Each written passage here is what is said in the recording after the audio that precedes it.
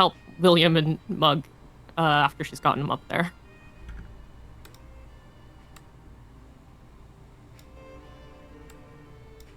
Okay. So putting Tug to sleep so he can head off to rest. Mug, William, what are you guys doing when you first get to Bone Grinder? Deirdre takes Tug in to go rest. You guys see that Doru, he shakes his head as you guys are getting closer, kind of muttering to himself a little bit. And every now and then he'll put a glance towards Jotun's way.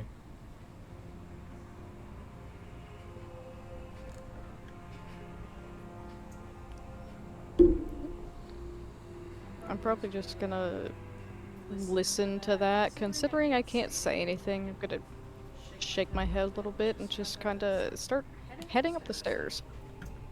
Okay.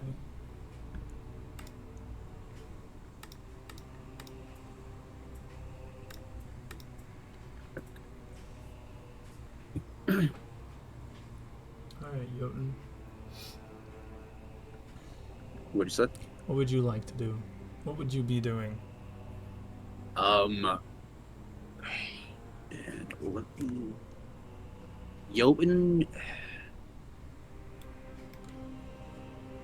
Jotun's a little upset right now. Mostly at himself for falling and putting himself in that situation. Slightly at Doru for what happened. He's probably going to take a small walk away from the group for a little bit and just kind of collect himself. Maybe find somewhere to rest up. Okay.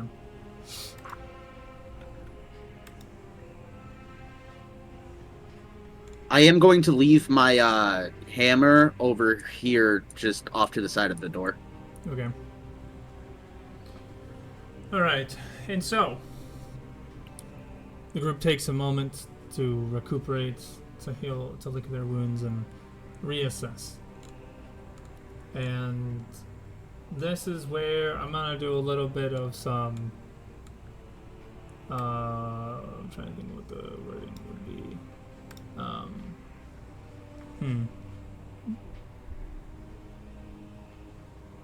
Trying to think how I want to do this.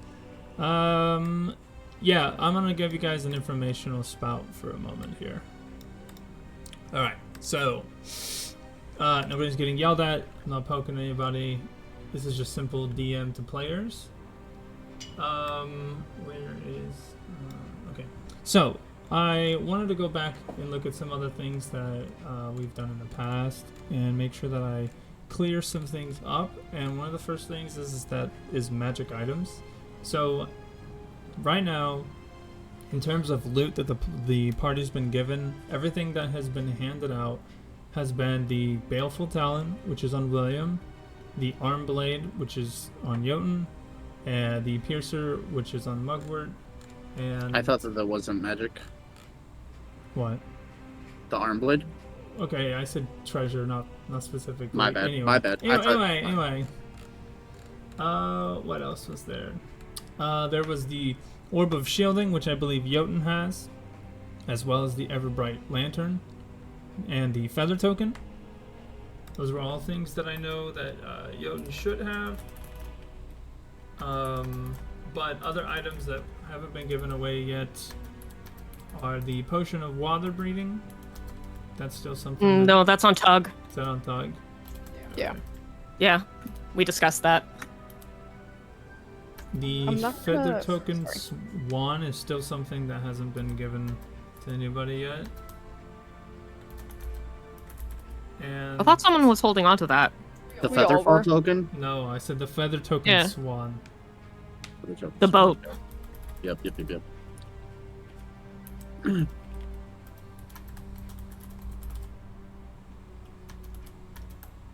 Did we not have someone holding on to that? I don't. No, it was kind of just up in the air. Drago said he was going to hold on to it until someone said they wanted to use it. Oh, that's right. Yeah, so this is where I'm bringing it back up.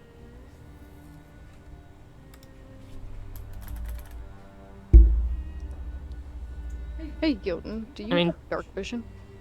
Yes, I do now. Do you maybe want to give that lantern to William, perhaps? Yeah. Yep. The Everlight. Yeah. Yeah. That sounds like a good idea, yeah. Yep. I have a decent strength. If we need me to be pack mule with the swan token, I can, but I don't really care to have it myself. So if anyone actually wants to hold on to it, they're welcome to. I have Little Giant, which lets me count one size larger when I'm carrying capacity, and when I'm pushing, dragging, or lifting. So I can definitely carry it.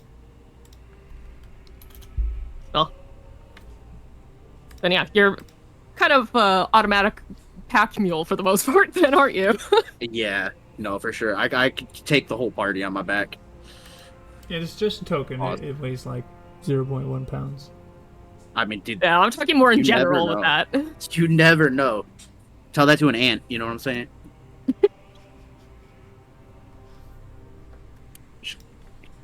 Oh, I'm excited for this. Although, didn't we end up picking up a bag of holding? Yeah. Yeah, I was just So- gonna say that you guys still have more Yeah. things. Do you need to allocate the bag of holding, the potion of flying, and the crystal, the mind crystals of careful? I'll be honest, I actually wouldn't mind taking the potion of flying, because that would allow me to get to people when they need healing or, like, protecting. Yeah, that sounds like a smart idea. Because, like, I was kind of fucked with getting to William across the river. I'm only 5 feet tall. I'm tall for a dwarf, but I'm still short for everyone else. I can't climb as well. Gotcha. I'll go ahead and throw that in your inventory. Or jump as long. Sorry. Welcome back, William. Yeah, I'm really want to leave now. And What's that? how long ago was that? It's probably like 5 minutes, 10 minutes. Okay, great. Yeah. I was eating there in 5 minutes. We're just dishing out magical items and whatnot. Yes. Great. I didn't know. So, Will, you can go ahead and add the Everbright Lantern, I think it's called. Yeah, I already added that to his inventory. It'll give you... Excellent. I don't remember the exact wording, but it essentially... You can light it and point it, and it'll give you a bunch of light. Oh, yeah, so that just leaves the Crystal Careful Minds... Or Mind Crystal Careful, and the Bag of Holding. Wait, when did we get the land? If I'm gonna be pack mule, I can take the bag of holding to put extra stuff in. Unless somebody else would like to use that. I almost feel like the bag of holding should be on someone who's not going to be frontlining. Yeah.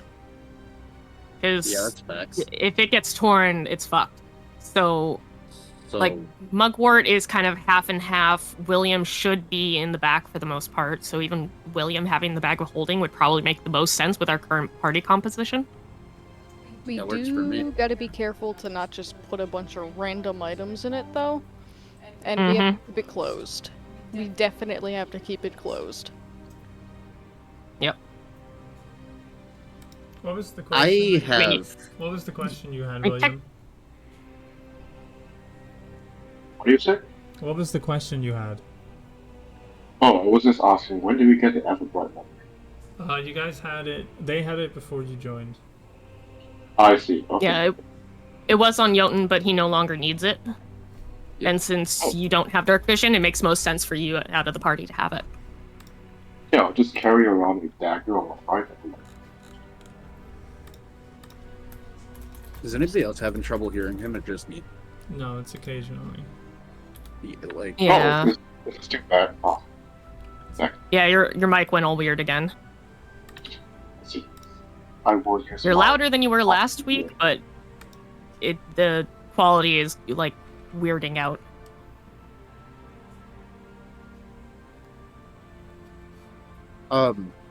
So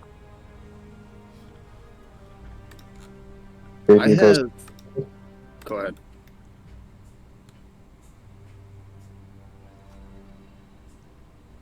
Yeah, children. Up. Who's going ahead? Oh, beautiful. That's Okay. Yeah, we were I, Great. much better.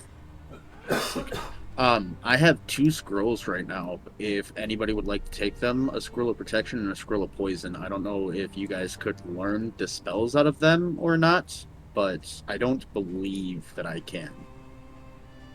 The only person who can like write down the spells and learn them would be William. He can add it to his wizard book if he doesn't already have the spells. It just takes time and money. So, William, would you like to learn an extra spell? Yes. What spell is it? I have a scroll of spiritual weapon, a scroll of protection of poisoned, and a scroll of protection. Yeah, we'll have to check the wizard spell list, but as long as it's on his list, he can learn it. Hell yeah. Yeah, definitely. As long as I have the gold for it. I'd be willing to chip in a little bit of gold just to help you learn those, if need be. Same. We each got 150 last Yes. session, I believe. Yeah? Yep. Cool. So I could Um, definitely that as well.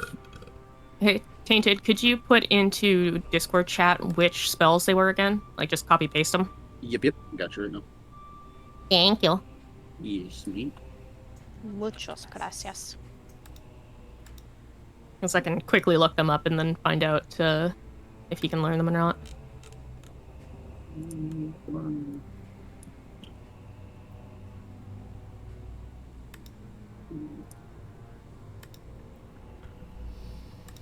Alright, Tainted, I do need you to roll me a D100 at your earliest convenience. Earliest convenience, man. Mm-hmm. Ooh, a 55. It's kind of down the middle. I don't think spiritual weapon is in the wizard spell list. Can I still learn it if it's not in the wizard? No. Let's see. Yeah. Protection of poison is not. Spiritual weapon is technically a cleric only spell.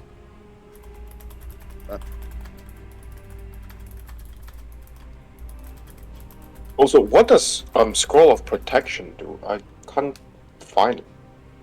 So what it does is it allows you to take half damage or resist a specific type of damage that the scroll is. So that one is a scroll of necrotic. Whenever you use it, it allows you to take, let's see, actually, I'm pretty sure if I just check the protection spell, it should tell us. But Yeah, the scroll of protection is not a spell scroll. That's like an effect scroll. So that one you wouldn't. Oh, yeah, none of these are ones that you can okay. learn, sadly. Yes. So it has one of one of 4 different types of creatures, and it works against a specific type of creature. So aberration, beast, celestial, elementals, or fae, fiends, plant, and undead. And that one is it's undead. So it will allow you. It allows you to become enclosed in an invisible barrier that extends from you to form a 5-foot radius, 10-foot high cylinder. And for 5 minutes, this barrier prevents any creatures of the specified type from entering or affecting anything within the cylinder. The cylinder moves with you and remains on you. However, if you move in a way that a creature of the specified type would be inside of it, inside the cylinder, the effect ends. So give that to somebody who is not a vampire, is what I'm hearing. Yeah, pretty much. Yeah, and what I'm hearing is I cannot learn any of the spells, right? Sadly, not. Yeah. Not unless your wizard subclass has some fancy thing that allows you to pull from other classes. I don't think it does. It has like reduced cost for it, but I don't think it does.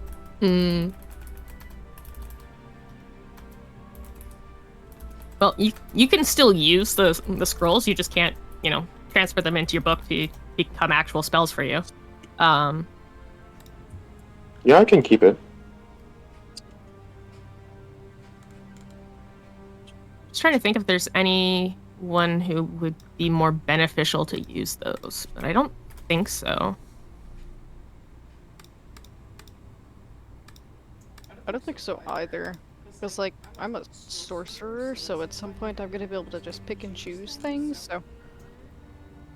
Yeah, I think you're probably the closest one other than him that would like benefit from those most. Yeah, but even then, I am also up on front line smacking people from time to time, Mhm. so I think they are better with him, especially if he's going to be having the bag of holding as well. Well, actually, spiritual weapon might be better with you. Oh? Yes, because you can, like, when I use it, you cast it as an action, and then on your bonus actions, you can command it to move and hit, and it has a more limited range, so it's kind of better to have it closer up than it is like from far away. But it's a bonus action, so it kills her economy if she has it and wants to do anything like roguish. Oh, that's right. Yeah, casting time bonus action. Okay. Like if it. Never mind. I wish it wasn't though, because then it could be useful. Which sucks because rogues are limited between Yeah. my cool other stuff or bonus action to do damage. Yeah. All right. It would be better for William. Because it does have a 60-foot range, but then you can only move it up to 20 feet when on subsequent turns. Mm-hmm. Yeah, he's Yeah, not but the really thing is, defensive just- either.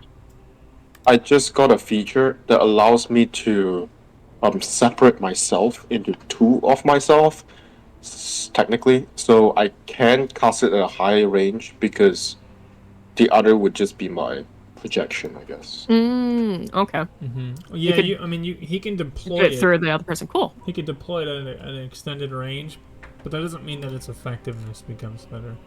It's the only downside. Yeah, it Yeah, wouldn't but change it's your a- 20 feet Still, thing, but yeah. Yeah. You gonna learn it? I don't think I can learn it though because it's not part of the wizard spell. yeah, it's Oh, no, a it's cleric not a spell, s- so he can't learn it, but he Wait. can hold on to the scroll. Yeah, I will hold on to it. Which one? Uh, All of them? spiritual. Yeah. Alright.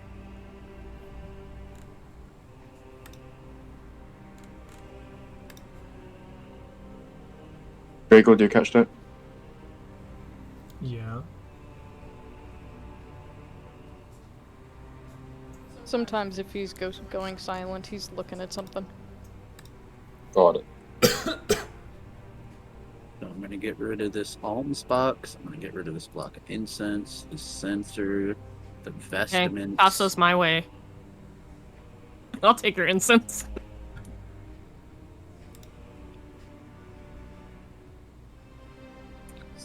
Incense. And as you all are milling about the old bone grinder, you hear a faint rain begin to come in. The skies darken. A dim gray light is the only thing visible outside beyond the land. The trees and bramble and flowers that have bloomed still remain there, but you can tell that some of the evil is attempting to get at them, as some of them are wilting, other ones still standing strong. As the rain comes down, it puts this soft, subtle glisten to everything. Dewdrops or raindrops can be seen just covering the landscape. As you all make yourselves comfy using the large oven to start a small fire, you all sit and you think, recounting the events that happened in the past few hours. Is there anything else you guys would like to get in order before we continue? Well, there is a few things, but first off, for checking on Mug's throat and William's legs, seeing if there's anything like that Deirdre could do, should I be doing like a medicine check to see if there's any bracing that she could do for his legs to help with healing purposes and whatnot? Yeah, roll me a medicine check.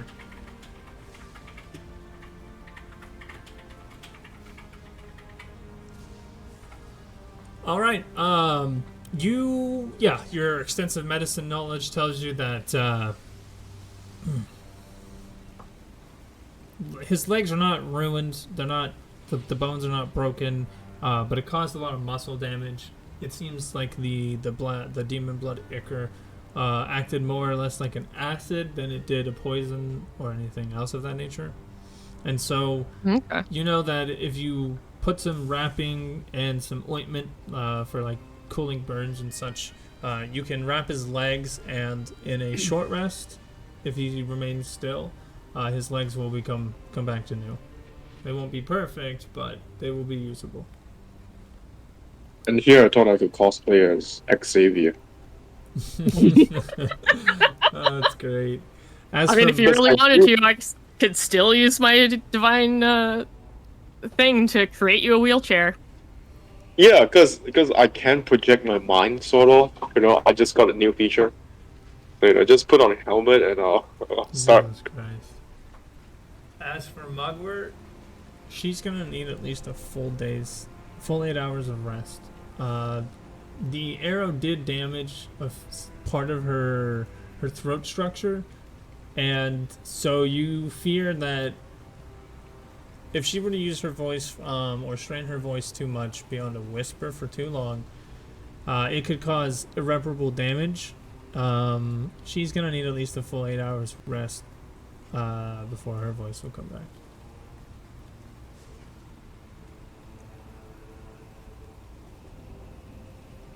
In the midst of your medical checkup, can you roll me? Actually, no, you won't need to. You use Mugwort's healer's kit, which puts it down to one last use. Oh no, that'd be 6 more uses, and you do manage to make sure her throat is in less damage, giving her a bit of a numbing agent, and you do manage to wrap William's legs well enough that he's able to rest comfortably, and you guys do begin your short little rest to allow these two to heal. At this time, you see that Doru is pacing about outside of the old bone grinder. As the rain comes down a bit harder and harder, he seems unfazed, and Jotun, after dropping William off, seems to have sauntered off, almost kind of disappearing about as quick as he put William down, and walks away for a little bit.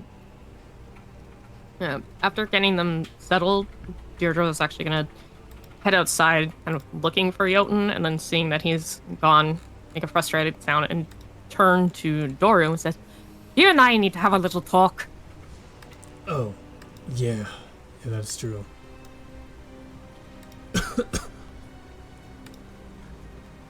Get your ass inside.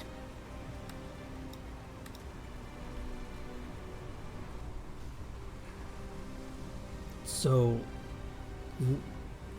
what did you want to say?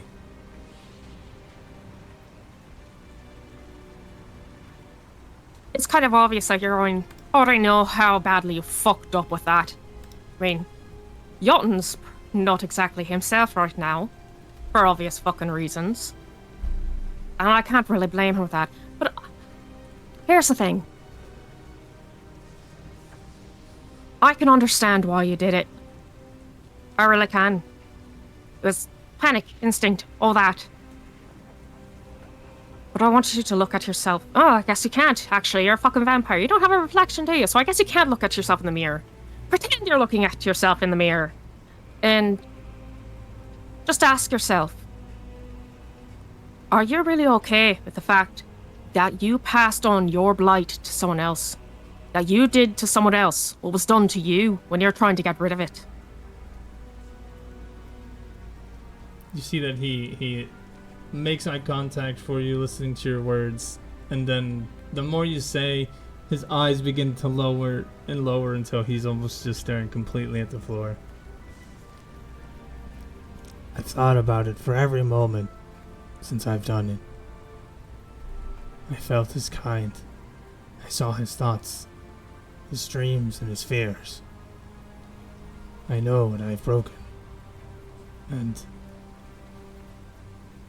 I don't know if my mission is something that can be completed, but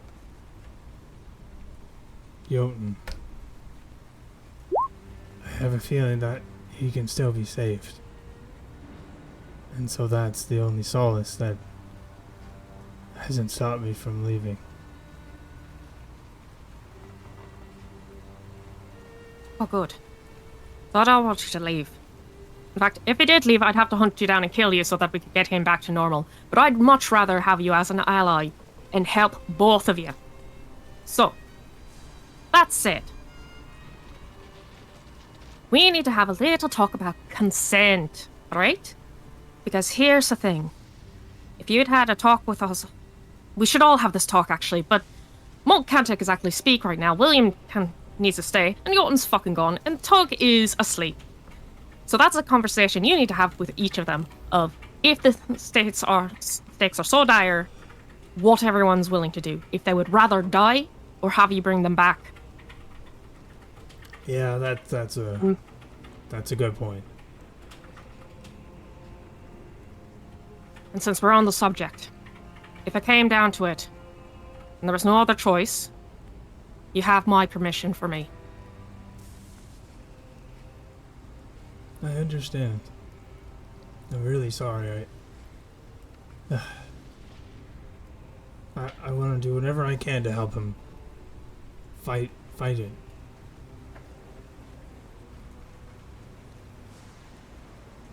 Oh, good. In that case, I have an offer that might be really bad, might be really good. I don't really know. I was going to offer it straight to him. But if you're not so sure you can even be saved in the first place, maybe you'd want to help me test it out. Oh? Now I'm intrigued. You know, I recently felt my god again. After what we did, after succeeding, getting back, I could feel his presence more. And it made me think of something. The same way that I create holy water and bless graves and the like, I can use that in other ways. One of which is atonement for someone. For someone who's losing themselves, I can help restore them a bit to who they were before. But it is holy magic, so I don't know what it would fucking do to a vampire. I don't know if it would actually do what it's supposed to, or if it would hurt. I think I like that idea. Yeah, maybe it could. Try and purify me, it would purify him. Worst case scenario, I die, but he still survives. Yeah, I think that might work. If it looks like you're going to die, I'm stopping, because I don't want you to die. But, if it works, it could help both of you.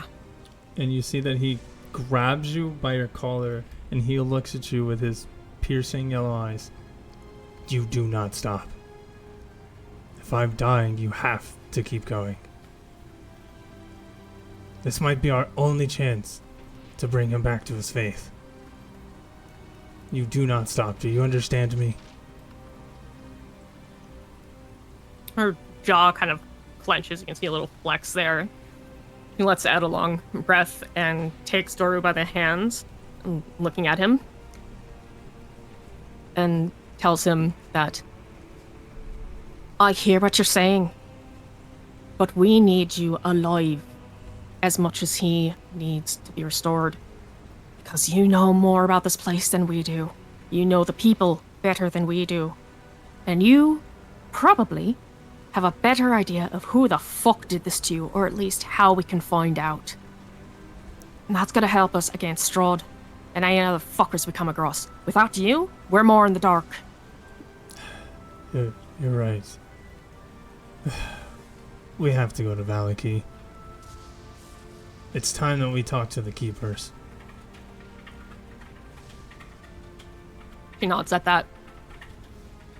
But Then, maybe we do take a we rest. do this now or after? I mean, Jotun's still off. And these two are pretty bunked up. Do we at least wait for these two to get back or to heal? To get a little bit of a rest and then hopefully Jotun comes back by then? The ceremony is going to take an hour to do. It's up to you. Do you want to wait for the others? Have their input on all of this? Or do you want to get it over with? Well, I do want to hear them out. Then we'll wait. Alright then.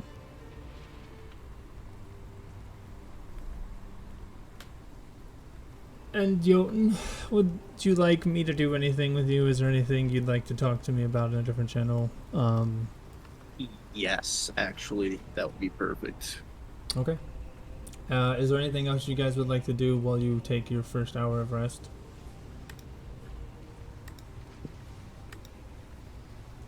I am going to use a ceremony spell during that hour just to create more holy water. Okay. How many bottles do you have? Let's see. Scroll down to my empty bottles. I have 13 empty bottles left. You get There. 9 total. Sorry. What's up, Jotun? In my priest pack, there would be bottles. Yeah. I don't that would- know. No, there's not Wow. bottles. No. Services No. vestments. Yeah, no, it would just be in your inventory. Yep. Nope. Alright, I will be right back. Yeah, you should actually have some holy water on you though, because you were carrying 3 bottles that I gave you and you hadn't used them yet. I have 1 bottle of holy water. I don't think you I gave me gave it. Either that or I gave them Bill. back to you for something. I 'Cause I gave remember- 3 to everyone.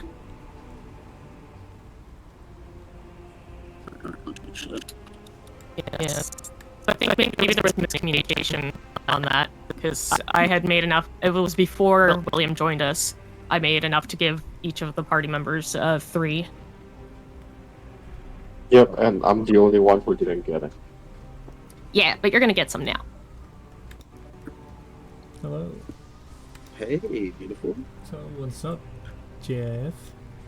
Alright, so how exactly do we want to write in the hexblade? So, your walk. You're approached by a large woman. She dons this. Let's go with like let's see. One second, I can get her name up. This is her.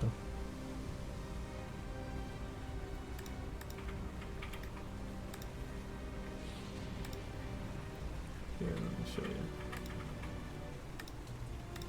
you. Alright, look. Oh, beautiful. This is your queen, Raven Queen. She is an elf and lawful neutral, which works.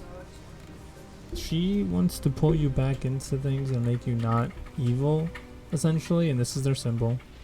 So you'll have this on your back now.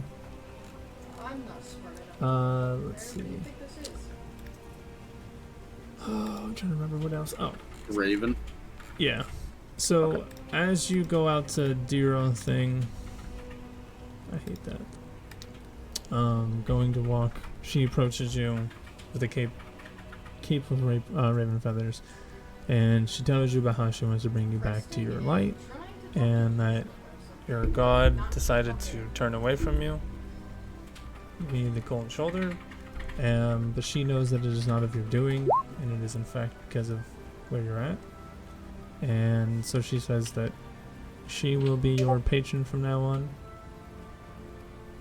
and she will be there. Like, let's say you do go back to being a normal paladin, then she will be your patron, giving you your powers. As for the weapon, she is going to give you the arm blade, or take the arm blade, and she's going to give it magical properties that becomes your packed weapon. So that'll be your warlock spellcasting focus, and you know all the things you get from making it your weapon with the Hexblade. That being said, you can choose whether or not it is upgraded or enhanced by Deirdre or not. Totally up to you.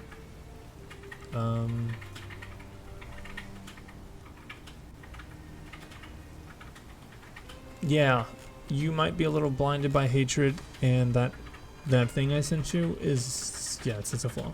It's something that will always be a thought. So you may not see it like that, but sometimes the players might say something that your character is blinded or thinks that they're judging him. Yep. Or you're always having this anxious thought that everyone's kind of out to get you. Gotcha. But remember, you can do your best to go back to the light. You do not have to give in to your killer tendencies. Yeah.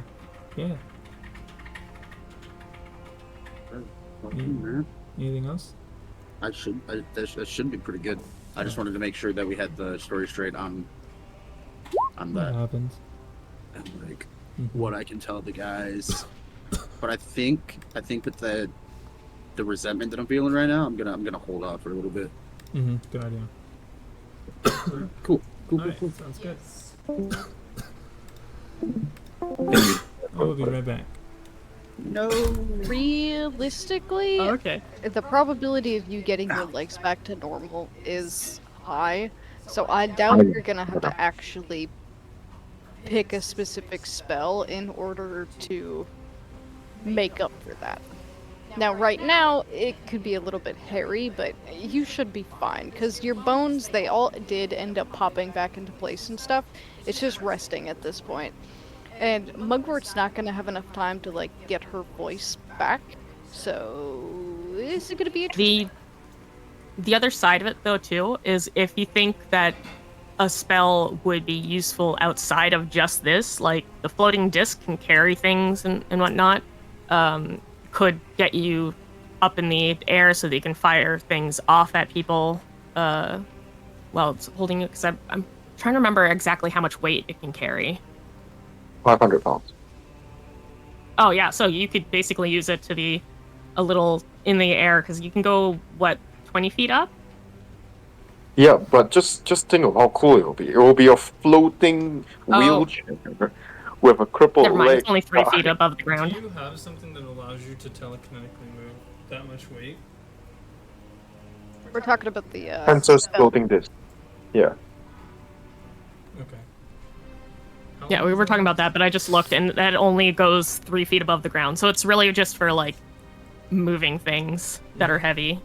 Like this fat ass. Yeah. Okay, so an hour goes by. You all take your rest. William getting reuse of your legs. I'll say that your character will be a little Bambi-ish, but for the most part, you'll be alright after a couple of minutes of walking again.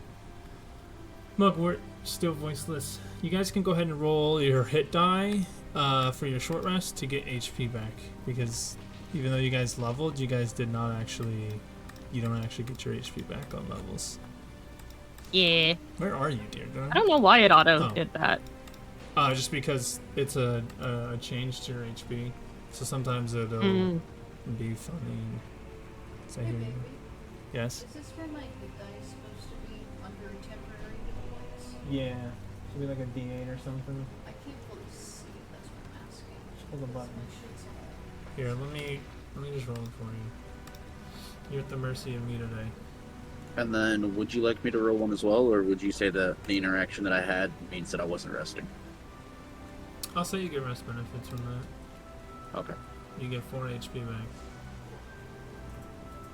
You can And roll are as we- many as you guys want, by the way, so if you want to roll Okay, another cool. one, you can. Yeah, that's what I was about to ask, so thank you. Baby, you want to roll another one?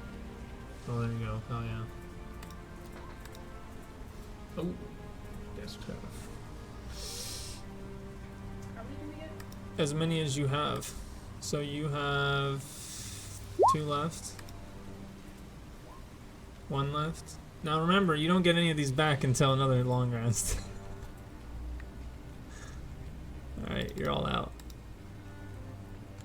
I'm gonna use mine as well then. Yeah, I'm gonna use mine as well. Wait. Did you roll the Okay, so I've done Oh, 4. You rolled. I didn't roll it. Oh, roll I one got more. 2 more I can use. Fuck. I guess I'll take the 5. No, you definitely rolled. It just counted as you rolling twice because you probably double clicked on accident. Wait, I have a question. So, if my current HP is 11 out of 20, well, it should be 11 out of 24, I believe, previously. But, if my hit point maximum increased to 29 because of a level up, would that also include my, like, current HP would increase? What do you mean? No. Just your limit. You don't get any HP back on a level up. Okay, A level up got is it. essentially like it's essentially like you get into a fight and okay. The best way to explain it is it's like an anime. Every level up is every time that you push your limits beyond what it originally is. Right? So like that's the idea of like, oh, you're level 1. How do you once you get enough experience at level 1, you start to learn more things naturally just by literal experience. That's why at some point a wizard is able to manifest a tiny firebolt into a fireball. So that's the best way to look at it. It's not like, oh, magical, and then you get your fucking full stamina bar HP back. It's like, no, it's just your milestone of what you know and your knowledge pool increasing. Got it. Imagine if D&D spells worked like that, where like Shield of Faith wound up into Protection of Faith. It wound up into like, you know, where there was like leveled tiers. Oh my god. Where you had to like grind out one spell to get to the next spell. That's fucked up. No, thank you, bro. Like a just War to get Thunder your- plane, dude. Like a in order- War Thunder oh, plane, no. bro. In order Like to get a to fireball, power you word have kill, to be, dude, like- you have to start at command. Yikes! You have to command 200 soldiers before, or 200 men or creatures successfully before it'll turn into power. Oh, Jesus. kill. That'd be kind of cool, though. Firebolts. In order Sounds to get like to something you'd fireball- do if in Fate Core. That's Yeah. like a cool kind of No, concept. it I'm sure is, you can it make a is. one shot on that. No. I'm sure you can make a cool one shot No. on that. Do you know how much you would have to kill? Not that much. A one shot wouldn't be enough because people would be like, I need to be able to get it to higher levels, make more content. Anyway, so you all rest. Coming back to old Bone Grinder is your friend Jotun. Jotun, you see that William is outside, sitting underneath the little roof that's hanging above the door, with his back against the wall or the post of it. You can see that he's sitting down. His legs are outstretched in front of him. He looks to be a bit healthier and happier looking. 5, 6, 9, 10. There we go. It's 28, not 21. Hey man, look, you didn't put the freaking thing in there, so you didn't change your HP, so I have to assume. I did. I changed it in my character sheet. Oh, we gotta change it on your token. It wouldn't let me change my token, dude. Yeah, exactly. What do you mean it won't let you? I mean, it literally won't let me click on my token to change it. That's It will Refresh on the your red page. one. It will on the red one, but not the green or the blue. okay. Yeah, I'll refresh real quick. But Yeah, because what was happening for me, it was continuously showing as full health on the bar, but when I like clicked to change in the thing, it was the proper number. no, Um, it won't let me change it. Oh, there it Weird. goes. Let me see what's going on. No, it's working now. I see what the problem is. It's weird. Yeah, these token settings are crazy. So I appreciate you. it doesn't have it set automatically so the way that you guys can edit it, but it does have it Mhm. default that you guys can see it, which Yeah, changes whether or okay. not you guys can see your HP and stuff when you're hovering over. That's yeah, so yeah. dumb. There you go. Okay, I can edit it now because I just refreshed my page. Yeah, I fixed it for you. And I'm just going to go ahead, while I'm here, I'm going to go ahead and change all of your tokens default to the current one on this page. Great. That way, Sounds good. game can fuck off.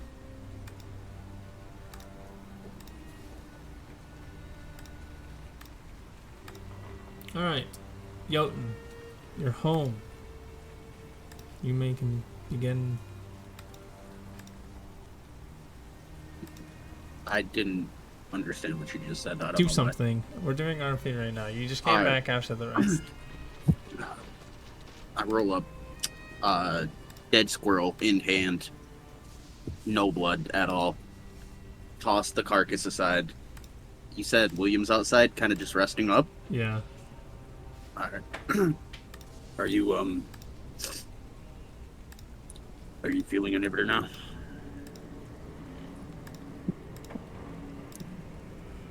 Are you talking to William? Mm-hmm. Yes.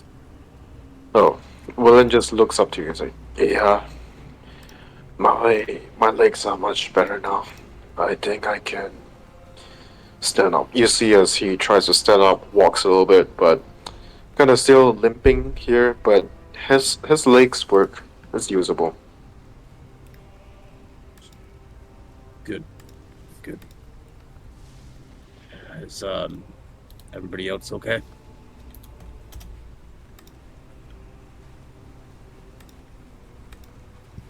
Will? I think Margaret's having some trouble with her voice, but besides that, everyone's doing relatively well. That last fight kinda took all of us to keep on going.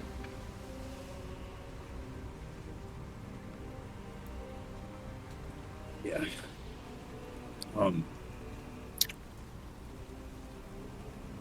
I will continue on inside, grabbing the warhammer on my way back in. And as you open the door, you see Mugwort, who seems to be resting, maybe drinking something, giving you a simple wave as you come in. You see Deirdre, who seems to be looking at Mugwort's wound to make sure it's okay. You can see that she has some books laid out as well, some of them closed, some of them open. And you also see Dora, who is peering at the books. He seems to be reading, looking for information, going through some of the pages and so on. And as you walk in, Dora and Deirdre look at you very quickly.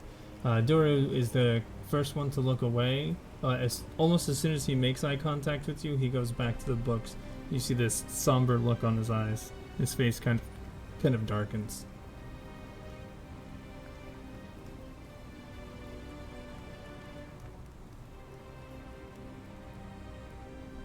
Welcome back, Jotun. Thank you.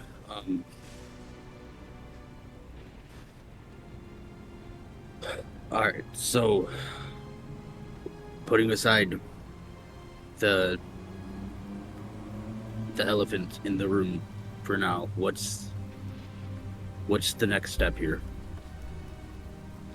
We have to go to Valaki and find the keepers. By now, Strahd probably has Irina, but he can't turn her just yet. He's gotta wait. Oh. Hopefully, Phineas Mark managed to get there. But if they didn't, yeah, Dora's right. We've had to wait until, at the very least, William was able to stand before we could go after them. And we needed to wait for you to, return.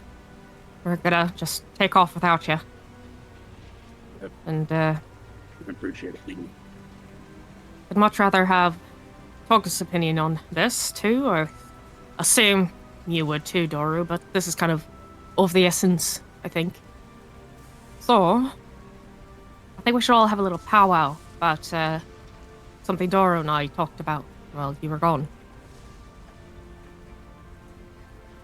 Oh, yeah, we got a few other things to talk about too.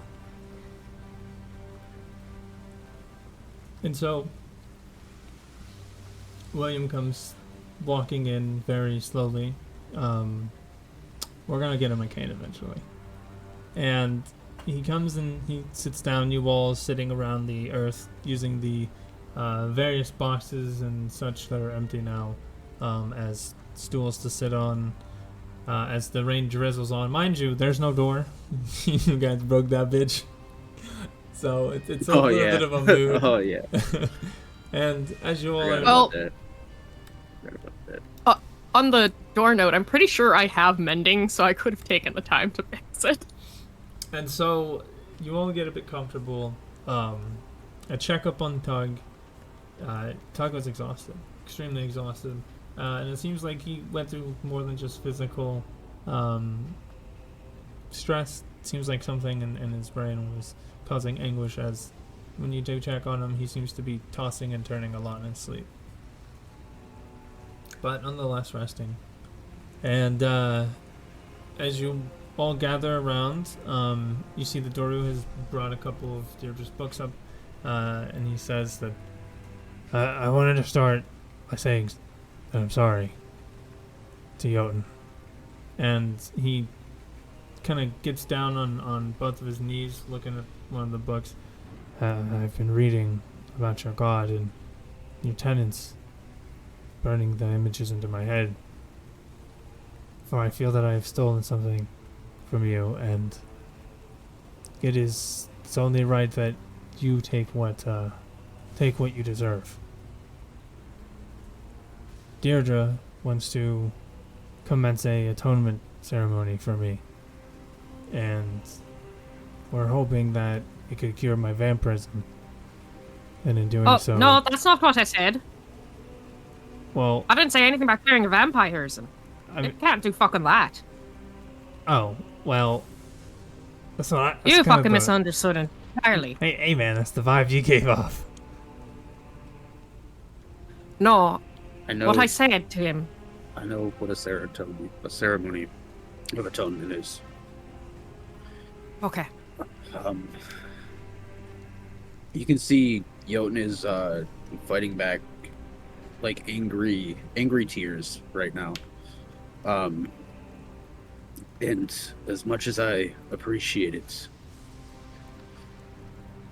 my faith is mine to worry about, and we unfortunately do not have the luxury of time.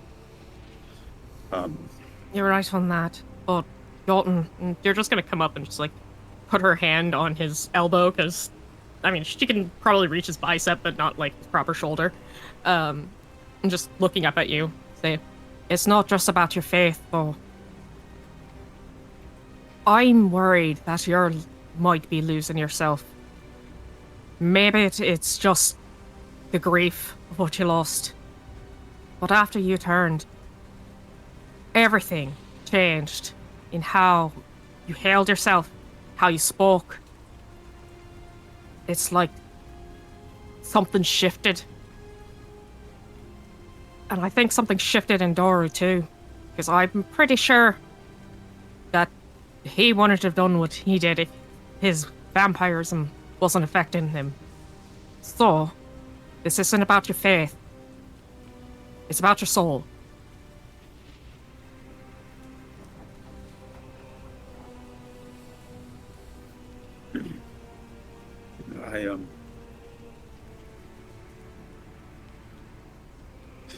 I understand, but like I said, we don't have the time right now. She nods at that. So we head to Valaki. We find them, or the Ravens. You can see he's kind of just in a fog right now. We go and well, we do what we must. Yeah. Yeah. Is everybody ready? As ready as I can be. Deidre, I can't use this right now. Would you hold on to it for me? And I hand you my silver warhammer. She nods and takes it and says, well, you're still gonna need a weapon. So if this doesn't suit you, when we get a chance, I can make something better. But since, we kind of share similar tastes, why don't you take mine? I I found something that suits me for now, actually. I appreciate it. All right then. In that case, well, I think the rest of us are ready to go. But Tug he's still out. But we don't have time to waste. I'm gonna leave mine then up there with him in a note so that he knows what's going on. Okay. How do we stop somebody from coming back? Or anybody got a trap or something we can lay? I've never been one for traps myself. What about you, Mug? You're just gonna see that she pauses for a second and holds up a finger, kinda just going through her head for a quick second. How dare you flip me off? Oh my god. That's not, Well, did I give you that back? if Mog can't come up with anything, I do have an idea, but it kind of sucks, but it could do in a pinch. You're just gonna see that Mugwort, unfortunately shakes her head no. But she's gonna have an exclamation point pointing at Deirdre, trying to get across that we had something else that we wanted to talk about, but you just can't figure out what she's trying to say. What about punji sticks? We've tried charades, that doesn't seem to be working. I'm not exactly good with guessing games like this. She's just gonna shake her head. She's gonna purposely swipe her hand in the air, making an illusion, with the word communication just popping up out of nowhere, hoping that that brings some thought. That. You- Okay. That know- that is something that we need to talk about, Can but you it's show kind of me hard to some- talk about it when Can you you show don't me exactly some have a voice wall right now. settings? So, William chimes Yeah. into Jotun Read your and spell, Goofy. tells him, I might not have a trap, but I might know a spell that might help. He shows us, he starts explaining what this spell do to Jotun. Or Jotun, yeah. Ooh. Yep. I love it. Magic circle? Ooh. The only thing though, it lasts only for 1 hour. Oh, so an I'm not hour? sure if it, yeah. So I think that it would take us actually longer than an hour to get from here to Valaki, unfortunately, or else that would be a that's why I would. fucking good idea. I do like that. Okay. 4th level or higher. That would be cool. So. Yeah. Let me throw an idea What? out here. What level can you actually cast? William. This is your Yeah. option. I am willing to compromise this spell for you. I will allow it to become a reactionary glyph that you can place on the ground, that if a creature of that type walks into it, it will cause the spell. But it will take, instead of 10 minutes, I'm going to make it take a full... Oh, that'd be a full hour as a ritual to cast this. Well, if you're saying it's a ritual, Mhm. so if you read my Awakened spell book, it says in the middle, when you cast a spell, wizard spell as a ritual, you can use the spell's normal casting time rather than adding the ritual amount Yeah, you could. of casting 1 hour. You can go Yo, ahead and That's do amazing. that for That's so 10 cool. minutes. Yep. I'll let you do that. Really cool. That is Right. awesome. It's so sick, dude. That's so That's sick. sick as hell. All right, so Yep. I will go ahead and put your circle here for you. I'm that you had something. Because the thing that I could do was really fucking stupid. That's so funny. What were you trying to do then? I'm just gonna show you what, like, the one thing that I could have that could kind of block off the doorway. Okay. Heat metal. That's Welds hilarious. the doorway. Probably looks like But that. there isn't a door there to weld anymore. I shattered that Well, thing when we fought can- the hags. Yeah, like if there's chunks of the door left, I could like mend it. But Yeah. I was more thinking like if we gathered any like pots and pans and stuff, I could like heat metal it into a shape to block the door and weld it to the door. Oh wow, that's big enough to cover the entire bone grinder, by the way. Nice. And also, speaking Damn. of pots and pans, I was initially thinking, because the magic circle only lasts for 1 hour, but I was initially thinking of pouring demon ichor and slightly diluted water, put it in a bucket on top of the, what's it called, on the door, so whenever someone opens it, it's gonna splash on it. Yeah, Oh we're my cut this God. Thinking guy's of Home Aloneing. There, you wanna here's the problem with Home jury rig Aloneing it that. Yeah, here's the problem though, William. If any like undead creatures like vampires manage to come in and that falls, it heals them. Yeah. You're just gonna see Mugwort starting to like jump up and down, raising her hand like a child in class, wanting to be called on. What's up, Mug? She's going to point to the ground, and there's actually a message that she writ that says she can write things down to actually communicate with her illusions. So if we wanted to like have that conversation, we can. She would just have to write it down. That could work. She just nods Creates an enthusiastically. illusion of herself to have a conversation. That's sick. That's Wait a sick. second. Could you technically? Wait, you I would technically have to could do mix that. 2 spells Wait, together, hold on. but I could. What are the components of your spells? Like, do any of them have voice? Yes. One does. Which one is it? I could technically use minor illusion to create a sound. Okay, but the component doesn't take, because that is materials and hand gestures. Okay, so you can create minor illusions. If you have any that like take speaking to cast it, then we wouldn't be able to communicate with those, but minor illusions we could. Okay. Yeah, I could use my minor illusions to do that.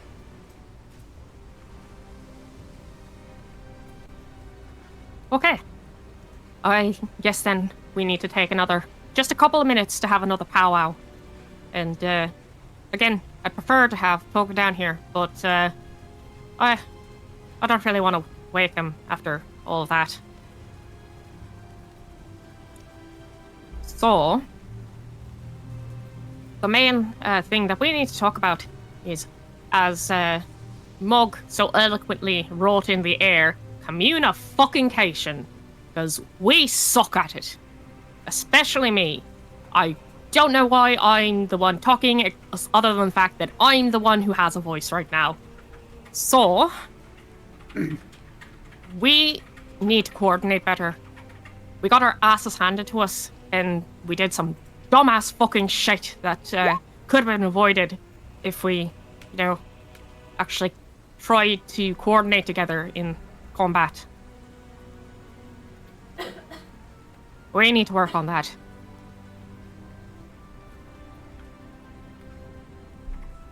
William. Yeah. Yeah. Whatever.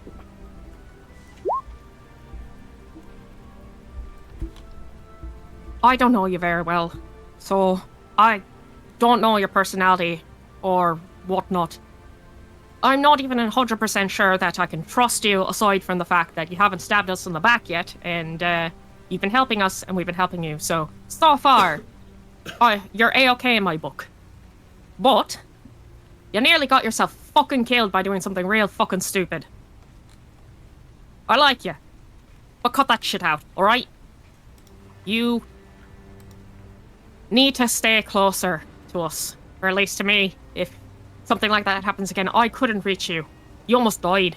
The only reason you didn't is because, Jotun got over there before I could, and I couldn't really get over there at all, aside from falling down into a pit and then crawling out of it.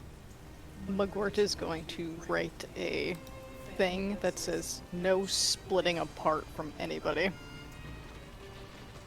You see William wanting to say something to reject what you were saying, but he refrained himself and just say, "All right, I will be more careful next time." Thank you. Because I'd like to, actually get to know you before I have to bury you in the fucking ground or something. I don't know. That didn't come out right. Whatever. The point is, we want you alive. We want all of you fucking alive. I want to stay alive. So, let's try to keep that happening by actually working to fucking gather. Because we're fucking bad at it. So what are you saying? That I can't work with people? Is that what you're saying? You're just gonna see Actually- Mugwort half nodding, and she makes like a sorta kinda motion with her hand. You're probably the one that can do it the best out of us, to be honest. But yeah, you're not exactly forthcoming in the middle of combat either, which is hard to do. But still, we need to figure our shit out. So what if we come up with a plan, yes? What if instead of... What if we focus our efforts on one person in the group to help? We will have them call the shots on what they need. And if one of us can do it, we can respond. We need a leader. I hate to say this to you all, but the raiding group where I was the only one that survived had a lot more cohesion than you guys. Surprised we got as far as we did, but I'm more surprised you guys got as far as you did. That fight almost nearly killed us all. Mugwort is going to make an illusion, like a pretend battle, and it's going to show that Jotun and Tug are going to be in the front, Deirdre is going to be directly behind them, Mugwort is going to be somewhere around Deirdre, and William's going to be in the back. Doru's going to be wherever Doru wants to, but she's going to enthusiastically point at this. Okay, but what about if Tug doesn't wake up before we leave? She's just gonna, shake her head, saying no, trying to insinuate that that's not what she's saying. If Tug is awake, he would be with you, but he's not. So this is the general layout of kind of what it should look like. I don't like it. Sorry, What? but you always break formation in a fight. It happens, You can't just call formation in the middle of heat. I think we need a strategy. That we need a layout of a plan of, if this stuff happens, we do this. Doesn't have to be complicated, but I think we need to find What we someone need who is knows both. combat. Like a general or Oh, something. that too. Or what we need is both. As a general rule, this is how we should try to keep ourselves. But shit does go to, shit, you're right. Things don't go to plan. Things will break up our formation, all that shite. And in that case, we do need ideas of what we do in those situations. But for just a basic ass, we're fighting goblins in a goddamn hillside or something. This is probably how we should be arranging ourselves.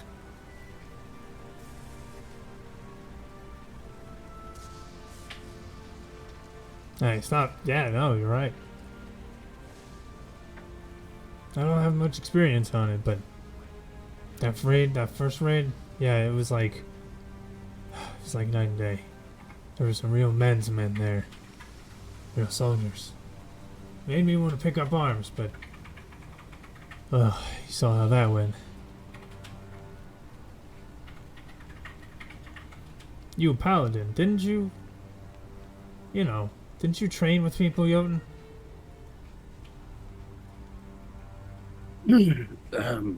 I trained in the temple for a few years, yeah, but it it wasn't that kind of training. It was it was more focused on self skills and ways to improve the body, not ways to improve formation. I mean, I could show you guys a few things if you'd like to learn, but as far as tactics, I mean, I could come up with a few things. Mugwort is going to enthusiastically nod to that, but then she's going to gently tap Doru and show a picture of like a dagger or a sword and then like a question mark. Oh, I don't really know how to use a weapon effectively. I only had about 2 weeks of boot camp, and it was mostly getting into shape.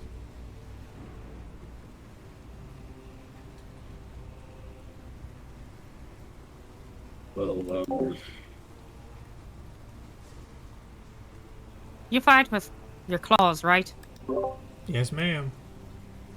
So you're more of a, hand fighter. Yeah. I think I can work with that. Oh, sick.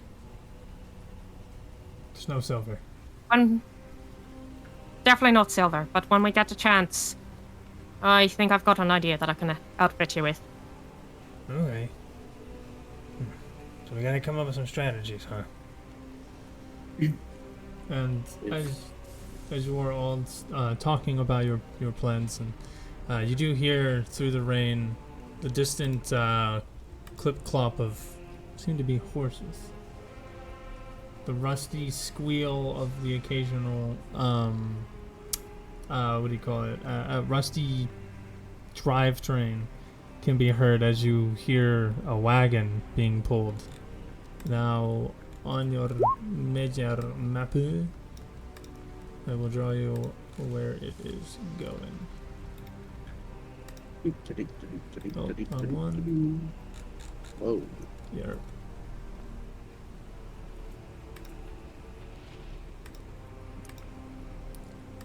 Horsey. Oh, that's wrong.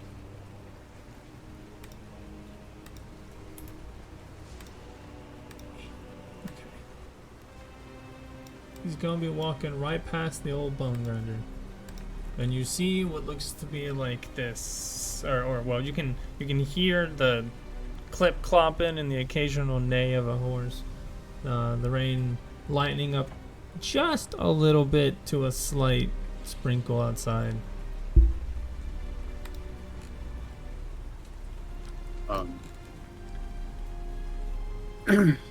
Being close to the door, I guess I'll look out and see if I can't see if there's somebody actually driving the cart this time. And what you see is this beautiful dark red, with a mixture of like a slight yellow wagon that seems to be probably 2 to 3 times bigger than a normal carriage. But there's a large fucking draft horse that is pulling it from the front. Its head stands at about 12 to 13 feet tall, and it's probably about 5 to 8 feet wide easily. And on the back you can see these colorfully dressed characters who all seem to be wearing leather raincoats, but you recognize as Vistani. 2 of them. 2 men who seem to be drinking some alcohol, some sort of wine or some sort, just in its, the normal green bottles that you would have booze in. They're just drinking on the front, talking to each other in the rain. You can see the bumping of the carriage, and on the side of the carriage as it's going down the path, you can see via the light of these 4 lanterns that are hanging at the corners of this wagon, it says Madame Ava, Teller of Fortunes, and a picture of Madame Ava. Do you guys want to see it? Yeah. Yep. Sure it's not Madame Zeroni? Yes. Oh. Is she hot? Jesus. You You can't trying to think seduce she's- the You are the last person I would hear from. I'm always trying to seduce the Oh, DM, though. shit, That's she's the not hot. difference. Ugh. Oh, yeah. Yeah, no. That's the spitting image of beauty right there. Oh, that missing tooth up front. Ugh.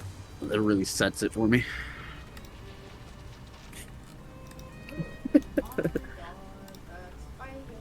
Yeah. Whoa, what happened to Oliver? Don't worry about it. But I wanted to see it. I got some information. Don't worry about it. Anywho, Oh, that's she's Madam Ava. metagaming. Kicker. Kicker.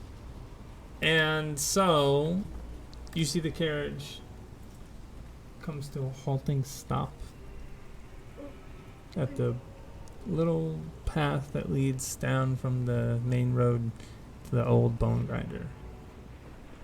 The two men seem to be just sitting there drinking amongst themselves before you see that they pull out these weird poles and they stick them in the corner, and then you see a kind of like an awning pops up above them, shielding their little seats.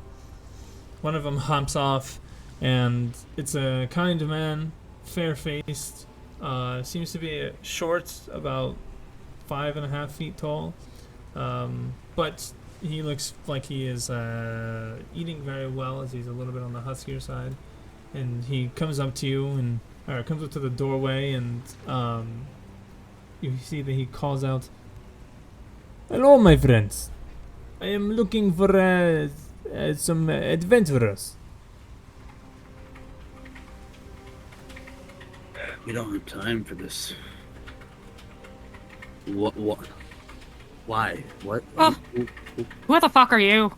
Hello. I am Dimitri. I am here with the notation. Miss Adam Ava would like to speak to you all. Does anybody here know? The Her? only thing you can hear from Mugwort is she's just trying to hiss at this woman as much as she can.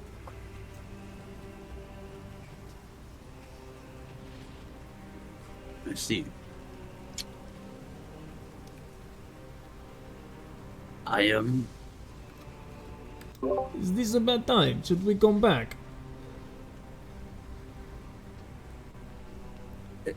We have stuff going on that's very time sensitive now. You understand? Yes, I do indeed understand. But I promise you, it take up no little time. But if you are busy and is under dire situation, we could come back at another time. You're just gonna see Mugwort's just gonna shake her head and throw her hands up in a form of saying fuck it, and she's just going to walk toward the door, past the guy, and toward the carriage.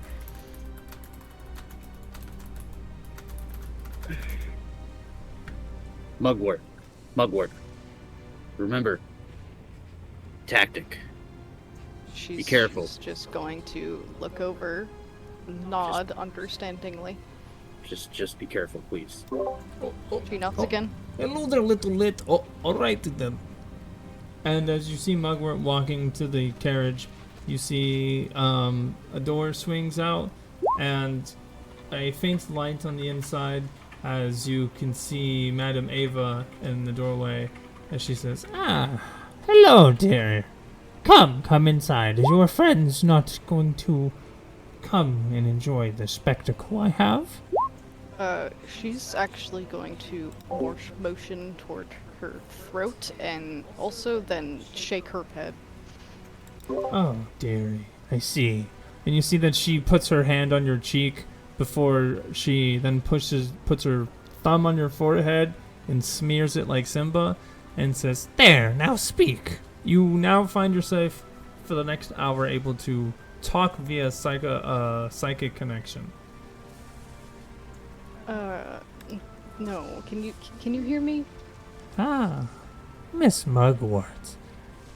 Are your friends not coming?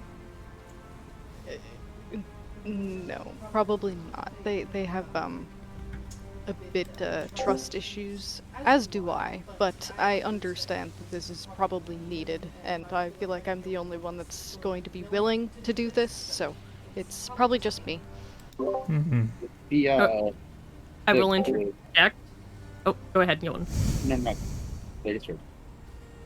Okay. I was just gonna interject that I wouldn't go with you, but I would go like kind of halfway between, arms crossed, and just keeping stink eye watching for like any trouble to come to Mugwort's aid if need be. Understood. With the glyph that we have up right now inside of the house, and Will still inside the house to stay next to Tug with Doru. I will go with her actually to make sure that she's good. Worry not, dearie. Time is of the essence, but you have no choice but to seek my help, lest Barovia become your homes. So, until your egos are set aside, and you are ready to come talk to Madam Eva, we will be waiting. We wish you all the best of luck. Come, Dimitri, let me fill your wine. We must go. And with that, you see that she shuts the door. Oh, Wait, that Madam is Ava, dire. where can we find you? You will not find me. I will find you, dearie. Ta-ta. And you feel the mental connection with her break. Ah, my friends, I wish you all good luck and best of luck against the vampires. And you see that he runs, he looks at his wine bottle as he's running, and it appears to be full now. He takes a big swig as he hops back up onto the thing, and the cart begins teetering away slowly as the horse gains speed, and then you can hear the Vistanis singing a song to themselves as the cart rides away off into the rain. Mugwort is going to immediately turn, holding up her hands and writing down a sentence of, "We all have to be willing to go." Can she still talk with the... No. No. Okay. Or... Oh with god, her what? fucking damn it. With her what?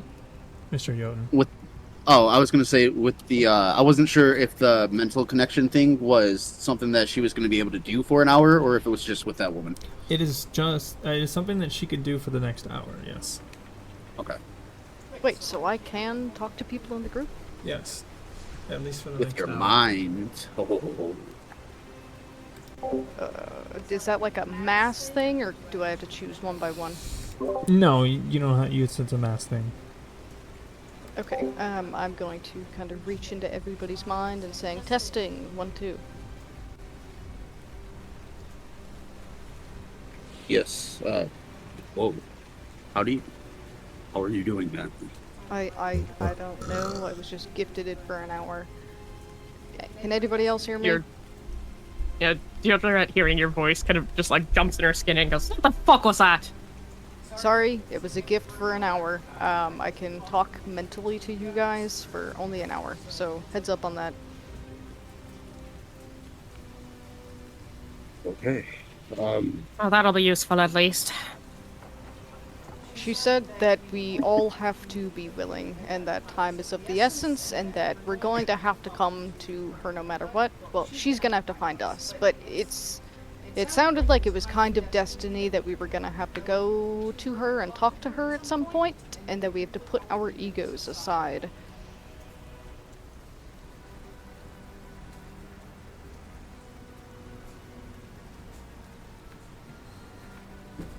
I'm trying to figure out what to make of that, because what the fuck does our egos have to do with it? It's the fact that she's part of the people who fucking worship Strahd of all people. Well, the one guy, I think Dimitri was his name, said good luck with the vampires. So, I don't know.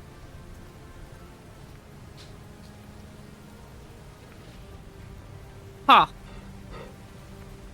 Well, I guess I don't exactly think of Strahd as a vampire, so... At least I didn't seem to before. Either way, if there's any kind of fortune teller that's ever trying to come and talk to us on purpose, even if they are good or bad, they usually have some good information that we need to have. Fine, as long as we're all together. I went with you just to make sure you were alright. I just, But the issue is that it's not about me being safe, it's about you guys being willing to actually go and listen to what she has to say. That's part of the ego. Just making sure I'm not there, right? You are there. You are a part of Oh. it. I Okay, can reach great. into your mind and talk to you. Even though we are not like close. Yep, you are still in this conversation. So is Doru technically. Tug would be if he's awake, but he's not.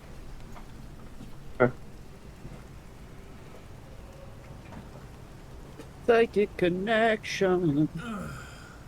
So, what would Whatever, we'll come to that when we come to that. But right now, we still need to find out what the hell happened to Ismark in our arena and get our asses to Valaki. I'm going Oh, to I totally forgot to remind. I'm so sorry. This is my fault. Part of Madame Ava coming and visit, Dimitri drops off Ismark at the front door for you guys. And you see that Ismark is battered and bruised, but he is asleep. He is consciously like. Oh he's no! We gotta rewind then. We gotta rewind. Yeah, that would have changed a lot of things. So sorry about that. That was like a really big. No, thing. you're good. You're good. But So- no, it doesn't change anything because she still does say that you guys have to wait to talk to her.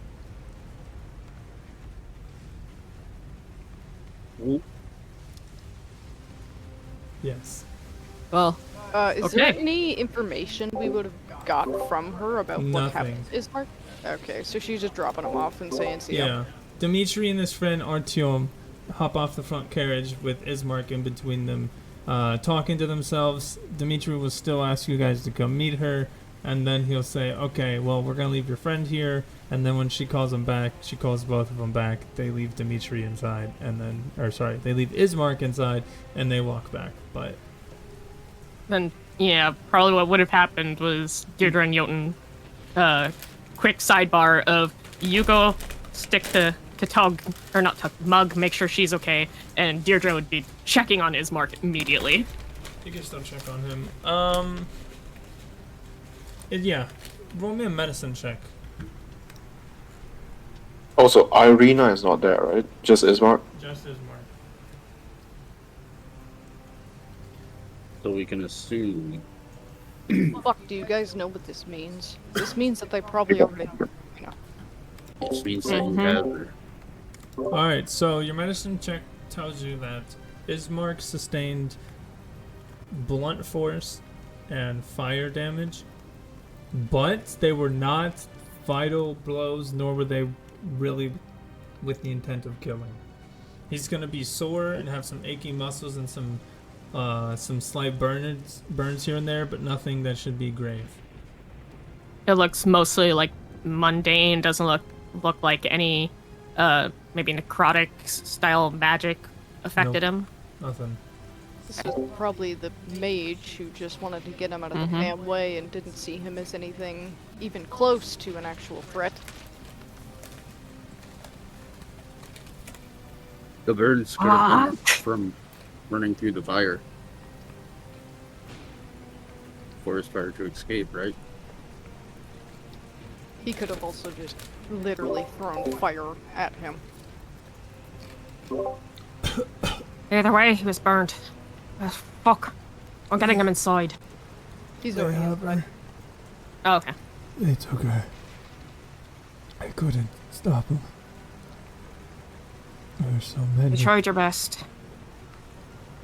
Who took her? He took her. He as in... He as in Strahd or as in the undead mage? Both. We ran and ran. And we found ourselves at the front gate of Ravenloft. And when we turned around to run, the mage was there ready. The next thing I know, we were swarmed by warriors. Dark, undead warriors. And then Strahd. He threw me with without even blinking, without breaking a sweat or even moving. And I found myself lying on the ground in the cold rain. And I could see him taking Irina. She looked dazed, her eyes gray. She followed him in. It's too late. It's all over. You don't know that. We have no idea if it's too late or not. You see a grim, dark, sullen look on his face. Your words do not even pierce his thoughts. Ismark, listen to me.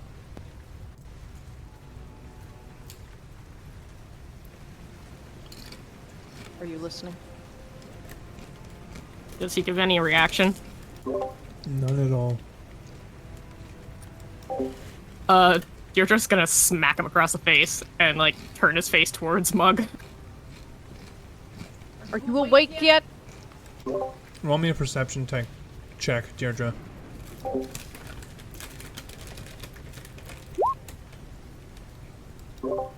Can I roll one? Suddenly, you see, as he opens his mouth, his eyes completely sink back into his skull, revealing nothing but a black hole.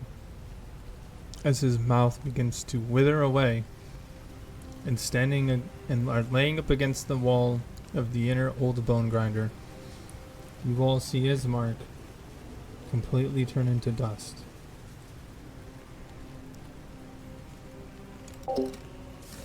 Oh, Hey. Now, is that real?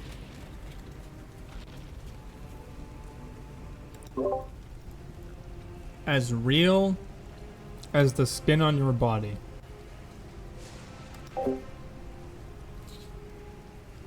Wait, William is gonna ask Mugwort to bring back some ash samples so he could check to see if there's what kind of magic or what You made grab it. I don't want to grab it. This is for you anyway.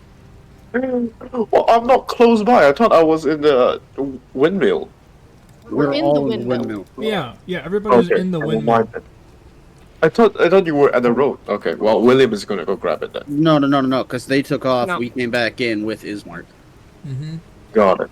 Okay, so William. what are you trying to do with these ashes? What is it that you're doing? So first, I'm gonna check what kind of magic. How are you doing Like, can I roll Arcana check? that? Go ahead. One thing that I want to say before he gets to them, Deirdre was holding Ismark's head and is kind of shaken and just holds her hand out towards William because there is probably ash on her gloves. As soon as you move, he turns into a pile of dust.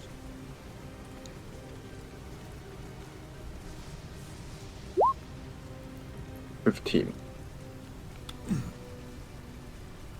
This man did not die to magic. At this point, considering you guys still have a psychic connection with Mugwort, you're probably hearing her just start to fucking panic on the inside.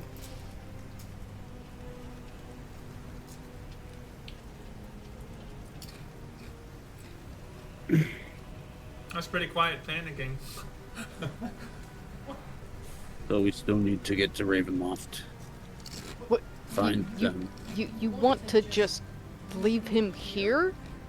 He just fucking He's- turned into dust in front of us. You don't want to do anything with the remnants of his body?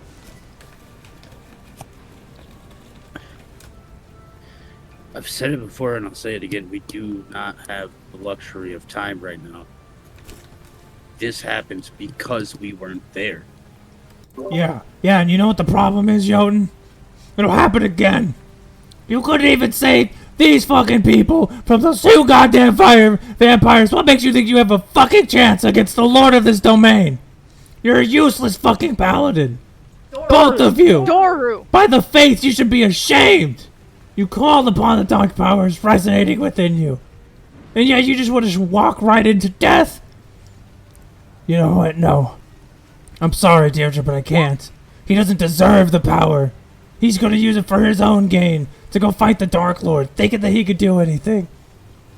And you see that he pulls out a silver dagger and he stabs himself in the heart, twisting. It's over for you, Jotun. Foolish man of the faith. You never have faith in yourself. It's over. As you see him falling backward. What the fuck is going on?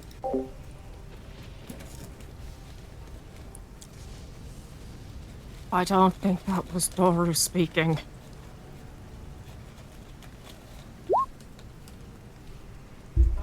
Mugwort's just going to rush to Doru's side and try and help with the fucking wound.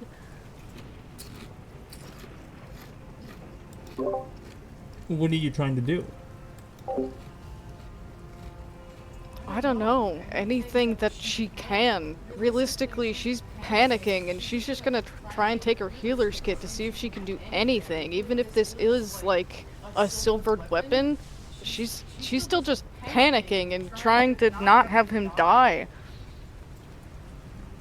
Go ahead and roll me a medicine check with disadvantage. Disadvantage. Mm-hmm. Yeah, she's panicking, alright. Half of your uses of this healer's kit are wasted as you're trying to find the right thing. Your hands are shaking so much that you're dropping shit on the floor. And it's about 6 or 7 seconds go by as you are fumbling with this before you look back at him, and you can see that he is still very much alive, but he is pushing the dagger deeper and deeper into his chest. I'm gonna try and stop him from pushing it in deeper. Roll me a strength check. Jotun. Would you say that his challenge rating would be lower than me? 19, baby. What does that do? Let me check. 1 second. Stop talking over each other, please. Sorry. Yeah, you too. Oh.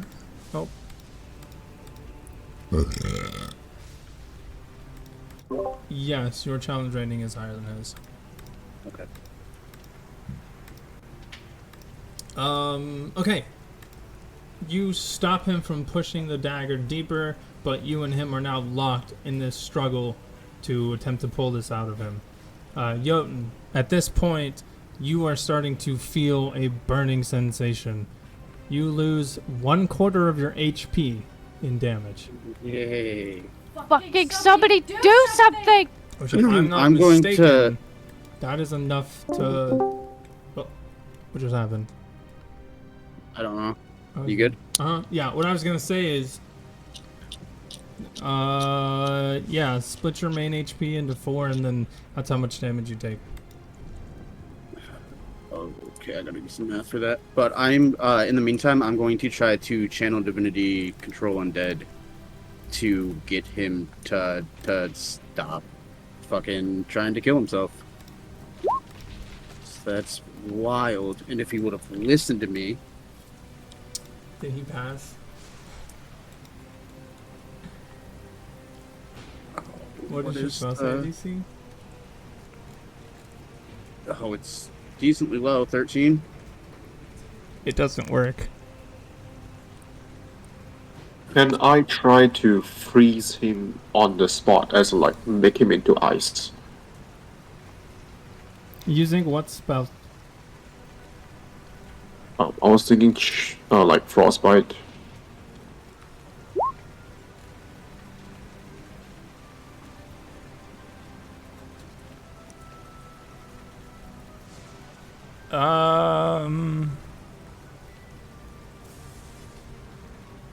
I will say that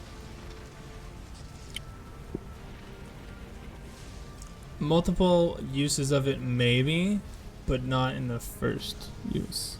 So if you want to use it, Can I start with the shoulder and the joints, just so that he doesn't try to keep pushing it deeper? well, let's see if he can pass it. Roll me a d6.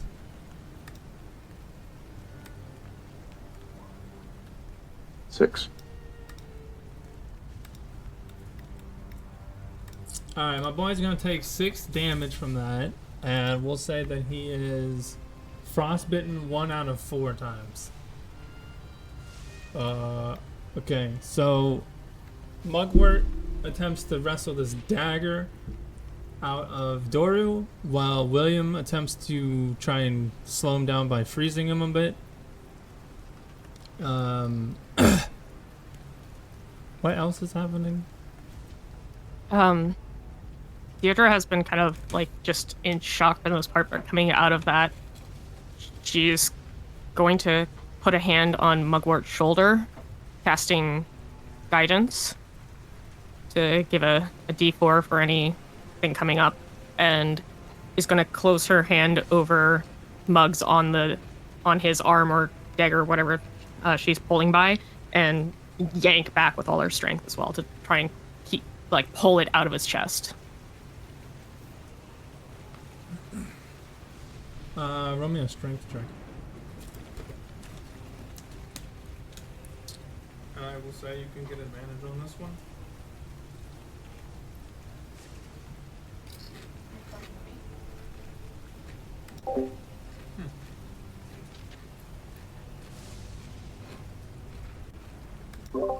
Okay, so Yeah. using all your might and strength, along with Mugwort, you manage to pull this dagger out of Doru's chest. As it slowly inches out, you guys can hear the visible pain and strain that is on Doru's face from the wound that he inflicted. And upon popping it out of his chest, it kind of flies out of the air, landing behind you guys, and you see that Doru remains on the ground, and he immediately throws his hands to his chest, as you can start to see that his chest is burning. No. William! Demon Ecker! I start pouring Demon Ichor while trying to freeze up the wounds to prevent anything from spreading. Toss it, please. And you Yeah. pour this Demon Ichor blood straight into where his heart was. And you see that for a moment he bares his fangs as he begins to have this thing pour into him. Being restrained by you guys, he is unable to move. And you pour all of this blood into him. And you see that the blood kind of like drips and pools before slowly you see it manifest back into a black, almost dead heart that begins to start beating very, very slowly, of course. And then slowly his chest begins to regenerate, the wound closing. Ah! Get off of me! No! I can't do this life! I have to go! Doru, no! No, stop! You don't understand. You'll never understand. I have to end this. We can end this a different way. How is this going to help anybody?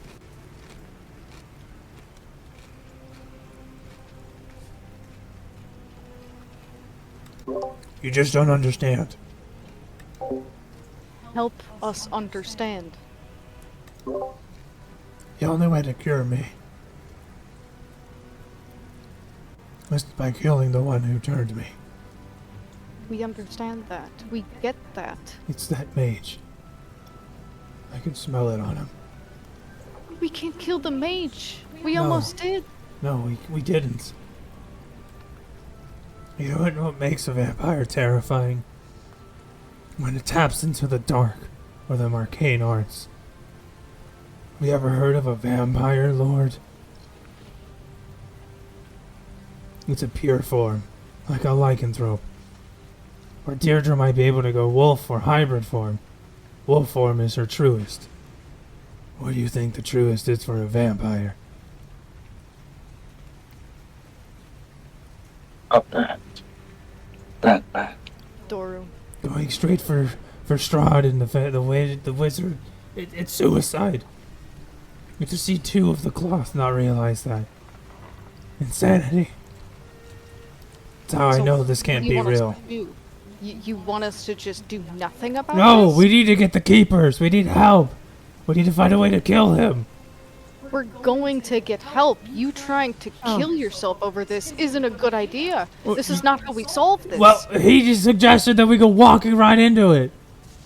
And you fucking tried to kill yourself before anyone else could say anything about that. Yeah, Yes. because it's my solution to the problem. it's what I not was a saying- solution. What I was saying was that we go to Valaki, to the Ravens, Raven Loft, or Raven whatever it's called, and we get help. That's what I was saying. That's why I'm saying we don't have time. That's why I'm saying we need to go. So that we can go get help. Well, this was something I was trying to tell you, but I've made the decision myself. I want to save Tannen. So the way that... Or sorry. I want to save Jotun, who has become tainted. So the way maybe I can cleanse my soul and pass on. That's not you helping him. That's You don't know running like a that. fucking coward. Yeah, well, I can't Yes, help you. I do.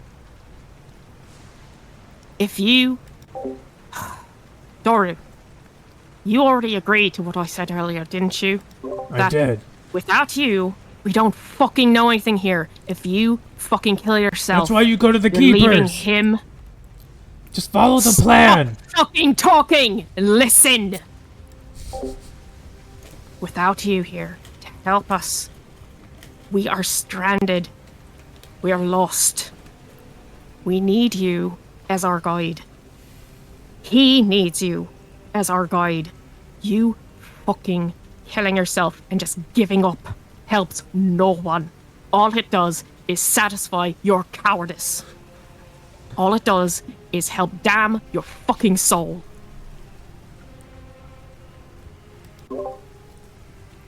Fine. Whatever. Are you gonna bite the hand that feeds, or are you gonna stay on your knees? Tug isn't even here.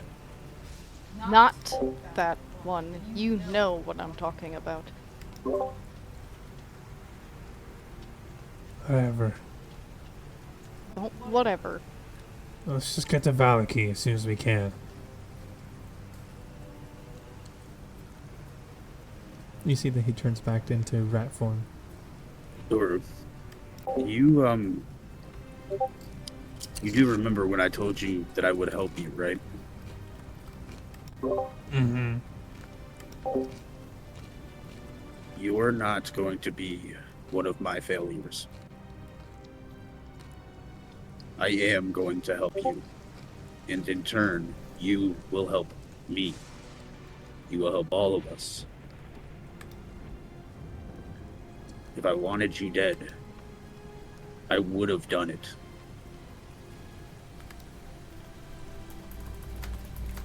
You're fine. It's fine. We can figure this out, all of this out. But his disgustingness, it flows through us. I can He hear is the not voices. you. He is not either of you. He does not make you who you are.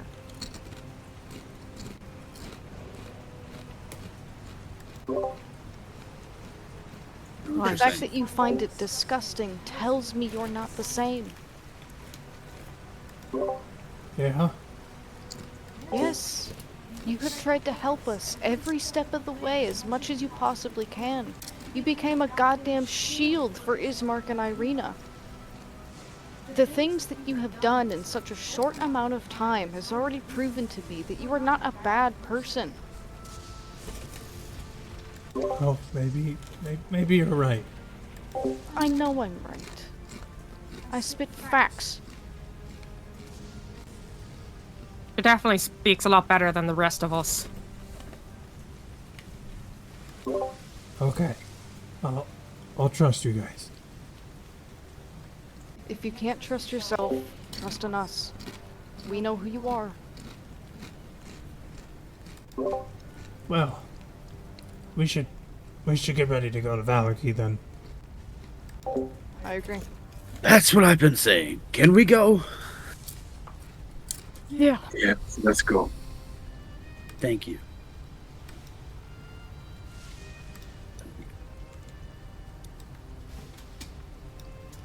Can you let me know when that mind thing breaks, please? The what? The mind connection that I have to everyone, I don't know when that will be breaking. I'll tell you in a second. Okay. Right now, as soon as you guys get to Valaki. Just kidding. Well, probably I wish before I- we get to Valaki. I wish I had something like some kind of psionic connection. It'll take you guys about an hour and 45 minutes to get to Valaki. Yeah, so it breaks before we even get there. Yeah, it breaks there. Yeah, it's about halfway. And we'll say it is high noon. Wow, wow, wow, wow, wow, wow. As you guys head back to Barovia, or not Barovia, sorry, Valaki. Taking the old Zvalish road, you've noticed that the rain above seems to be permeating almost everywhere within eye's distance. It's a slight downpour, raining just enough that your boots are getting all wet a little. It's a very mild discomfort, but as long as you guys stay clothed and, you know, for some reason don't fall into a lake, you should be fine. Who is Doru hiding in? Because he can't be out in the rain. Dorio is going to be hiding inside of Jotun's pocket. Yeah, I'll be wearing my my cloak. Mm-hmm. On the way there, Deirdre is going to ask Jotun if he feels comfortable holding on to the holy water she gave him before, or if he wants to hand that off to someone else in case of an accident. No, if I slip up, if it's my own mistake, I should be able to take care of myself in a fight.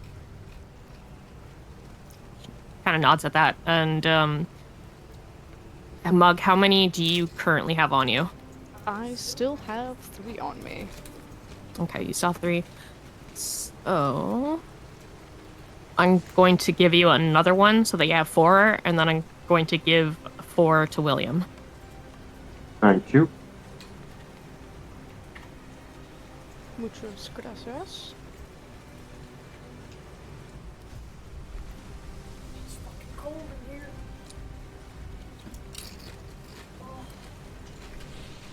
Yeah, I just wanted to have that sorted out before we actually arrived there. Okay.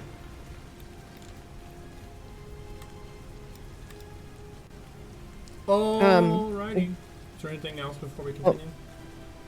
Yes, there was one other thing that I meant to say before we left, is that when I leave the note with, or when I left the note with Tug, letting him know where we were going, and left my warhammer, I would have taken the silvered sword from him, because, you know, we're supposed to show the blessed sword to the couple. Good one. Alright. As you come to the gates of Valaki, you see the large battlements, the 2 large doors with guards on the other side. It's, holes in the bars big enough for them to be able to push their pikes and long spears through. The 2 towers that are armed with crossbowmen, accompanied by another shortbow or longbowman. As you all approach the gate, you can see the 2 guards standing on the other side with rainproof leather armor, and as well as a wide-brimmed hat, kind of like a rice hat, to keep the rain out of their face. As you approach, they say, Oi! Who goes there? State your business.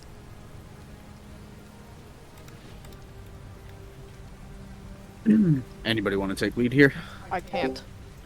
Yeah, fair. Ah, fuck, it's one of us then. Rock, paper, scissors? I'm pretty good at talking. Okay, you do it then. Yeah, not me. Paint the vape. Nobody harmful, I assure you. Just a group of travelers looking for an inn for the night. All right there, big fella. You look a bit dark in the face. You all right? It's been a long road, you know. Lots of things out there in the fog. All right. Do me a favor. State your race. What am I? You don't. Goliath. Uh-oh. I'm a yeah. I forgot, dude. I've been playing him so long and it hasn't come up. I'm a Goliath. Hey, Savin. Goliath's known to be big. Yeah, what, Captain? They're pretty big fellas. All right then. Rest of yous, what's your names? I'm Deirdre. And if you need to know my race, then you probably need to get your eyes checked, but I'm a dwarf. Oh, no worries. I can see you there.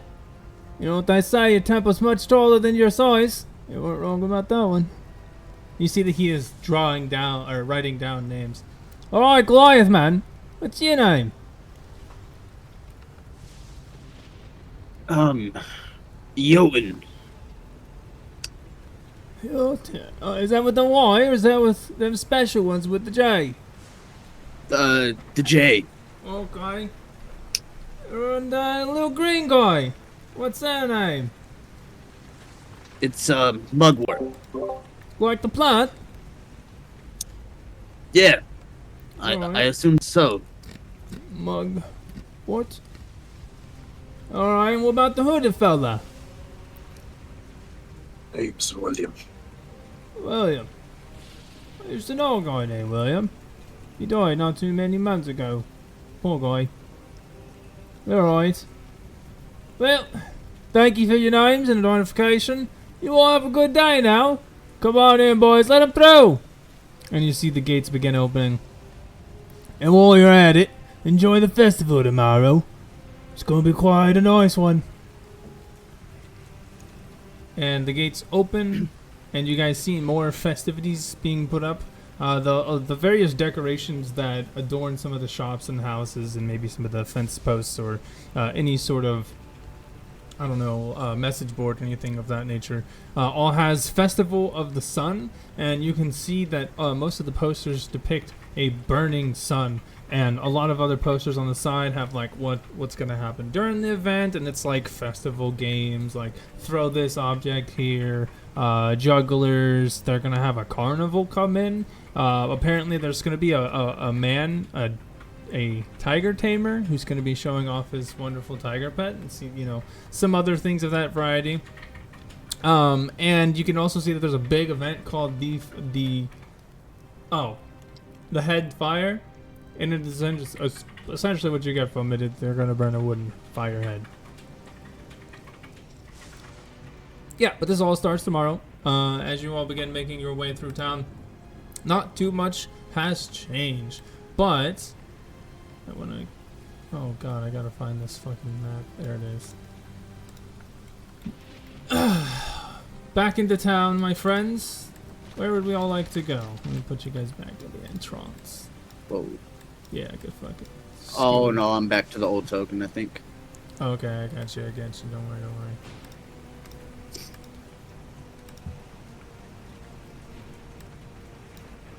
Thank you. You tiny. Boy, I'm the smallest little Goliath you ever done did laid eyes on, aren't I? Suppose so.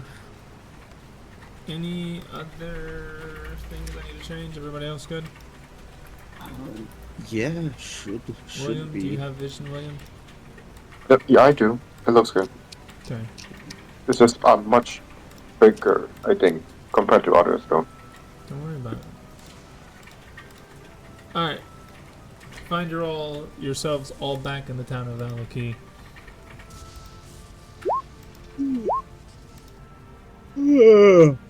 Ooh, sorry. Mm-hmm. What would you like to do? So, what are these guys called that we're looking for? we have to go to the stockyard to the person to give them the blessed sword Yep. and then turn in Yep. the amulet as well. Yep, the amulet. We can start with that. Let's go. N5 is the stockyard, yeah? Yes, sir.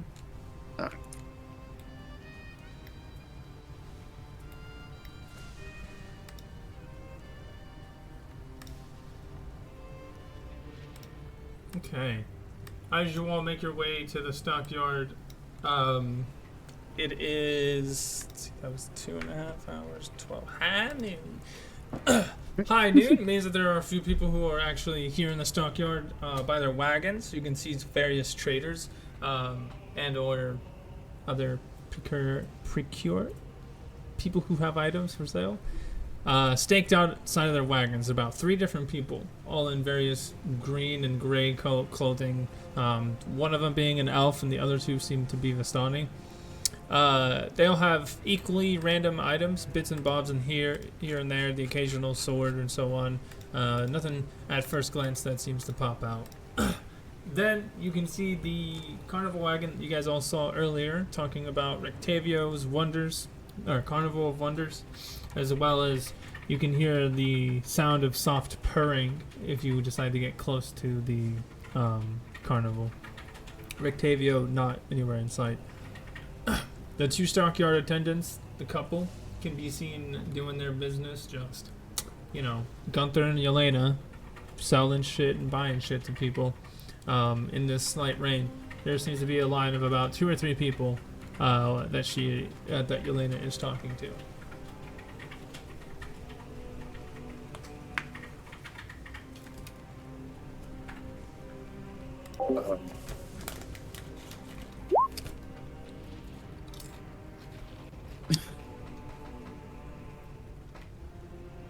Well, we're probably gonna, get close to our trader friends and maybe not be right up there, but like hang back a little bit until there's less people there. But close enough that they can see us. Okay. As you guys essentially you get in line, their business takes about 10 to 15 minutes before she's able to get all of her business exchanges completed.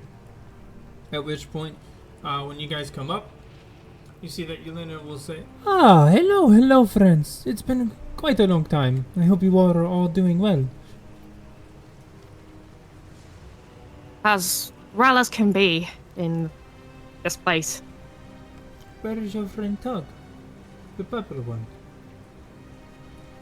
Oh, he's sleeping at the moment. He'll be joining us later. He needed a longer nap than us. Oh, that is very good, I hope. You never know when a big strong man like him could be still growing. He might need his rest. Oh, Yelena, leave the boy alone.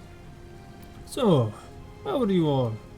We're a bit rough in shape looking, no? It's rough out there, yeah. We came because we had some business with you. But, personal business that maybe we should talk privately about. Of course. Please, come in. and you see that he goes to the side and he opens the business door on the left of the front face of this thing, and as he does that, you see that Yelena pulls a lever, and the let's call it like a workbench that sticks out of the fucking window for you to set shit on kind of retracts back and slides into the window, and then the big window itself collapses and locks. As you guys step into their small, modest little front entry room, has a couple tables and chairs for people to sit in. You can tell that this is like the business area. Whenever she has private business, everyone's brought into here. And then there's a couple doors, one leading to the back to the rest of their house and living spaces, and then another door that leads to the front of business. And they sit down with you guys all. You see that they walk around and they like close the blinds on certain windows. They will padlock the door. They'll go in, like shut a curtain and so on, dim some of the lights so it's not so easy to see inside. And then they both will sit down and go, "Oh, we hope that your travels outside of the walls of the Valaki have been better than it has been in Valaki. So, this business, is it done?" Well, hey William, want to pull out that shiny gem necklace thing you got? Yes. Wow, my accent just fucked right into another accent entirely. It's fine. William just pulls it out of his pocket, really unwilling to part with it. He's like, if we must, bring it out to show him. Oh, thank you so very much. It is beautiful. Thank you. And you see that she takes the necklace, kind of just entranced on it. You can tell this brings her a lot of warm emotions. You can see just William is very hard to part with this, but reluctantly just lets go. And speaking of business, we've decided to part ways with the Valakovic family. We have a note ready, and you see that he pulls it out. It is our formal separation. We think the land of Barovia, the village, would benefit more from us. The people there, they need help. And bringing business would be very good, along with our supplies. So, we've been buying as much as we can for now. Stocking up on rations and food, getting our home ready to move. But we need the blade.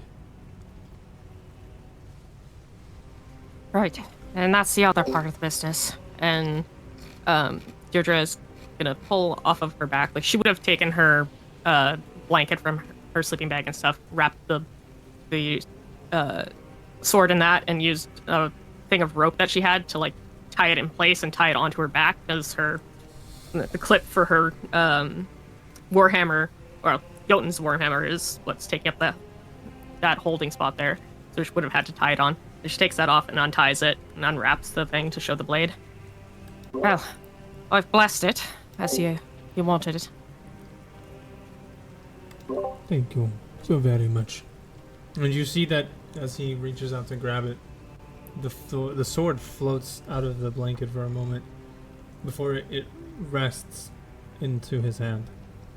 And you see that he is now standing with this blade, and suddenly you see his skin turn red. You see his hair turn a dark black, his beard also a pitch black, his eyes a strange pink, a red tail growing out of his back, which then turns to fire. A sudden burst of heat in the room kind of wells in the air before it dies down, the coolness of the rain outside coming back. Finally. We are back home, Yelena. Standing in front of you is a fire genasi, a paladin. Oh, for fuck's sake, you gave me a scare. You've returned back my faith. I thank you. And he sheathes the sword into this magical sheath that appears at his waist.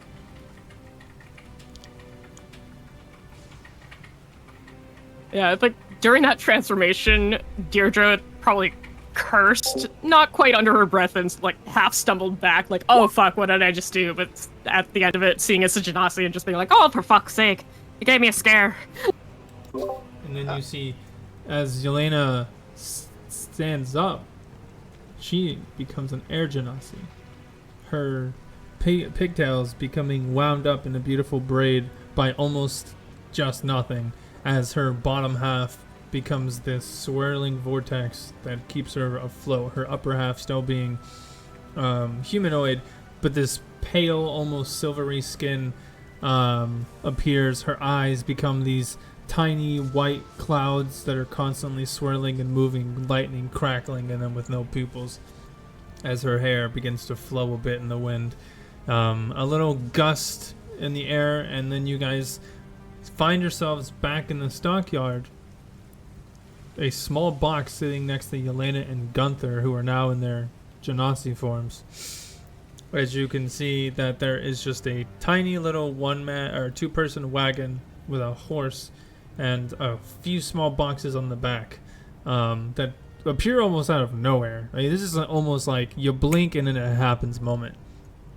See, Gunther grabs the box and he sets it up, this one being heavier than most. We thank you for returning our faith and power back to us. Now we can go and leave as an elemental away from this place. Ooh. Mugwort would like to jump up and down a little bit and kind of raise her hand, trying to get their attention. Yes, you, Tempest of the Storm. We feel He's your going innate to- connection to the storm energies.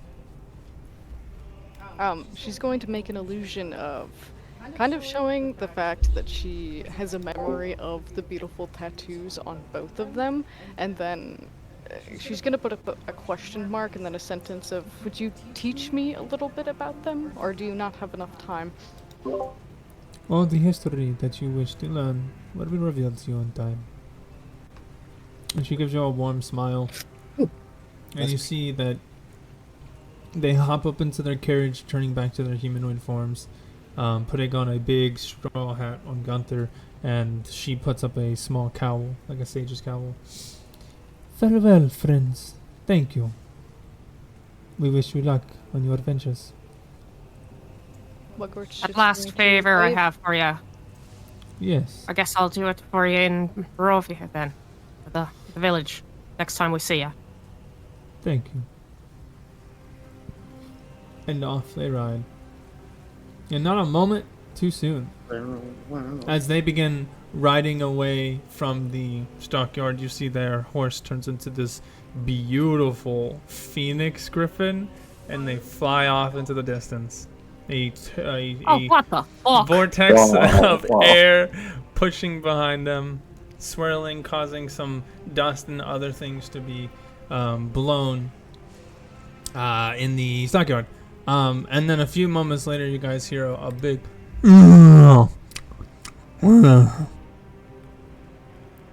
and some guards that seem to be knocking on the side of what looks to be a carnival wagon.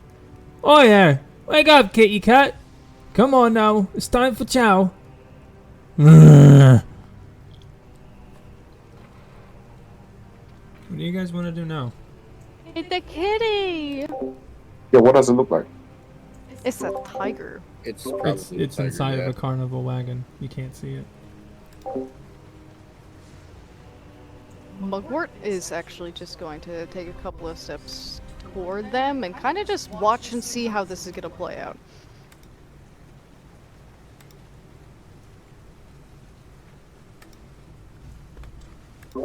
Okay.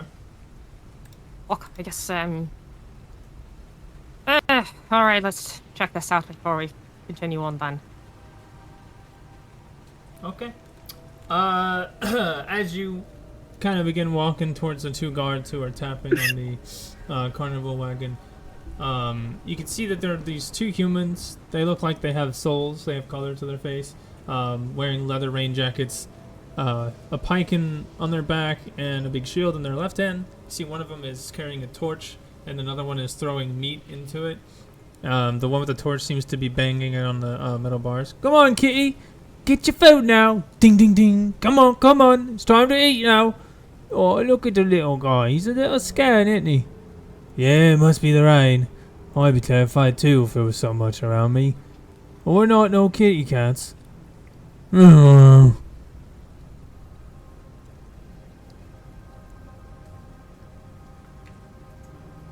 poor putty tat.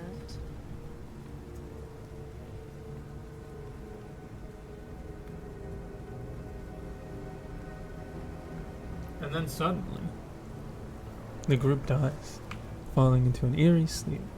As they Finally. hear- I'm just Alright, kidding. GG's, guys. Finally, I know, right? First of Wow. all, everyone dies. And so, Jeez, this is all we've wanted to do this entire time. Speak for yourself. Besides the goblin. and so you all hear, you all turn around as a man seems to be tapping on what looks to be like Mugword's shoulder. A tall man with receding hair, a gray beard, and kind of in a chin strap, filling up some of his cheeks. Monocles at the end of his nose, or not monocles, small circle-framed glasses at the end of his nose, a nicely tanned leather armor set with what look to be like some urban wear boots, and has a satchel across his side, hanging down at his waist, and a teapot, or a teacup, floating next to him. Also, notably, there is an umbrella about 5 feet wide that is floating next to him as well, keeping him out of the rain. Hello there. Would you like to see my kitty cat? Just enthusiastically nods. What say the rest of you? Yeah. Wherever she goes, we go. Sure. Sound If like some Mugwort mighty could, fine. she would giggle. Sounds like some mighty fine friends to me. Alrighty then, come. And you see that he walks over to it, being covered, not being hit with any of the rain, as he takes a sip from his little teacup. Extraordinary. And as you guys get closer, you see the two guards kind of like pep up, and as they see this man striding towards them, and they quickly get a couple, about 5 or 6 more feet away from it. Oh, there you go, sir. We just fed him, just like he asked. Very well then. Good, good. And just so you know, he doesn't eat around fire. It's quite dangerous, don't you know that? Most of these saber-toothed tiger are very, very afraid of it. But do not think fire is enough to keep it at bay. When cornered, this mean beggar will kill you in an instant. Whoa, amazing. No wonder you have him as a pet. No, no, he is not a pet. He's a companion, a friend, someone that is loyal to me as much as I am them. Do not mistake that. Oh, right then. Just a big kitty cat to me. Right, but you're Vistani. You don't really understand pets. What do you mean about that one? Well, just look at how you treat your children, letting them run amok as a young child. 15 years to venture out on their own, then come home. It's insane, don't you think? Yeah, we have a good time doing it, so what's the problem then? Nothing, nothing. I just seem to have a different perspective, that's all. But nonetheless, you are both dismissed. Alright then. We still better be getting our rooms and board for free for the next 2 days. Yes, of course. And you see he pulls out these 2 small pieces of paper out of his satchel, and then he hands them to the 2 guys, who then go, alright, oh yeah, and then they run off, leaving the stockyard.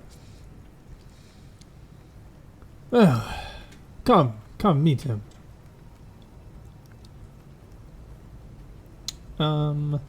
He has a name somewhere.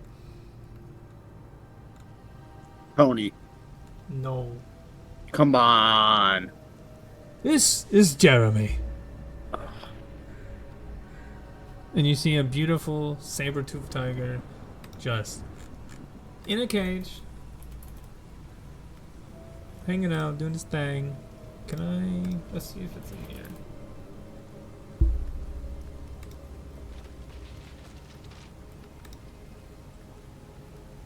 Oh, I see. Yeah, clicker. Yeah, 1 second.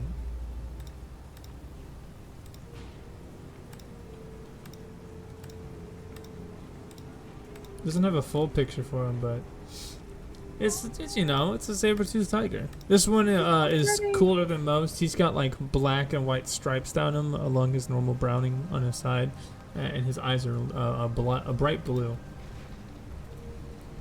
You see that he begins to eat the meat, and as Ractavio puts his hand in the arm, you see that he sticks like all the way shoulder in and has the meat in his hand, and the tiger comes over and like grabs the meat, but does it very, very sensitively, very soft, so as to not touch Ractavio's hand or arm. And then he pulls the meat out. He then will do a little bit of a circle, sit down for a second, and then he'll drop the meat, and then you'll see he starts to eat it. There you go, Jeremy. Good boy, good boy. I And rescued him as a young man.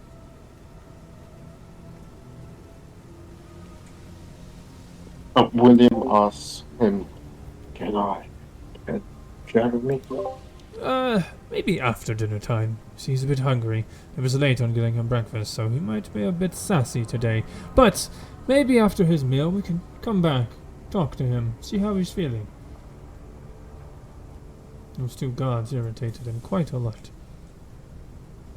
Mugwort's going to, like, write a sentence that's above her and say that it was irritating her that they were kind of smacking on the cage with a stick. Right, and they don't even know better, which is even more appalling. But oh well. Oh, if you find yourselves in town tomorrow, you should definitely come by a stockyard and be performing with Jeremy. He's quite an acrobatic feline, if you ask me. With that, you're just gonna see Mugwort perk up quite a lot and kind of like point to herself. And then with that, she's also going to like purposely stand on one hand and just like keep herself in the air for a little bit. Roll my performance check. A performance check. Yeah, Can I you're give a performing. guidance? Sure. Add a D4 on that. And as you see that she balances herself on one arm, he claps. Rightio! Good show, wonderful. It seems we have a natural acrobat, and a quiet one at that. Very rare indeed. But alas, young ma'am, I don't have room for others in my carnival. You see, we are simple two-man acts. Keeps it, it's a bit easier on the pockets. And, well, all that we have left. Ain't that right? And you see that he rubs on the tiger lovingly, and even in the midst of eating, the tiger stops to receive the love before going back to it. Just a big question mark is gonna pop up over her.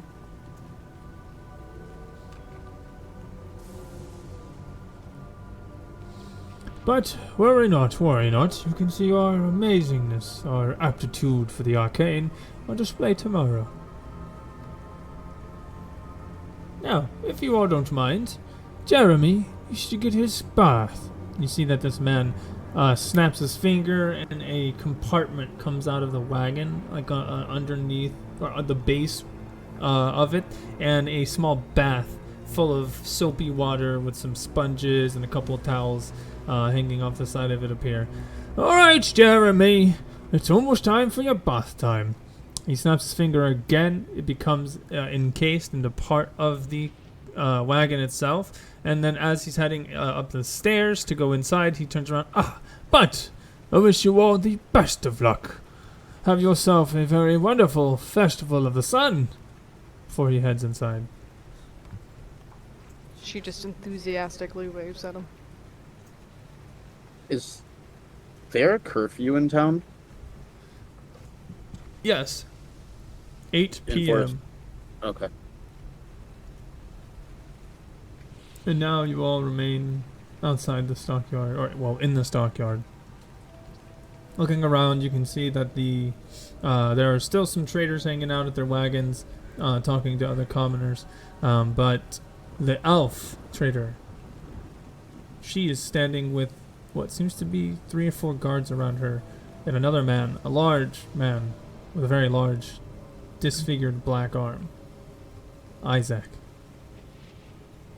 You guys can't make out what they're saying, but you can see that all the guards do have their pikes out, just not in a stance of attack. Can I make a perception check to try to read their lips?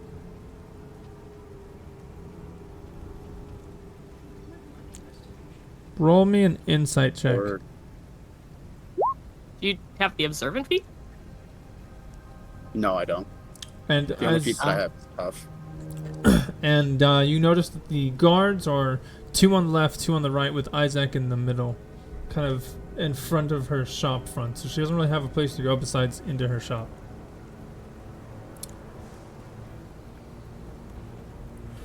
And you can see, Mr. Jotun, based off the body language that she's giving off, as well as Isaac's stature, it seems as if he's confronting her.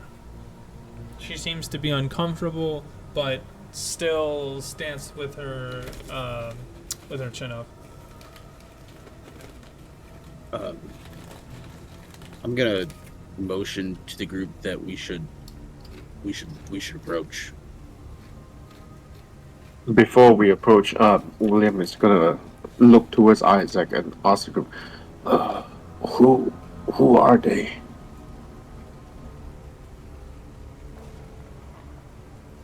And Out of character, I have no idea. I don't remember who Isaac is.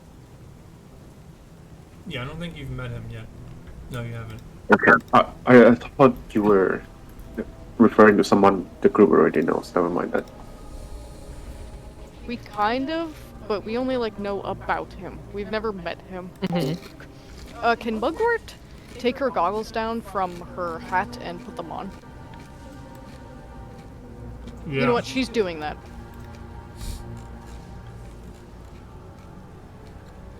Okay, 1 second.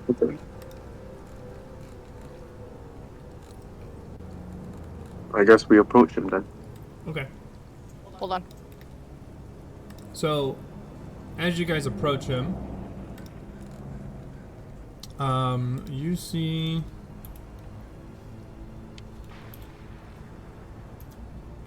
Let's see if I can do. There we go. You see this large man standing.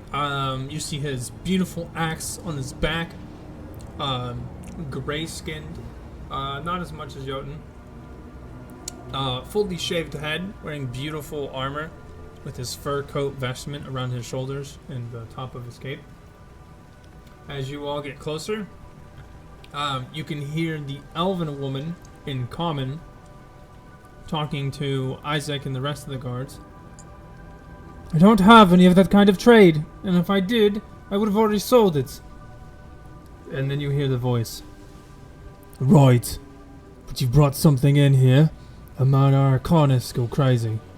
I don't know what it is, but you're going to fuck it up. Right, and what I keep telling you is it's my heart gem. It keeps me alive, and if I let it go, I could die.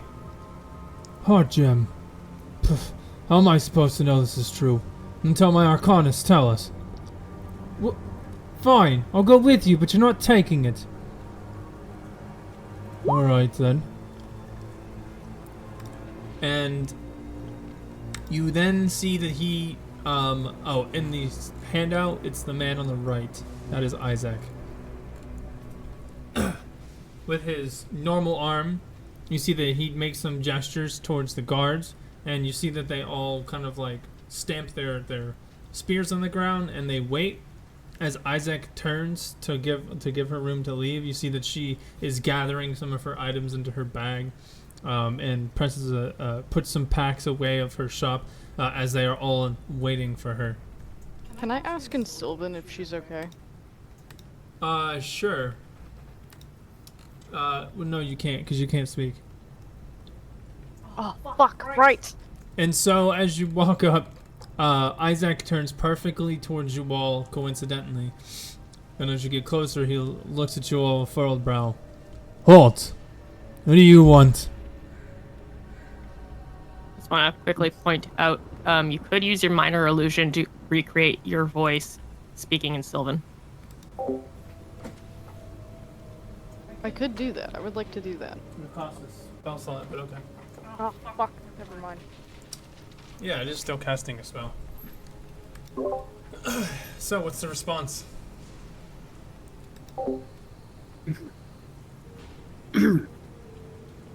She's gonna make an illusion that just says business. Business with her? Unfortunately, it's gonna have to wait. She's got other business to take care of. You'll have to go find another one of the traders. You're just gonna see that Mugwort kind of begrudgingly turns and crosses her arms, kind of frustrated.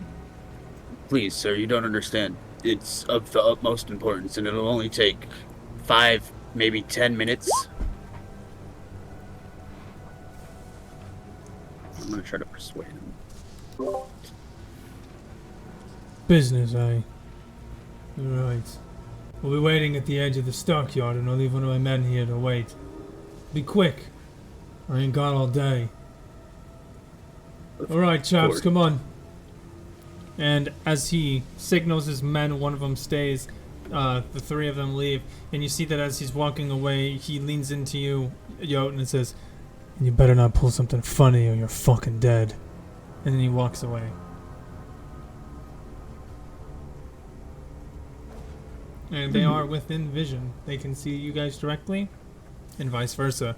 You see the elf kind of relieves a little bit more of a sigh. Well, what business can I do for you? I sell all kinds of wares. Got a few daggers on me, a couple blades. I'm also selling some gems, maybe some scrolls and potions of the like. At this point, you're just gonna see Mugwort's like how she usually acts when she curses, but she can't curse and she's just motioning toward her throat, kind of throwing a mini tantrum. Unfortunately, that one can't talk right now. I think she just wanted to check up on you. Enthusiastic nodding. Right. Well, I'm fine. I keep blaming this. And you see she pulls out a little necklace of this little green gem with a faint red glow in it. It's my heart gem. It contains my soul. If it's destroyed, and so am I. They keep calling it contraband, saying anything to do with that kind of magic is bad. I don't know what's going on here, but this town is weird. I was actually leaving today. Just so happens that I had to wait for the stockmasters, and they left. Did you explain that to him, that you're not staying? Of course I did. Said it only made my suspicion arise more.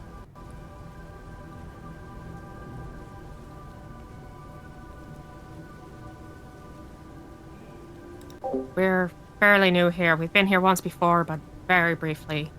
Don't exactly know much about this man or whatnot. You say that you're okay, but if things come down to the worst case, what happens? Right. Well, you see, I'm a bit more trained in the arcane than most of these brutes, especially him. Malicious sorts. I'm just going to use this. And you see that she pulls out a scroll of a dimension door. I intend on fucking leaving this place quickly. I've already got a destination.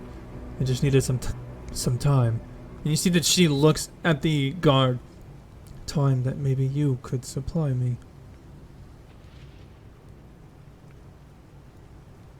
The guard, kind of dilly-dallying, steps closer to the group. Instead of being about 10 feet away, he's now about 4 or 5. Come on now, what's taking so long?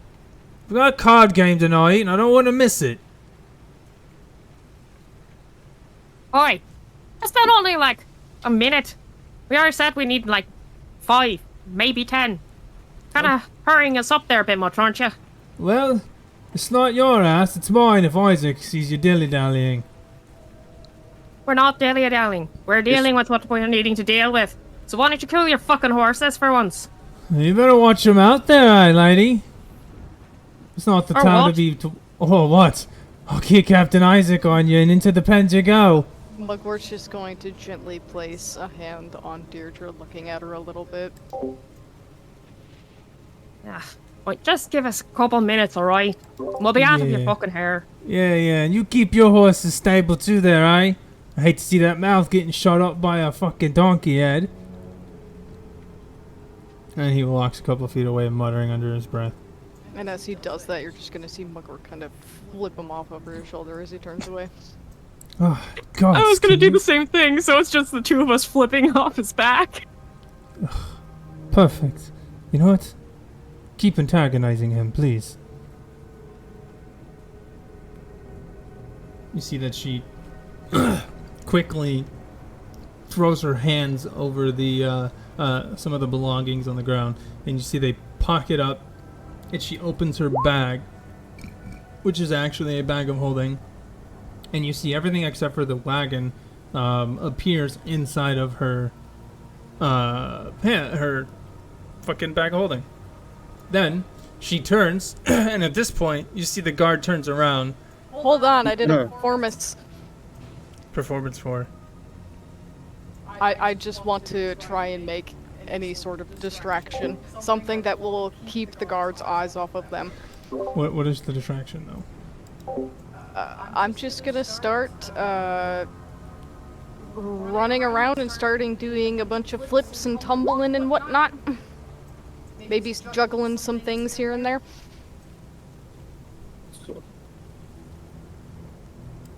Okay. Make torches that are on fire. Okay, so Mugwort begins throwing some torches on fire up in the air.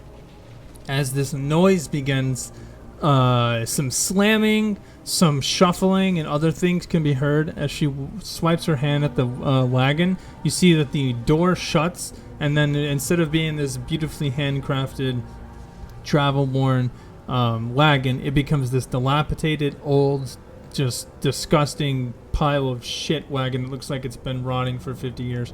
As she closes her hand a little bit, and then you see she drops something in her bag, and then with a thick thud, you see that it lands back on the ground.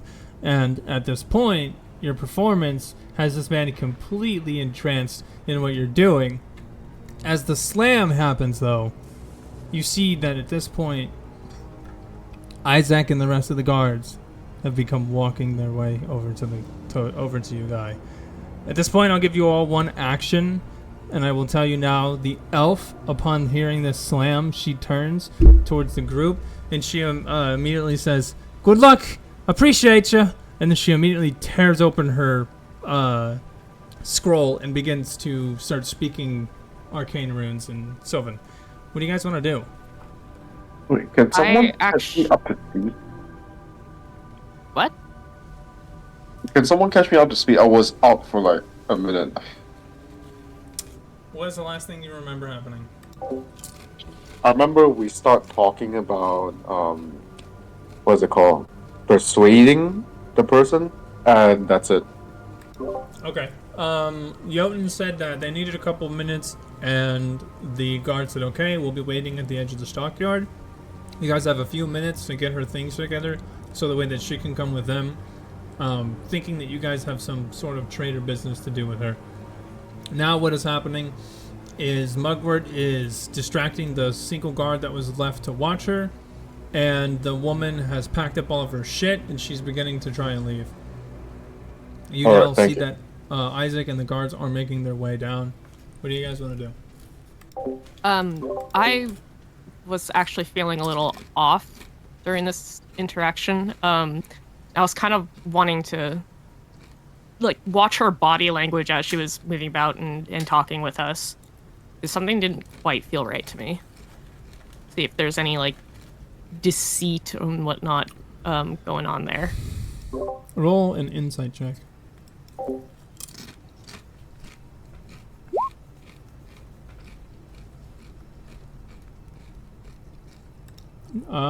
She does seem nervous. You just don't know what she's hiding, or if something that she is hiding is an item, but she definitely looks like she's hiding something.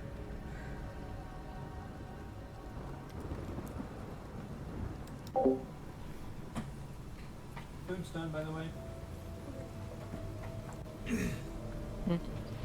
Does anybody else want to do anything? Right now, Mugwort is keeping the one guard distracted. The rest of the guards are coming down, and Deirdre seems to be eyeing up the elven lady. Wink, wink. Okay. Since we are trying to distract the other people, I'm thinking William can summon a shadow spawn and starts yelling, pointing at that shadow spawn while instructing it to run away to distract everyone else. Where is So William... Yeah? Where would it be starting, and where would it be running to? It will be start... Yeah, go ahead. Draw it in my head. Okay. It should Hold probably on. start somewhere that it doesn't just randomly appear out of anywhere. I have a question. How obvious is it that you're casting? Yeah, it depends on what the spell is that you're casting as well. I was gonna notice that you're casting something, I'd probably grab your arm with a little shake of my head. Okay. I was gonna still play blissfully unaware and pretend I'm like practicing my shit, so. Okay. What's the rest of you guys gonna do?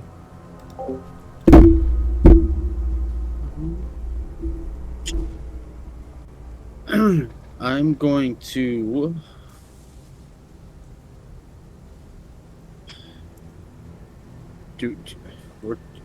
we are trying to let her get away, or yeah, right?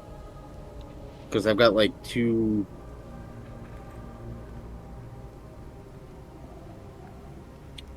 I don't know. I'm watching them. I'm watching them approach.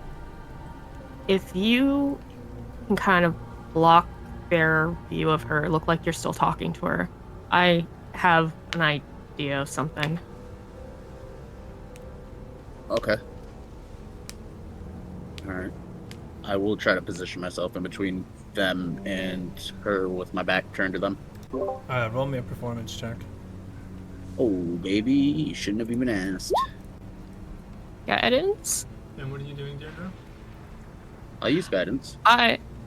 I'm going to look down like I was expecting a monk to be there and go, "Oh, what the fuck," fairly loudly, and then look around almost frantically, catch sight of her and go, "Monk, where the come over here," and start like heading towards her fairly loudly. Roll me just a making performance check.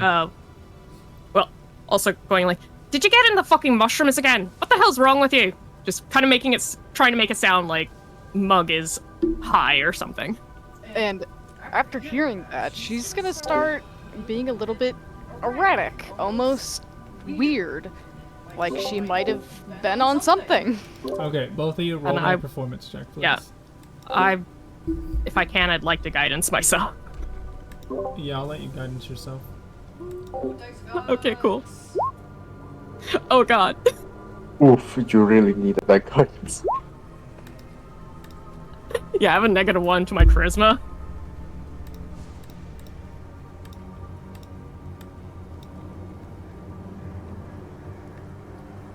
Alrighty.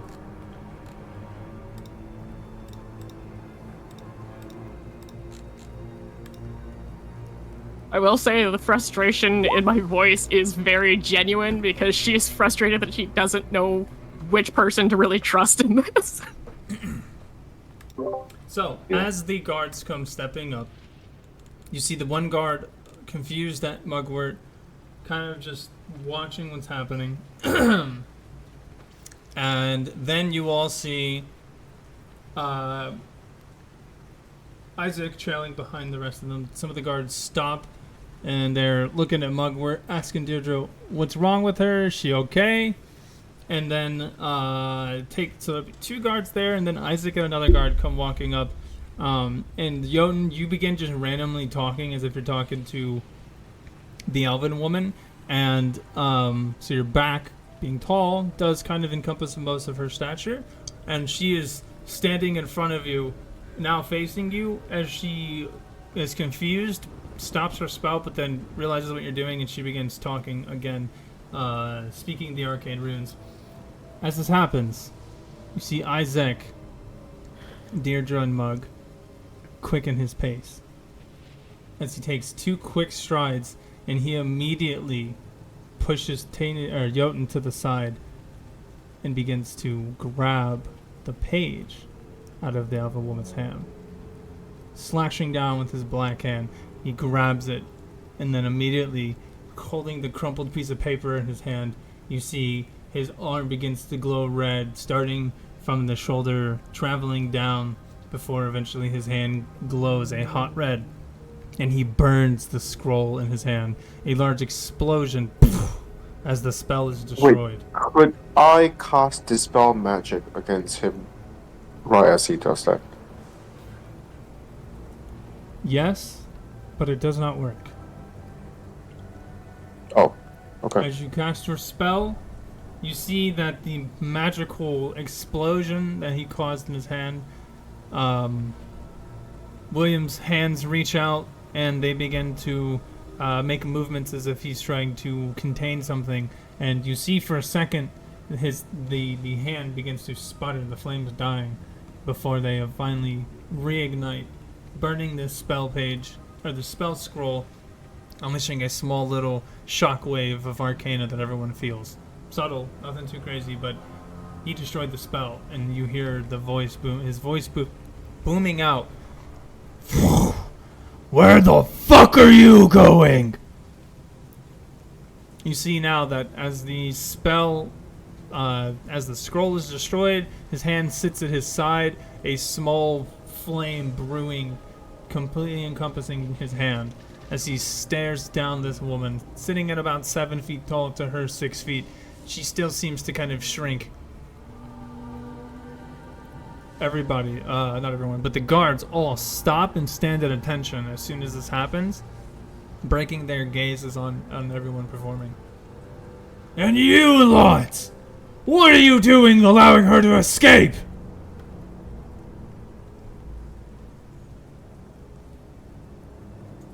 Shit. Unfortunately, just going to throw her hands up and, like I said, just kind of try and persuade him that she was just practicing with her stuff. How are you going to persuade him without being able to talk? I'm gonna write it in a little illusion, and then I'm going to point to my throat. Ignoring her, he turns to to Jotun and Deirdre.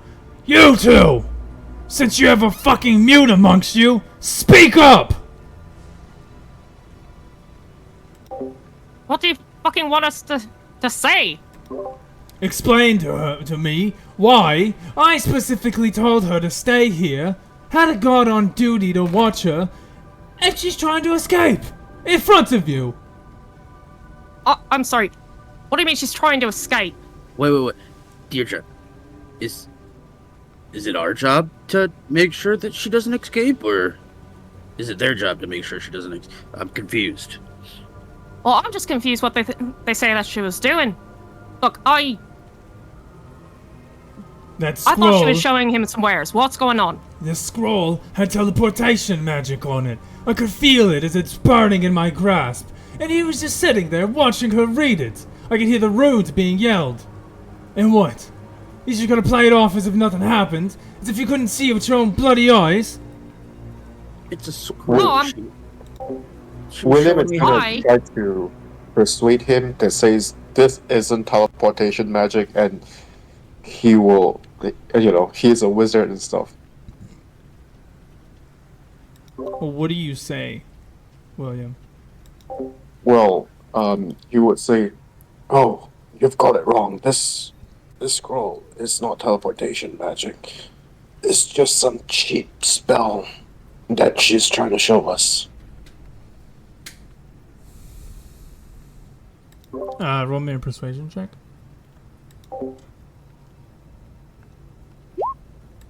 And what were you gonna say, Deirdre? Deirdre was going to say that,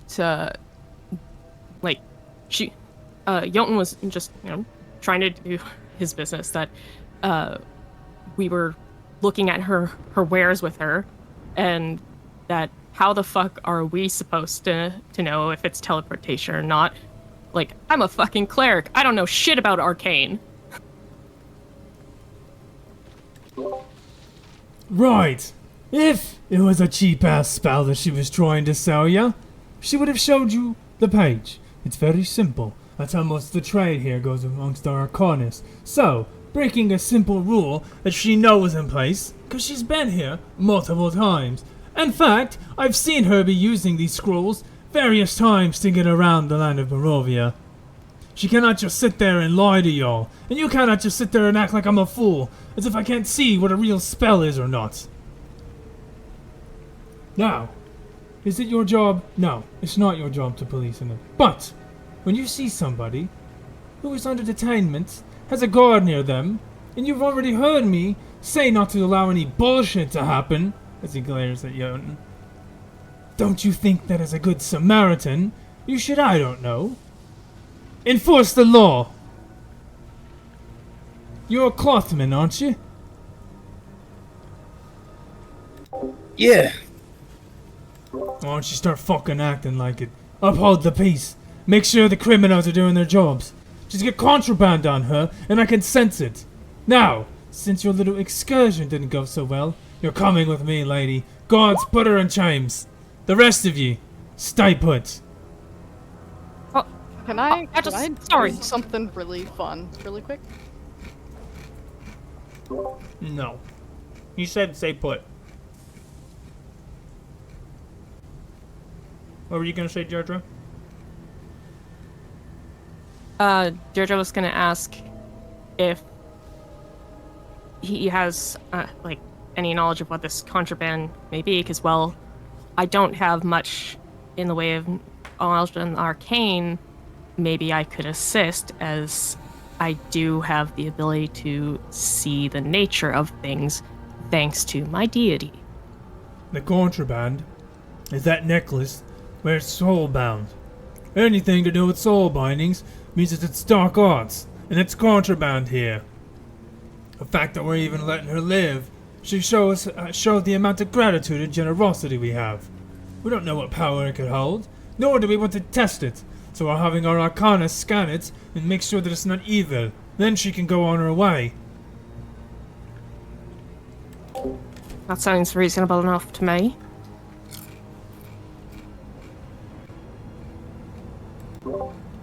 You're arcanist. How exactly do they go about this? Do they know how to use their magic to identify items? Do I look like a fucking arcanist to you? I don't ask questions. No. I just do my job. Something you lot should learn how to do. Now, any more questions from the stupid?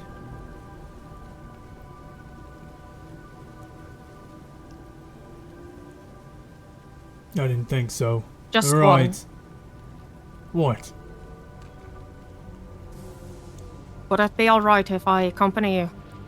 Fuck no. I don't want to interfere. No. I don't want to interfere. No. I don't know you. I don't have any respect towards you. You're just a commoner, as far That's as I'm fine. concerned. So no, if you meddle in any of my business, you'll be detained. You understand that?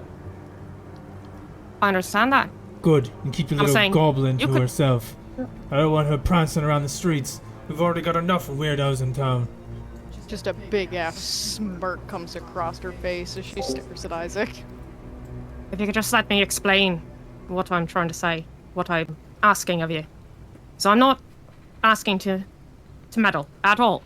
You could even detain me right now if you wanted, and have me in cuffs or whatever. I would just like to make sure that what you say is going on is, because as I said, I'm a cleric. I'm a woman of the cloth. It's my duty to make sure that people are upholding the law properly. And I'm sure you are. But some of the guards around here don't seem that bright. And I just want to make sure that they're following your orders properly. And that Right. they're not going to do Right. anything hinky. If you want to tail my boys around town and see what they're up to, by all means go ahead. But no, you will not be coming with me. And if you are talking about upholding the law and such, you should know that it's a guard's duty to, and we will. Meaning your reconnaissance amongst our midst is unnecessary. And if you keep breathing this matter up, I'm going to detain you and you'll be arrested. Am I clear? Clear as day. Fantastic. Now, before you lot find yourselves in our prisons, have a good day. Cause any more problems for me, or almost help me get an escaped convict, you're all in jail. Have a good one. Boys, holler. And you see that they throw shackles on her legs and arms, and they begin walking her out of the stockyard with Isaac.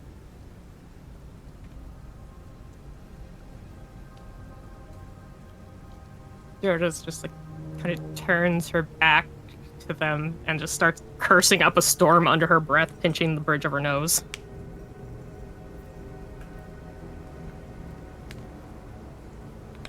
Well, well. My oh my, you all must have twisted his arm quite a bit. As you see this man kind of just steps in between you all, sipping on a cup of tea, the man you all saw earlier. You all caused quite a stir. You know anonymity is the best best skill a man can have, correct? As he raises his eyebrow towards you all. This is the tiger guy. This is the tiger guy.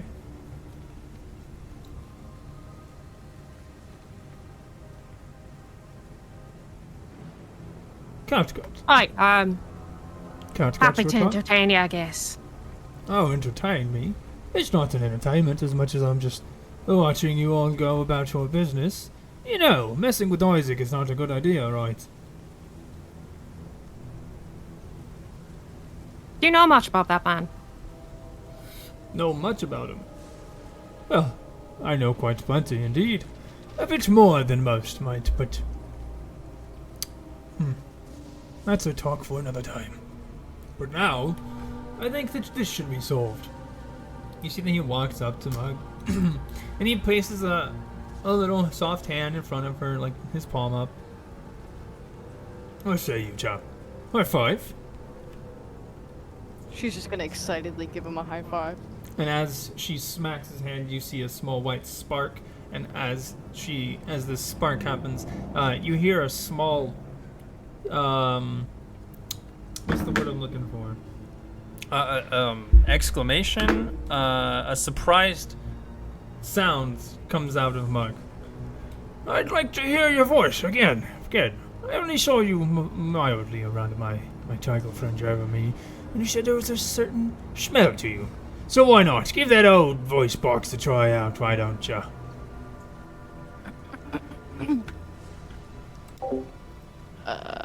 Can you guys hear me right? Do I Very sound good like me? show!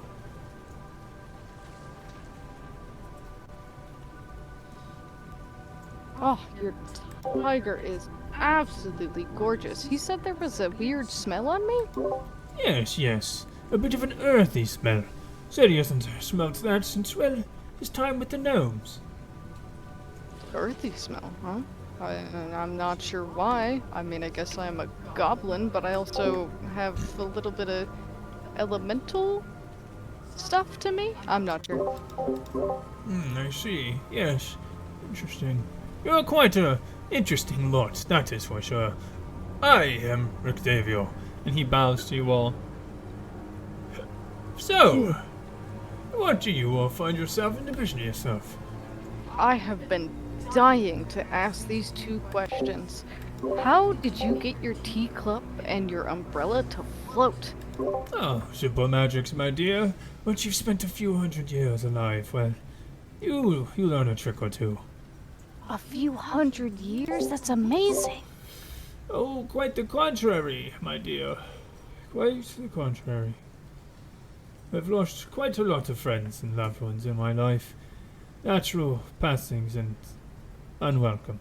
But in my time I have learnt greater many a skill and knowledge. And so I've become a carnival ringmaster.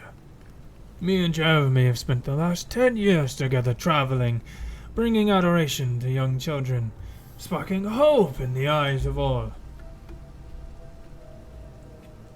Oh, it gives me a little piece of home. At least I can remember some of the good times that I had. What do you guys want to do? Any questions? Any words? Can I pet Jeremy? Of course. Of course. He's sleeping, but all you have to do is call his name and he'll be aware. William will Me. also try to do that. Wakey You see that he yawns. He saunters over to the side of the cage and he just kind of lays down, letting you pet him. You all would be wise to not keep meddling with Isaac.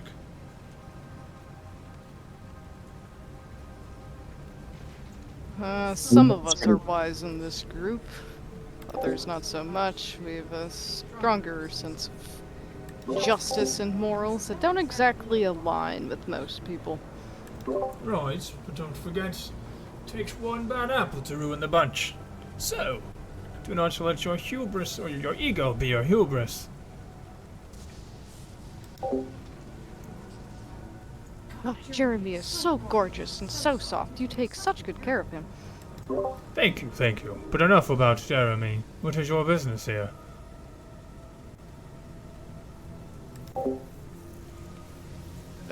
We actually were speaking with the lovely lady and gentleman that have seemed to move now. We had business with them, and that's originally why we were here. Other than that, we were just going to get an inn. Oh, what an odd fellow. A fellow couple they are, but as long as they're happy, and all's well, that ends well. Well, off to the inn you all go. It was nice meeting you. Have a good day. You as well. Bye-bye, Jeremy. And the tiger meows at you, and then Rictavio heads into his little wagon. And to the inn we go. To the inn we go. On the way to the inn, I'm gonna be looking for like the largest group of fucking crows that I can see if there's any about. Roll me a perception check. Got you.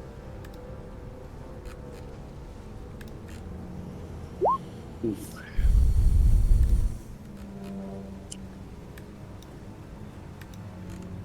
Can I roll a perception check in lieu of him? Sure. Not much. And I roll a perception check while looking down to look for any coins. Looking for coins? Yeah, on the road if anyone drops some. Yeah, roll me an investigation check. Oh, okay. Meanwhile, I am not perceiving or investigating, but I do have my hand at my side, just agitatedly, fingers tapping the side of my leg, and fingers on and off, kind of like glowing as I do. Okay. Deirdre, you okay? I'm fine. Just fucking peachy. Well, that's obvious bullshit, and I can hear it in your voice. Alright. So, your perception checks. What was the exact thing you were looking? Oh, that's right. Yeah, you do notice there are the occasional raven that does fly over, probably going from like one house to a tree to another or whatever. They all seem to be just kind of cawing quietly. Probably see a total of like 4 or 5 the entire time you're walking throughout the town. And it looks like Inn 2 will be the inn. Haha, got it. Inn. Alright. Yeah. Alright, we're just gonna go straight there, eh? Sure, yeah. Why not? Because maybe... There's a fire! It's gonna get you! Oh no. I need another token, I think. Yep. You know what? It's almost like you could just drag your own token or something. It's Get crazy. the roar, Daddy. Get the roar. No. Oh, do I see any coins? You see a singular silver coin.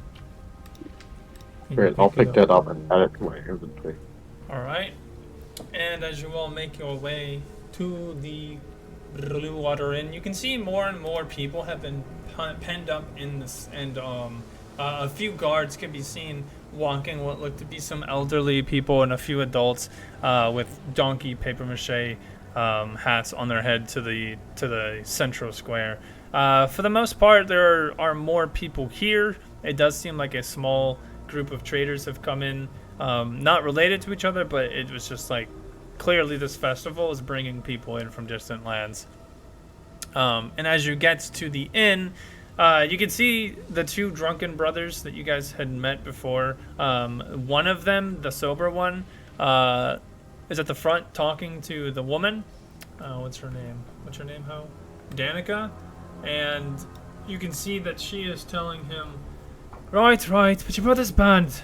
Nothing I can do about that, and the sour mood that my father's been in is not really going to change.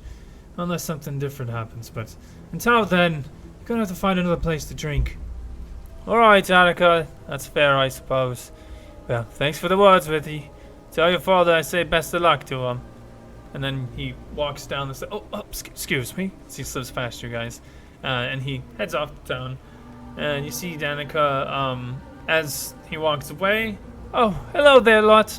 Welcome to the Blue Water Inn. I'll be with you in a moment. As she heads back inside. And coming inside, you all will see this beautiful inn. It does have a few people, some traders, as well as some Vistani and Barovian in the midst, just kind of lounging out around the area. Seems to be about lunchtime, so there's a few more people than would normally be here. But it's a nice, quaint, well-lit day. The Blue Water Inn is more homey and it feels a much more comfortable from the torches that are lit, the chandelier that provides good light, in shielding you away from the colds that, well, the rain supplies. And as you come sitting in on a table by your shelf, what would you guys like to do? I would like to speak with Danica when she has time. She doesn't seem to be helping anybody. Can you, spare a quick moment, please? Sure. What were you gonna say? Or were you gonna say something to Deirdre? Oh, I was just gonna say that I'm gonna order some food because none of us have eaten since we got left or since we arrived at the windmill. Okay. Yeah, So but food was the thing. I had at the window. okay. Okay, yep. Only Jotun ate at the windmill. I thought we all had breakfast. You guys did have breakfast. Oh, did we? Yeah, he made a depressing meal for you guys the next morning. That's it. Oh wait. Yeah, because remember, this is still the same day that you guys went and fought the vampires. So before you guys started, you guys did eat. But it is noon, 6 hours have passed, so you could have lunch. You have an option of cooked wolf steak for 2 gold, for 50 silver, or you can get hot beet soup and fresh bread for the same price. I'll go for the wolf steak. I'm feeling a little soupy. Okay. All right, 50 silver from both of you, please. And she will put your orders in. Huh? How much would that take out of my gold? 1 gold is equal to 100 silver, so it'd be take 1 gold away from your thing and then put 50 silver in your slot. Okay. You all get your Emilios. I'm gonna throw you over here. Oh, okay. You alright. Fuck me, I guess. Yep. Do you guys want to sit at the bar? Are we splitting the party? I wanted to mostly sit at the bar. Okay. Deirdre, do you I'll just sit with the party. I don't know what would be best. Alright, don't matter. It's okay. Okay, so as you guys get your meals, would anybody like any wine or food other than those two? Do I still have an appetite for anything? No. No. I didn't think so. So yeah, no, I'm good. Cool. William, do you want something to drink or eat? Yeah, I'll get the wolf steak and some beer, I guess. So we have a pint of purple grape mash number 3 for 3 copper, or a pint of superior red dragon crush for 1 silver. The second one for All 1 right. silver. 1 superior red dragon crush coming right up.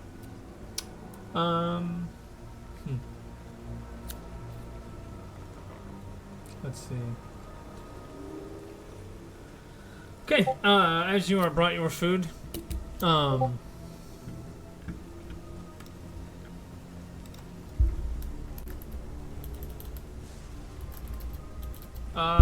yeah, so you do see that there are some travelers eating by themselves. One of them to the right of you guys, the single table by the front door. It just seems to be like this Barovian man. Looks like an iron or a coal miner. Completely full of suit, but he's enjoying himself a nice cup of Red Dragon Crush and chomping into some bread with his soup.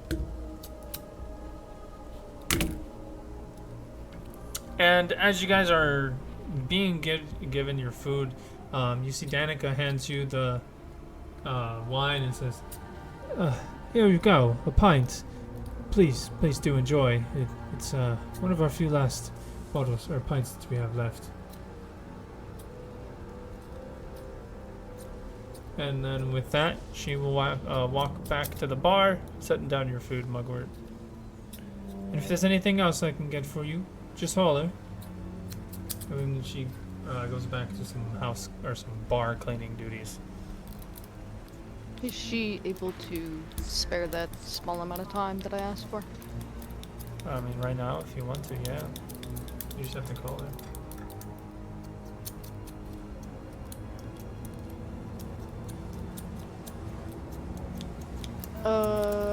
Deirdre, I have no idea. I'm willing to do so, but yeah, I don't know. Yeah, I'm just trying to figure out what happened there. What happened where? Oh, no.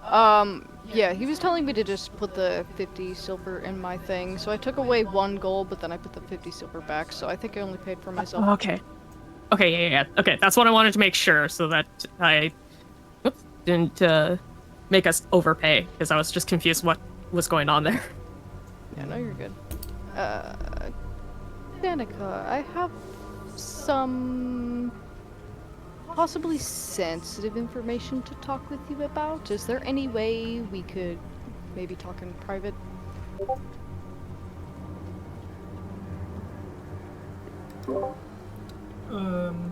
I suppose. I'm going I to... could do that. Just give me a moment. Okay. You see that she washes her hands, drying them off quickly, and then she strides to the back, walking in the door and closing it behind her. Some more patrons do come into the bar, filling up some of the seats.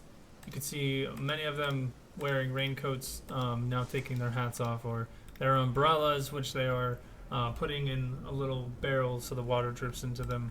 As they all kind of mosey in, getting away from the storm. You guys begin to hear the chatter. A lot of these people seem to be talking about the festival.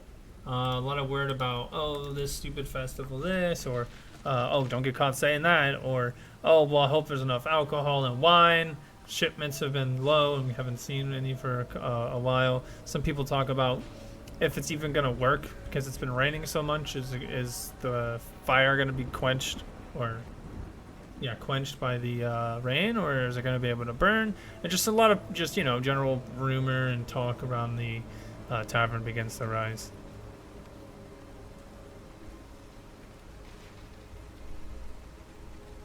I'm actually going to make a psst sound toward Deirdre and then point at everybody and kind of motion for them to come over here.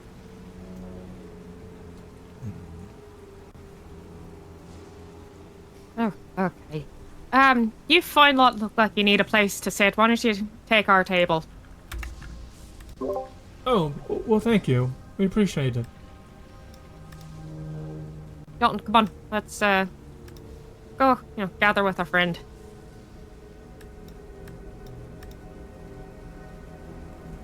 There's no food for me at that table then.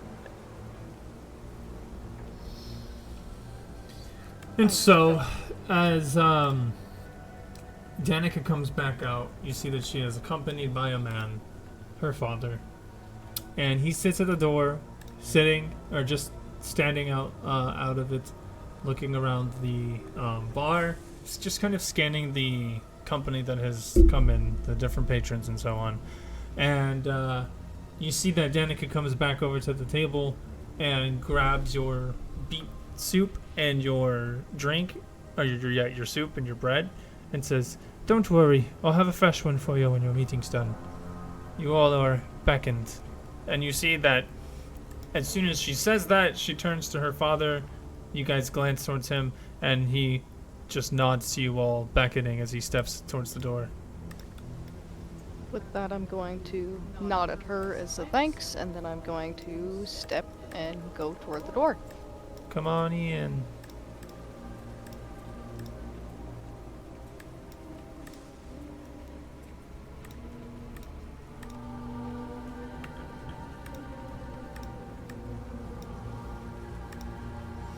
And as you guys come inside, you see what looks to be like 2 children, one black-haired, one white-haired, tinkering with what would look to be like small wooden dolls that are ravens.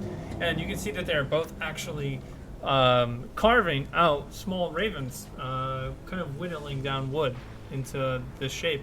One of them looks a little crude, while the other one looks a lot more well done. Yeah, well, I bet you I could make his beak look bigger. You can't shave away more and make it look bigger. That's what it means to shave away. Well, fuck you, Bray. Both of you, stop. Go play. Alright, sir. I bet you I can make the biggest puddle splash. Shut up, Bray. We all know you're fatter. As the 2 go running off. They both are well dressed for children.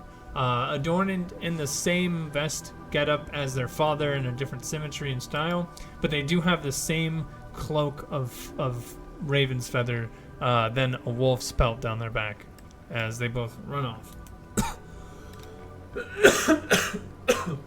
And you see the man. He goes to the fireplace, and he just snaps his finger, and you see it becomes a light, putting some light in the room as he turns. Give me 1 second, I'm gonna get some water.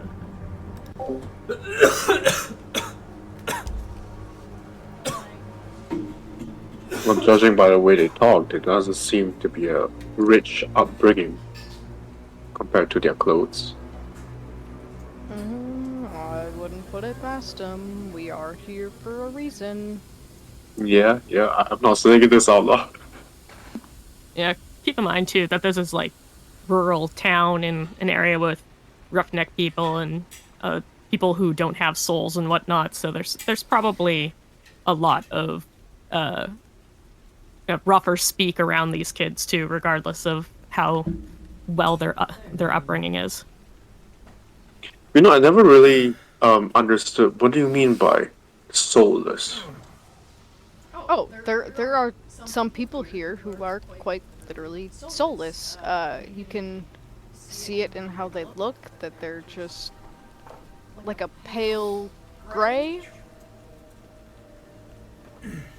Is it that they don't have soul, or like they look soulless? So they look as if there's no soul in them. They are very monotone. Their skin is just gray, straight up. They don't really get any blemishes or color in their skin. No tan, no sunburn, nothing like that. It's just a light gray, like a pale. They have sunken eyes at all times, and even their personality is lacking of emotion. They are just people of Barovia. Some of the commoners are like this, some of them are not, which is why they call them the living souls. There are people who have color, have emotion, because lore, when you die in Barovia, well, not every soul is spared. So at some point, there might be more people than there are souls, which means that you don't have a high chance of becoming somebody with a soul when you're dead here and you come back as a different living thing. Oh, wow. I did not know that. Yeah. So, as you guys are ushered inside, the light sparks. He sits down in his chair, and he gives out a sigh.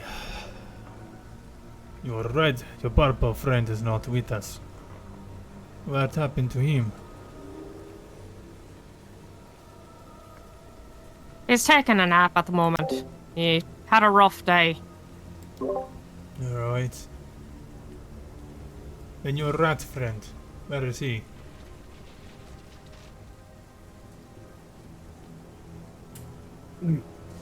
I reach into my pocket, pull him out. Squeak, squeak. Mm-hmm. And just as I thought.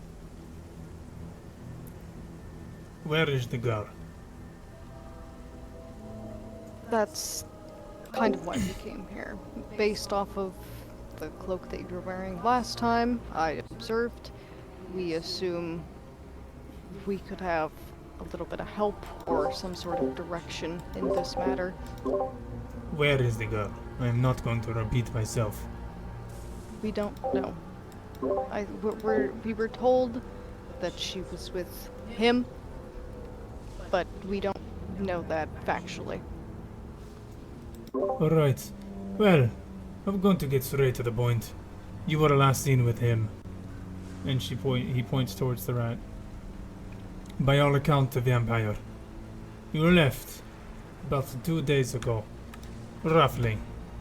Then, word is that you were going to get the woman. And now she's gone. Was she not in your presence when you left the town? What happened that she is no longer with you, if that is the case? We got Fuck's sake. We got ambushed. Go on. There was a ranger and there was a mage. They were both vampires. There were also feral vampires. We fought off and we killed all of the feral vampires. We got rid of the ranger and or hunter. I'm not exactly sure which one he was. But we almost all died. And unfortunately in that instance, the forest was on fire. Both Ismark and Irina were running. And they were trying to get away. The mage was left standing, and we could not defeat him. Yes, Mark told us that he'd meet us here, but they couldn't stay. Well, we were trying to fend off everything, and the mage got away from us, chased after them. Is at the windmill still. He was very badly beat up. Alright, so you bring a vampire into my town. You then leave, doing whatever your business was. Then you attempt to bring the reincarnation of Strahd's wife to Valaki for help from gods know. And then you return with not one but 2 vampires and a lycanthrope in your midst. They all want to be cured. They do not want to be like this. Right. I can see the humanity in their face as we speak. How would you know that I'm a vampire?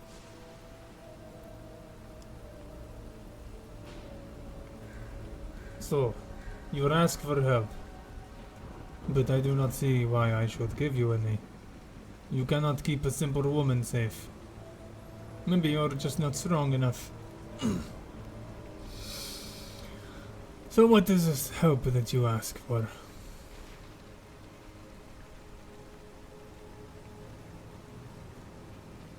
Look, we came to this place not knowing anything about it. That small little vampire rat there is our only way around to know any kind of lore or history or direction about this place. And we're also just trying to help save a random woman we really don't even know. It's difficult. It's not something that's super easy. We just want any sort of help that can be offered. We're trying to help save everybody, not just us. How do you plan on saving everybody? And what are you saving them from?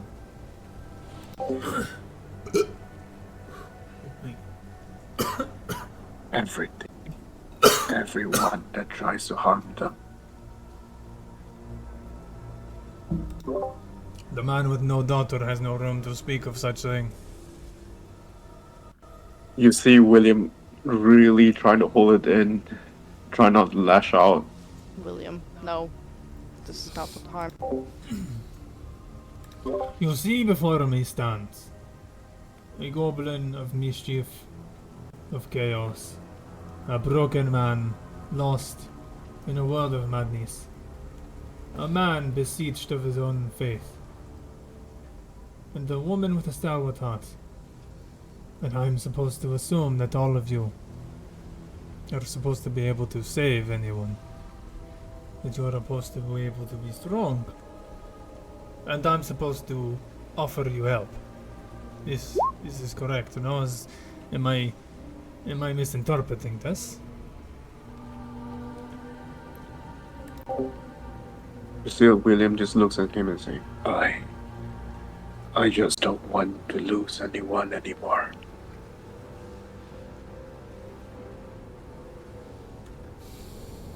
Plants were coming back to life. The thing about heroes is they are not perfect. They have their own flaws. That's what makes them human and being able to relate and want to save people. Don't call yourself a hero. You've yet to save anything. This Save plant, children. Rigoth. You say it came back. What do you mean? After we dealt with the vampire. Not the mage, but the one we managed to kill. On our way back to where we've been staying. The land that we were going through, the trees were getting lush again. The area wasn't so dead. It started to encroach again, but if we can deal with this, with your help, we can bring life back to Barovia. Interesting. Bring life back to Barovia. Alright, fine. But only on one consideration. You've got to do something for me. Have you yet spoken to Madame Eva? She tried to visit earlier. Unfortunately, the only two that were willing to go in and listen were me and Jotun. They were Well, she a little had some, preoccupied. she had some wise words. I'm wondering if I could remember. Ah, I see a nest of ravens. There, you will find the price. And you see that he holds up a card. The Master of Coins, Rogue. He sets it on the table. The same fate card that you would see, or the same tarot card that you would see Madame Eva pull for you. Mugwort. We are the keepers. We are a family that has been going a long, long time. We watch over the vineyards. They were once underneath the Barovich family, or the Valakovich family, but through some intermarrying, we were able to gain control of it. My father, he put the power inside of these vineyards, something to keep the necrosis at bay. You say that you could bring back these plants. Maybe you could bring back the vineyard that we run. You see, we're getting low on a shipment of wine because we were unable to, keep them alive. These magical items that my father imbued are missing. He claims that this was one of my sons, but I do not trust him. My sons are not stupid enough to do so. And so we've been split for a couple of days. Weeks, actually. Preacher? If you could go back, talk to my father and figure this problem out. Find a solution to these withering of our crops and make sure that the magic is okay. I might be able to give you this. And you see what he pulls out is a beautiful, magical something inside. Bean, what are you doing? Creature! I don't know. Can you go get her? Yeah. Cause she's trying to get into the closet and shit. Bean! No. You're being no better. Oh, let's see. Oh, she's fine now. No. That's naughty. Don't do that. Okay. What you see him pull out is a beautiful, beautiful object.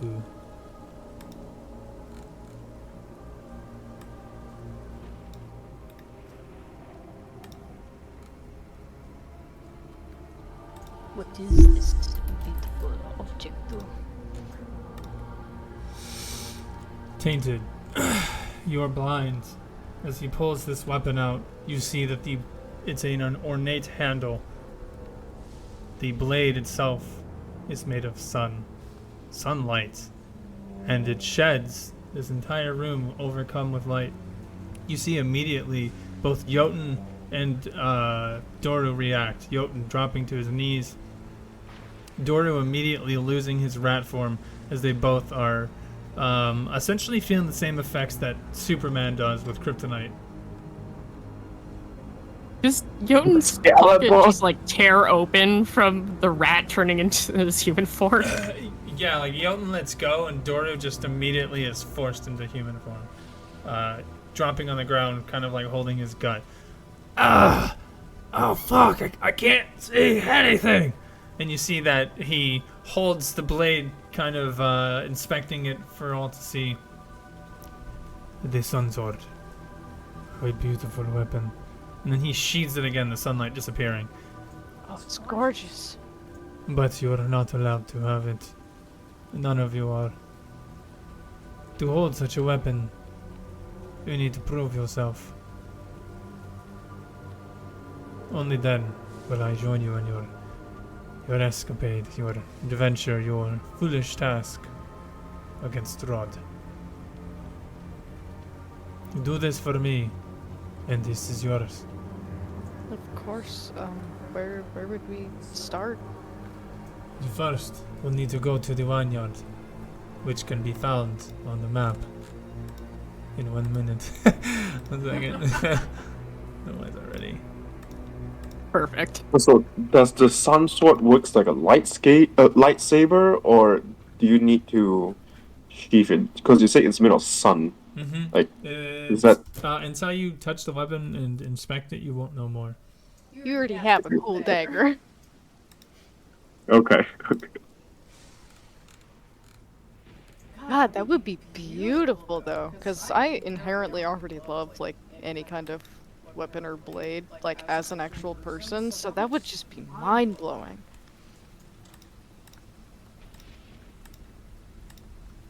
Let's.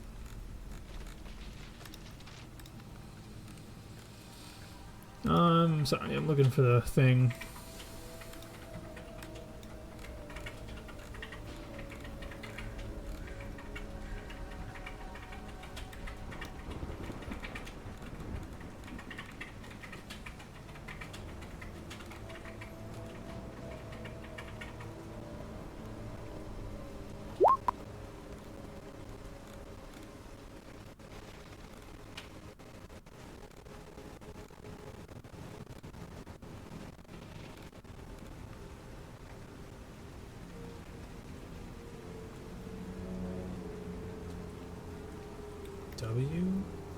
W?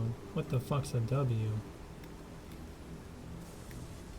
It's 2 V's that are connected. Yeah. Okay. Thanks for that one. An internet slang for win. Oh dear lord. Alright. You guys are funny. Not really. That was Tell me when you guys are here. I see. Oh, look at that! You Yes. have to go far west. Past the town of... What the fuck that is. It is nestled in the Svalich woods. It is near... it is past the town of... Argenvostholt, which is an old hold that is lying on top of the hill there to the west. It is abandoned, long since gone. But you continue the path, cross the river here, cross the bridge at the Luna River crossroads, heading westward out of town, through the forest, stay to the path. When you come across your first path to go south, pass it. You'll pass the bridge shortly, and then continue down the second path heading south. There, breaking out of the woods, you'll see a very large vineyard. A single house there. That is where he is home. Do we have to follow those directions exactly? No, but unless you are ready for the treachery of the woods, I would suggest using the northern path. Okay. But be careful. When you get close to Lake Perotok, there is a mad mage that seems to be hunting the old tower. If you walk past it safely and mind your business, you should be fine.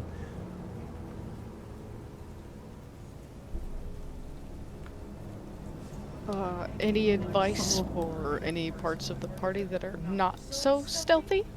Yes. Whatever comes at you, make sure it is dead before you walk away. We know that Strahd, now in company of his dearly beloved, has to wait till the day that he can strike. A moon known only as the Crimson Moon. When it rises, only then will he be able to commence the ceremony, bound by blood. They will be forever betrothed. Darkness forever It's looming. been sort of hard to see the sky with all this fog. Do we know how long we have until then? No. You know as best as I do. I'm assuming even if she doesn't want to be with him, it will no longer matter. No, it will not. Once Tatiana's soul is back inside of her, all memory of love will come back, completely destroying who Irina once was, turning her into Tatiana Barovich. Irina, the sad part is that we know that she doesn't want to be with him. And that is why you must not meddle longer. Please, prove to me that you are worth it. If not, I cannot help you. Understood. Thank you for your time. Of course. Now, I would recommend you get out of town before tomorrow. The festival will cause quite a ruckus, and having adventurers with a very loose tongue would not be wise to have around. I cannot stop you from the Burgermaster and his advances toward you, so I will say please, stay out of Isaac's eye. You're going to cause quite a stir, and you, he looks at you, Deirdre. I have eyes everywhere. Your tongue, it's misplaced. I'll keep my fucking mouth shut. And you'll do the same in my company. Now, I offer you free bedding the next time you come. But until the hope of the people can be restored, there is not quite much we can do. Okay. Alright, well with that, I'm going to be stepping out of there. Yep, I'm really was gonna I'm say not. that's my face.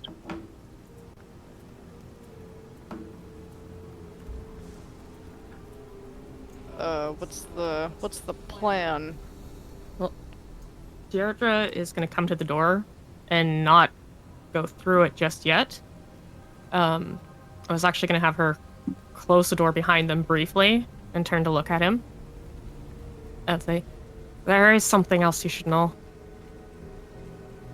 My companion, Morgort, said that Ismark is back at where we've been staying. He didn't make it. So you should know that."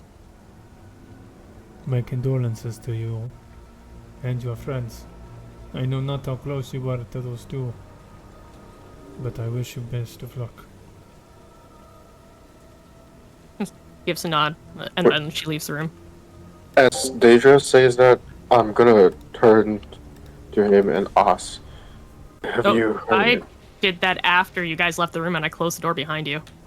That's fine, yeah. I was gonna ask him, does he know what kind of things would turn them into ashes? That is all. Yeah, no idea. And with that, the door shuts. Danica side-eyes you guys, but you guys do eventually skedoodle, and she... at this point, more patrons are filling the bar, and more have come in and taken up more and more of the space in the area. And so it's getting even more and more cramped in here as people begin coming to hang out. feel like we should take a long rest before traveling. I was thinking about that. And so, Yeah. everybody finds themselves outside the town of Alaki. Taking a rest, eh? What I can say is that for the day, it would not be wise to stay in Valaki. Let's head back to the window. Nah, I feel like we should No. start heading toward that area and then taking a fat nap. Yeah, I was kind of thinking the same, because if we head back to the windmill, well, it's only like 2 hours basically to get there. To get to the vineyard after our long rest, we'd have to go through Valaki again. So we'd have another 2 hours and then traverse all the way through there, which our characters currently don't know how long it's actually going to take us on the map. We can guesstimate, but they haven't done the trek, so they don't know yet. It would probably benefit us more to find a relatively safe spot outside to camp. Okay, I was just wondering if we leave Tub, they're just lying around in the windmill. We left a note, so he has a relative idea of where we are. He could probably end up asking. Okay. Alright. West, huh? That's where we're going? Yeah.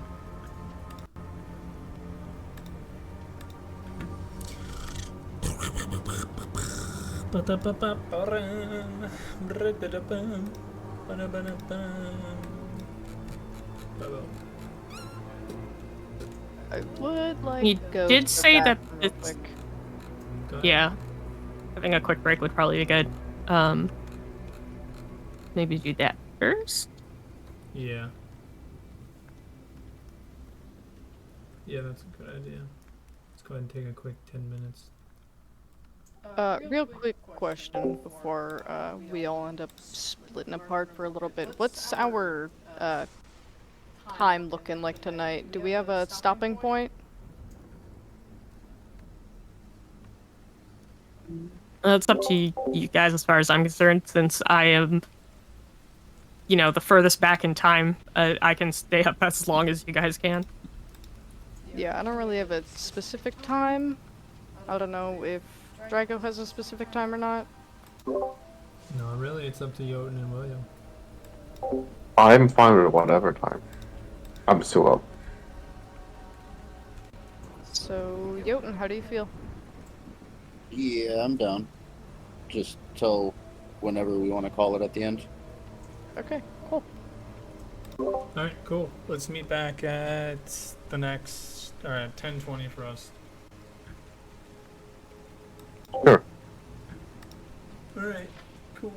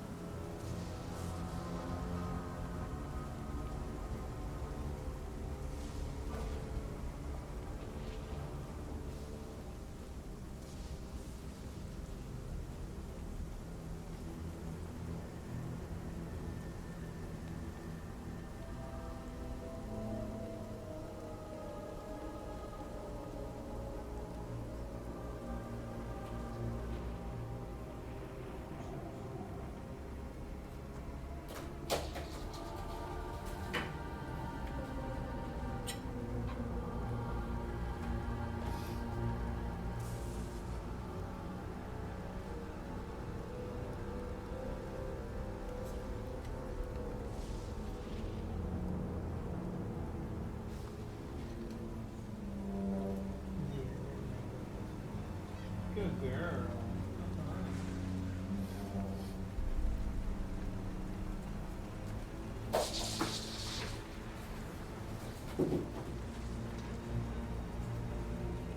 Good girl. Good.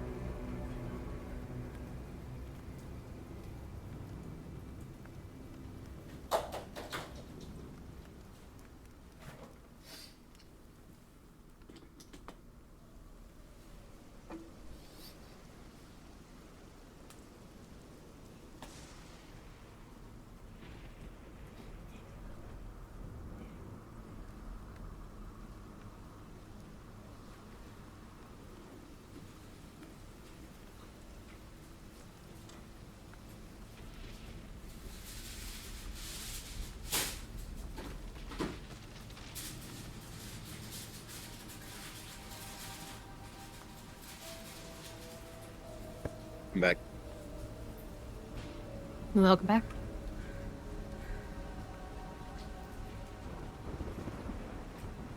I'm back as well.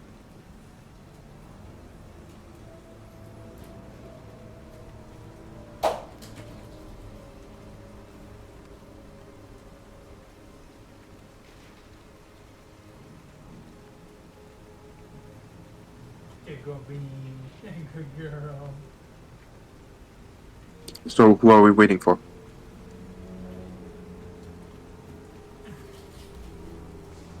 Hurry up, baby.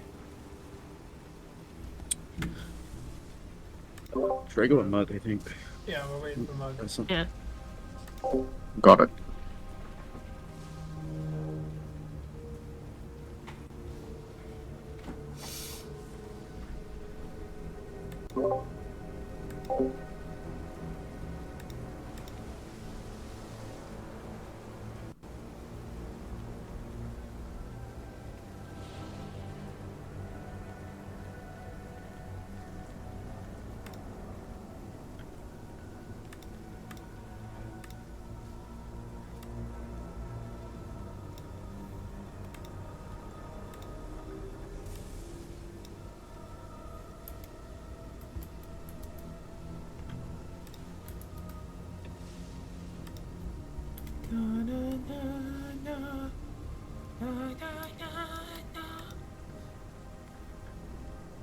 Bang, bang.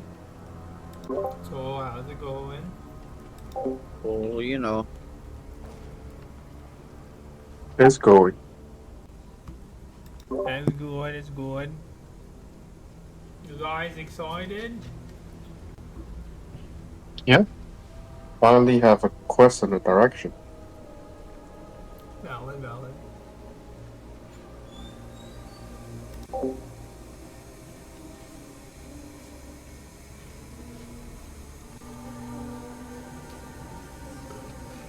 There's a bunch.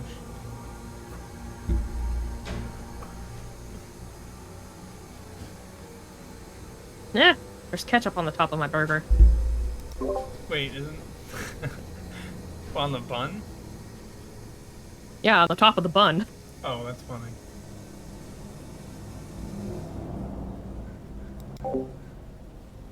I opened up the package, went to pick it up, and instantly there was ketchup on my hand. Oh, that sucks. Don't put ketchup on the top, Goofy. Ah. That didn't. Well, Burger King did. Yeah, See, that's why I only eat ramen. felt that. I don't think there's any better though. It's healthier. It's healthier. It just takes a lot more ramen to equal the same amount of. I mean, depends on the ramen though.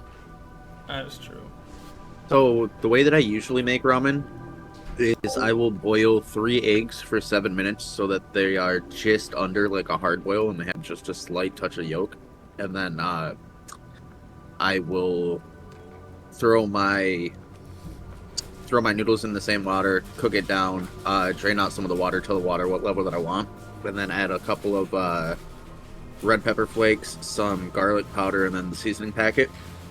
It's perfect every time.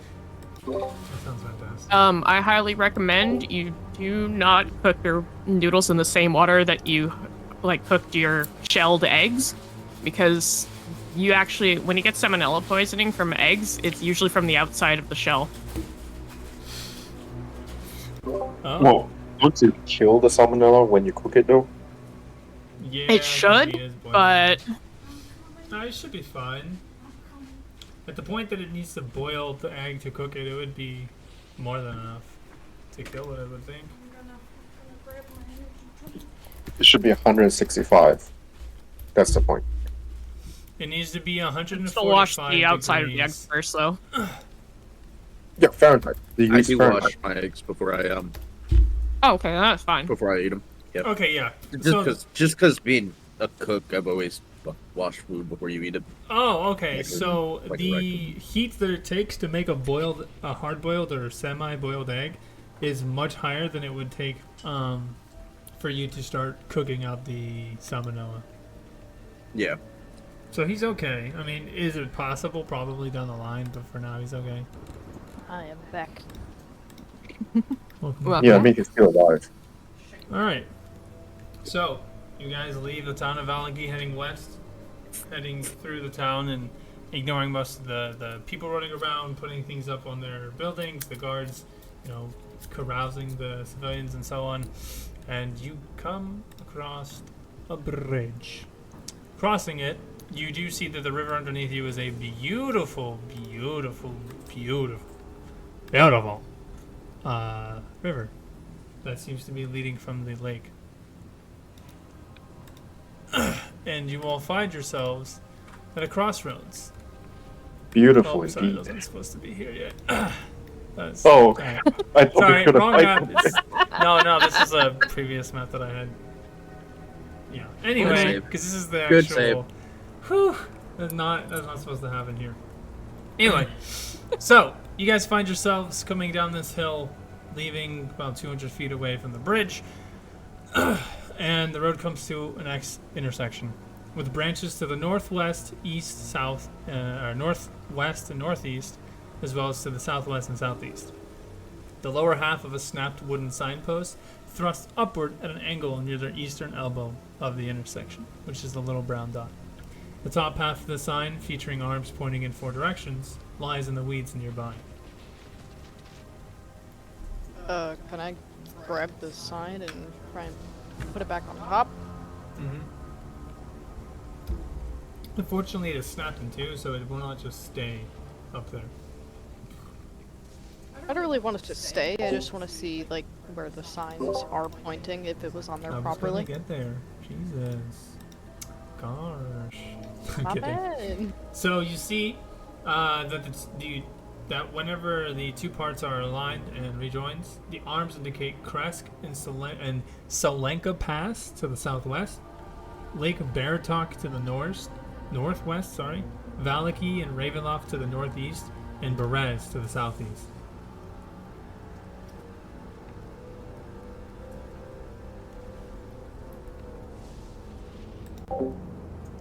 Sorry, does anybody remember where we are supposed to be going?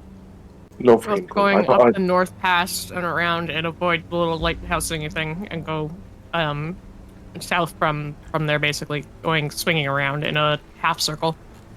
Well, it's fantastic that you remembered that. I feel like you should lead. Yep. Wow, fuck. Okay.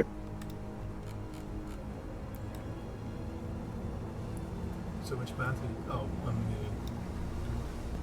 Short ass is gonna go that way. Okay.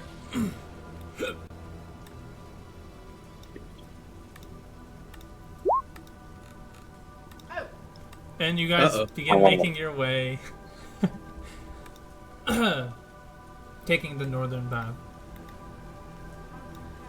You all do eventually come into the front of... Oh, where are you, you son of a bitch? Oh, but it just went through. My bad.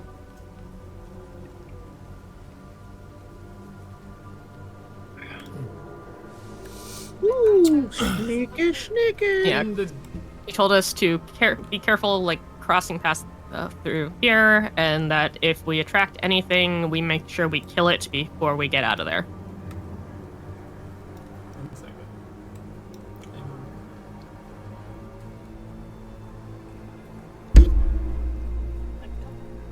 Okay, you see in front of you a cold mountain lake that, oh, I see.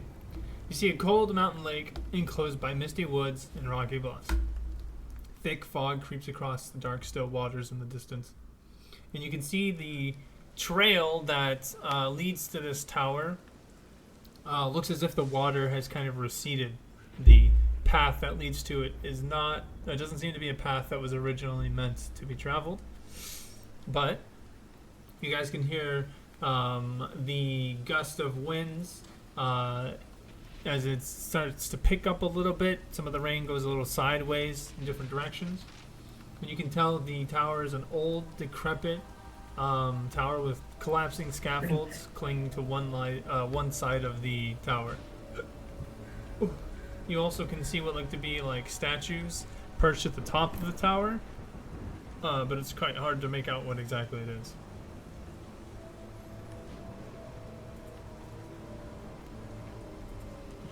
How tall is the tower? It is about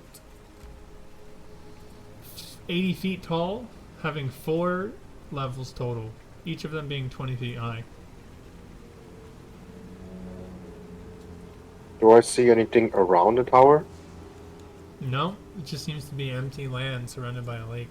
I suggest we just keep moving. But there might be shinies in the No. tower. No. I understand your want for the shinies, but we were specifically told to not make a ruckus around here.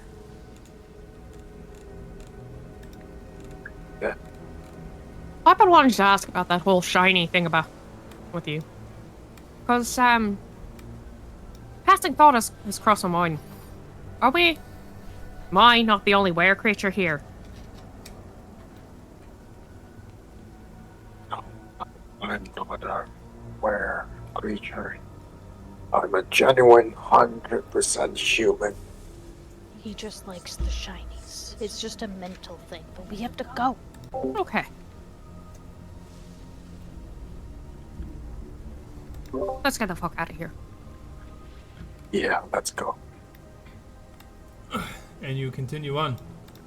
This time, the path splits. You see a southeastern trail, which you do pass. And then you see 2 more paths. Well, 3, I suppose. Another one's heading straight south.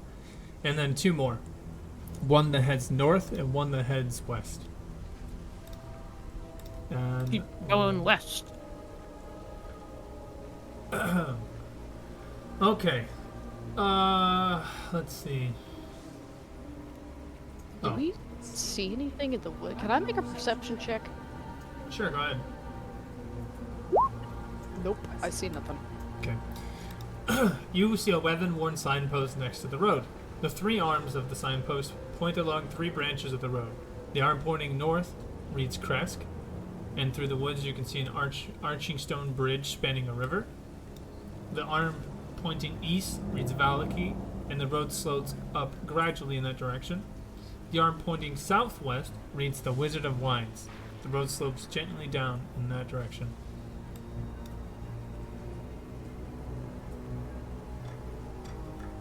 And that's the one we would be going to. We're off to see the wizard, the wonderful Wizard of Wines. Mm-hmm. Okay.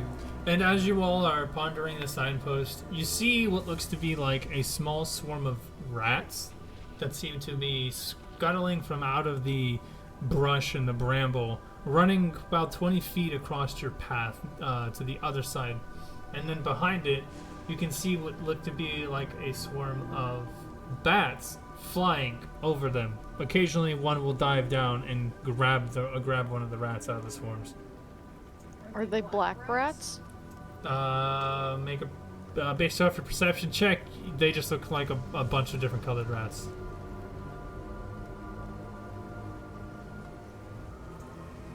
Bats trying to eat rats?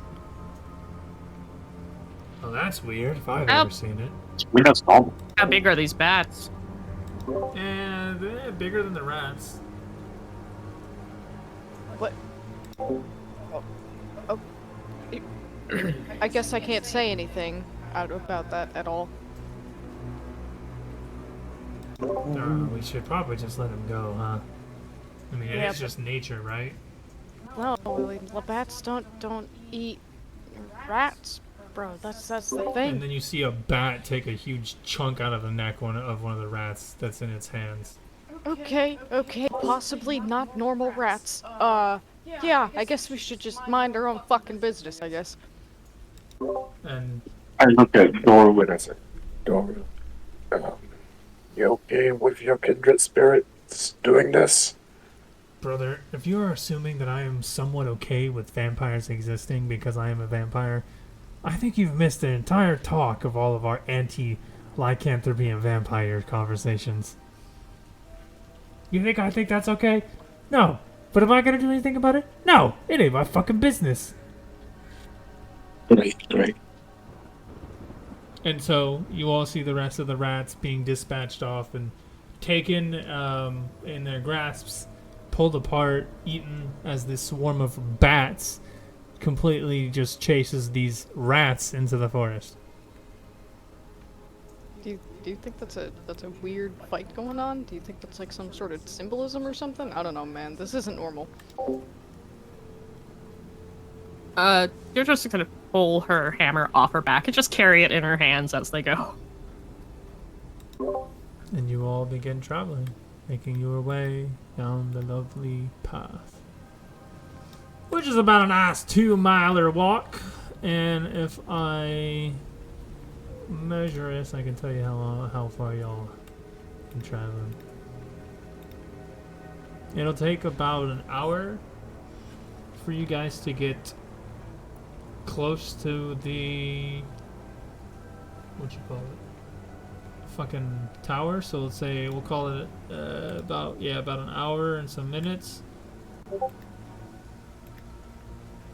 Bro, you know I can measure this too, you know, I ain't stupid. It'll take you over 2.5 hours to walk from to walk from Valaki down to the Wizard of the Wines. So we're in the afternoonish, heading towards evening. This will be 2 p.m. You could make cones now? Oh. They've got cool little shit like that. Let's see where. So,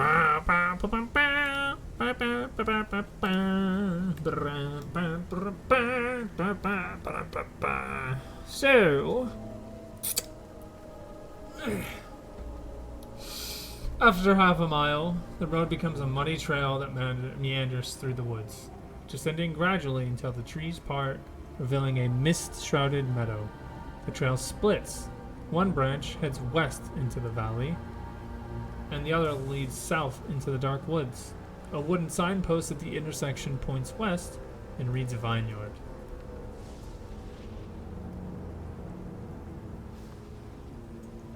You said it was like shrouded in a fog or mist? mist. How close are we to it? Like a good chunk of feet away. Each of these is a 1/4 mile tile, so that's how far away. About half, maybe less than that. So if I wanted to make a perception check with here, would I be able to, like, see or gather any sort of information at all? Roll a perception check. Nothing. The rain has turned No, into but from a light sprinkle into a steady drizzle. Unpainted fences blindly follow the trail, which skirts north of a sprawling vineyard before bending south towards a stately building. The fog takes on ghostly forms as it swirls between the neatly tended ropes of grapevines. Here and there, you see rope-handled half-barrels used for hauling grapes. North of the trail is a large stand of trees. A man wearing a dark cloak and cowl stands at the edge of the trees, beckoning you. Alright, let's approach the guy who is covered everywhere and starts beckoning us. I don't know if I want to approach that man, you guys. I ain't gonna lie. Something about this seems... I'd like to cast that. There are no aberrations, celestials, elementals, fae, fiends, or undead within 30 feet of you. While I have that up, I'm going to approach him. Okay. As you approach, you see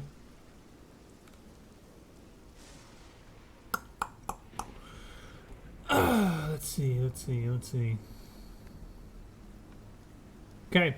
As you walk forward, you see what look to be like 8 or 9. Let's see, actually, how many? You see 7 other shrouded figures step out of this little grove, this tiny bramble little hut that is north of the vineyard. And you see a man, a manly man, a man of many men. Is he wearing tights? He's not wearing tights this time. I gotta do a thing real quick and then I can show you. Oh. And I can go this. You see a man who comes walking up to you with a stick in his hand, a gray long trench coat on, a beautifully ornate walking stick, white mustache and hair, hobbling over. You can see that he has what look to be raven feathers poking out of his jacket and seem to line the inside of it. You there? Hello. I am Davian Mortikov. I am the current owner. What brings you to my vineyard? Are you the father of the man who owns the inn in Valaki? I might be. If you are, your son sent us. Of course he did. What does he want? Well, apparently something's up with the vineyard. He wants us to take a look, see if we can help. Of course. That's none of his business. But I suppose if you're coming to work on it, you're a friend of the Montakovs. Fine. You'll see, there are evil druids and blights that have attacked the winery, and they're forcing us to take refuge in the woods. Could you all be so kind as to stop these evil blights from taking over?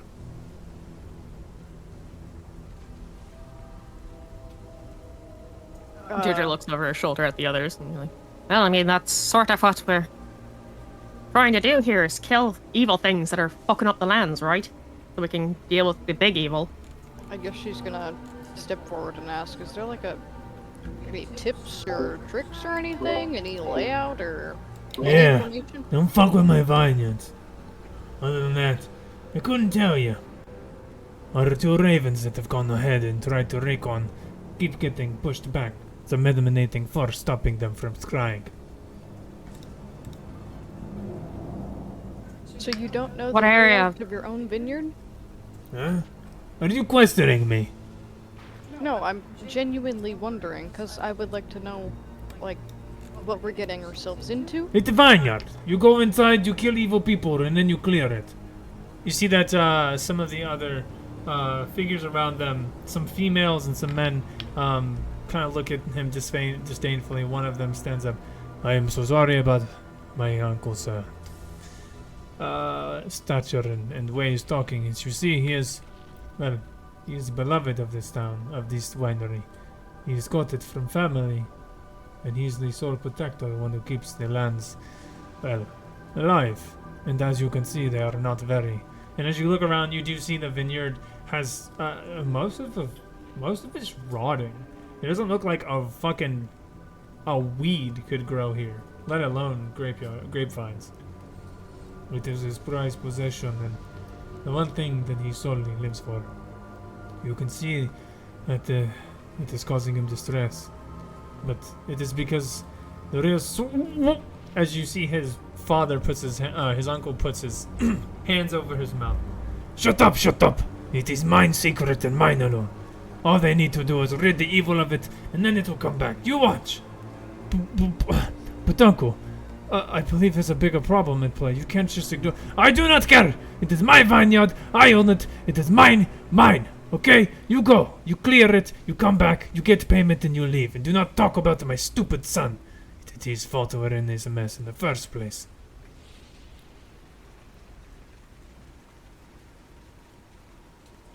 Okay, so there's a possibility of a greater issue in there. Nice to know. That is good to know. There is one thing.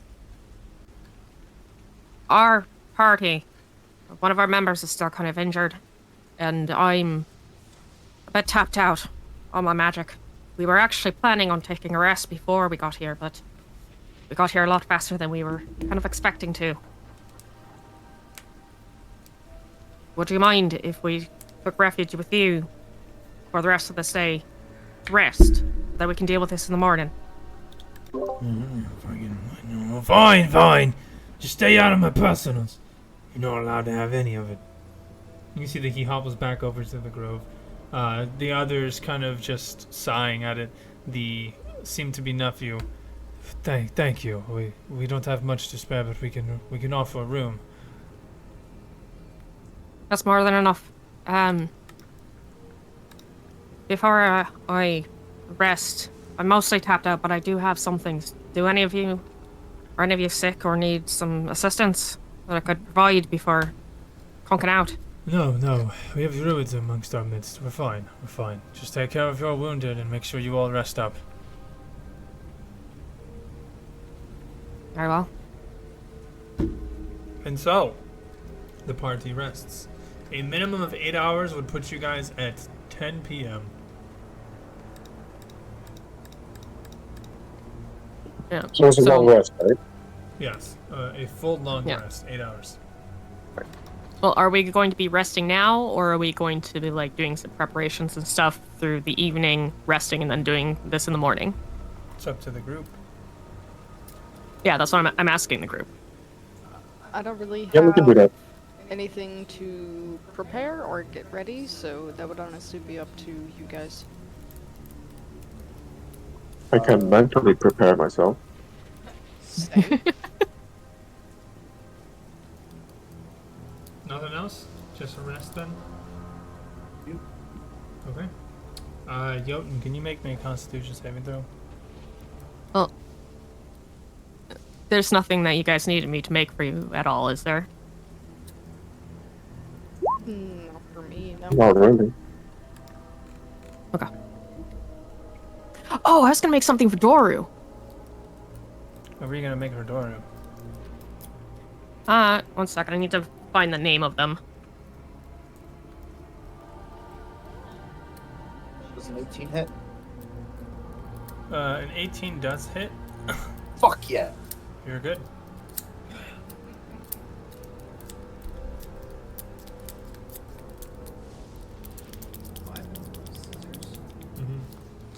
Okay, so while she is looking for you guys, looking for the thing for Doru, you all take your rest for the night, or for the moment, and I will give you about an hour or so to do your thing, Deirdre. And that will put us... do you guys want to wait and take your nap at a different time so you can wake up at a different time? Or how are we doing this? Well, realistically, do we think it's a good idea to try and storm something at the pitch blackness of night? I mean, I can see in the dark.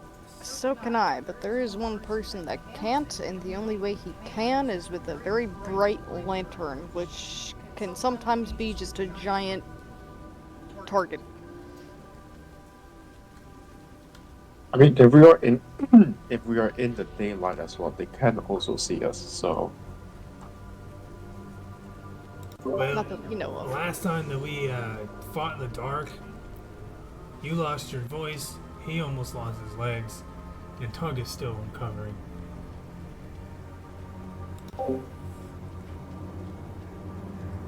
we can do it a day.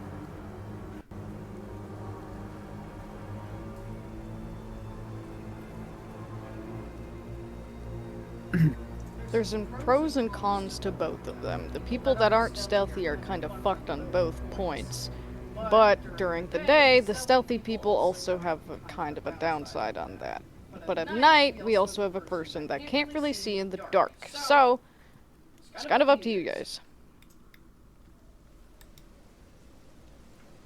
I think you're the only stealthy one here. Who's like decent at it, I mean. So, during the day, Yes. Yeah. During the day. God.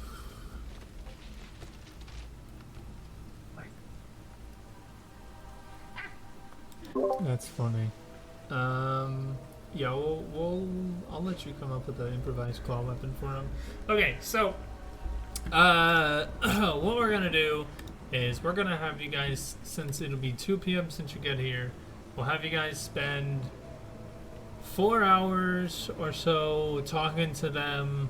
The family tells you who they are. They are the Mardikovs. They tell you that they, by family name alone, one of the old Mardikovs married into the Valakovich family, who's their one of their like great grandmothers or something. And so by that trade, or that namesake, the Valakovich passed away, but the Mardikov lady stayed alive, and she has kept the vineyard in the family, and they've been maintaining it for the past few hundred years, and state that it is the thing that is gluing everyone together. This wine is the only wine that has yet to be desecrated or impure or in any way, shape, or form disfigured, as there's apparently a spell that the wizards or the wizards of the wines, as they're named, learned as a special right to be able to enrich the lands. But it's just speculation. Nobody really knows how they keep the lands so nice, and they all reminisce on how beautiful they are in the summer, and when any of the quote-unquote sunlight is visible, a nice morning view can be seen from in the vineyard. And you guys just get overall a little history buff about them, talking about how Strahd's evil. A lot of down talk about him, talking about how shitty he is. And they all tell you that they're all were-ravens. Lycanthropy has ran in the Mardikov family for quite some time, always known as the keepers of something. So at first it was werewolves, known as the keepers of the pack, and then after that they were were-rats, and they were known as keepers of the trash, and now they are were-ravens, and they are keepers of the feathers.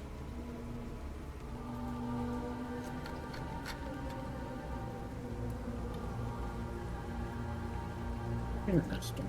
I feel like it would be a good point to make now, considering we're going to possibly, and or most likely, be fighting around plants. Maybe don't use fire. Unless you can contain it, which I don't think any of us can. Yeah, you are given multiple warnings that any damage to the vineyard would be detrimental to everyone. Discord sound cut out.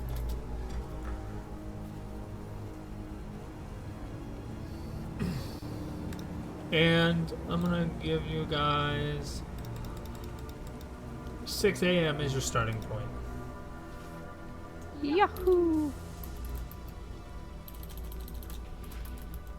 Okay. So everybody that's here is family. Yes. That's actually kind of sweet. Cute little family of were-ravens.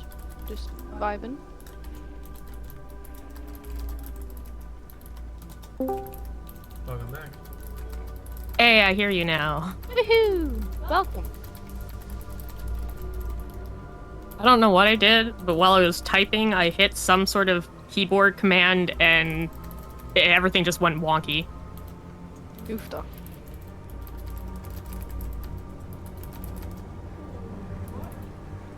Give me a minute, guys. I am going to replace some spells in my wizard spell list since I finished a long rest.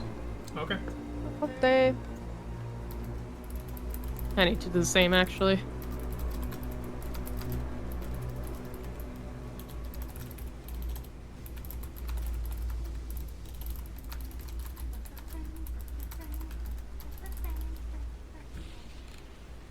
Okay.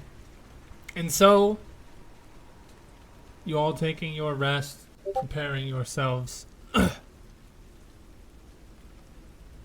And, one second.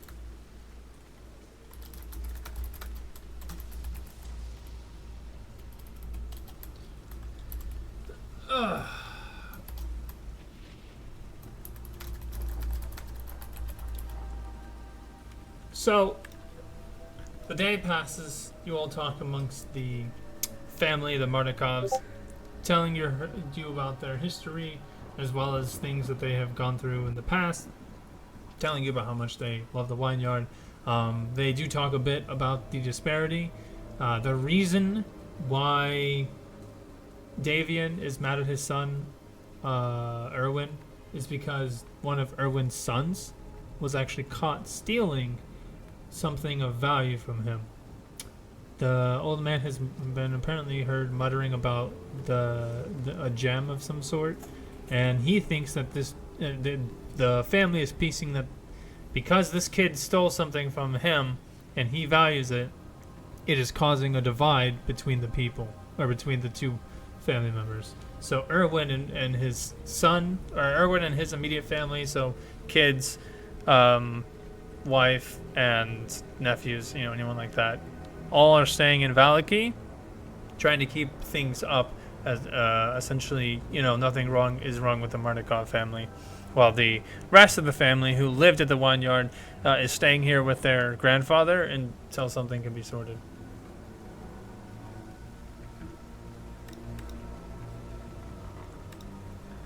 And with that, your 6th day in Barovia ends. You all take your rest for the night, shielding yourself from the rain as it continues to drizzle. And you all wake up the next day about 6 a.m. At this point, you can see that the grove is mostly awake. People begin to make breakfast. Some of the men have gone out to gather supplies for the day. And you can see that Davian can be seen muttering to himself before he stumbles on over to the group. All right, I've been thinking. If you could do me one favor, a bigger favor than save my vineyard, would you all be willing to take a big task unto me, and in doing so, I might be able to be a bit more forgiving about the disrespect to my vineyard, but you can't tell anyone.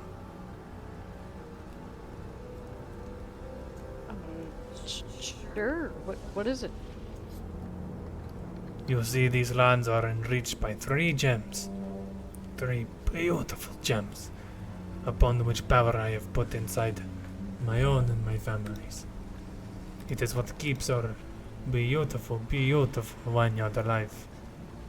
But they've been stolen. I know that Erwin had something to do with it, but he will not talk about it. So, I ask you all if you could please rid my vineyard of these disgusting creatures, and then please find the hidden gems. What do they look like? Any description at all, or? Yes, yes. You'll see. I have these beautiful gems. Green, red, and blue. They are about pine cone shape. You see he makes a little drawing in the dirt underneath you, or on the ground. They have energy coming from them. One of them, it glows bright, beautiful red, giving warmth. The second one, ever-flowing water to enrich the plants. And the third one, green, a symbolism of life. They've been dug up. I do not know where some of them have gone, but... well, let's just say that I might have some idea.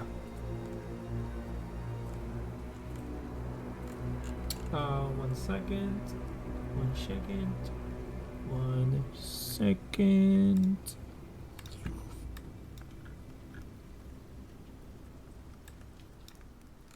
That's not what I need. What the fuck? Oh no. I'm assuming those wouldn't be like the mine crystals, would they? No, they are not. They are much bigger. The mind crystals are very tiny. Oh, okay. Okay. Let's see. Sorry.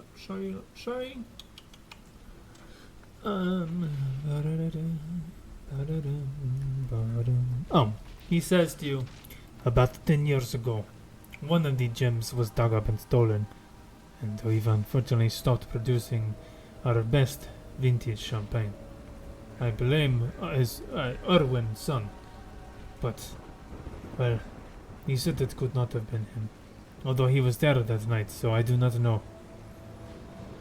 The other ones, well, might be a bit more difficult to find.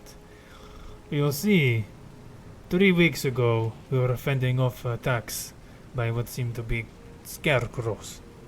Disgusting little vermin that used to watch over our fields for us suddenly arise one day, attacking us, trying to drive us from it.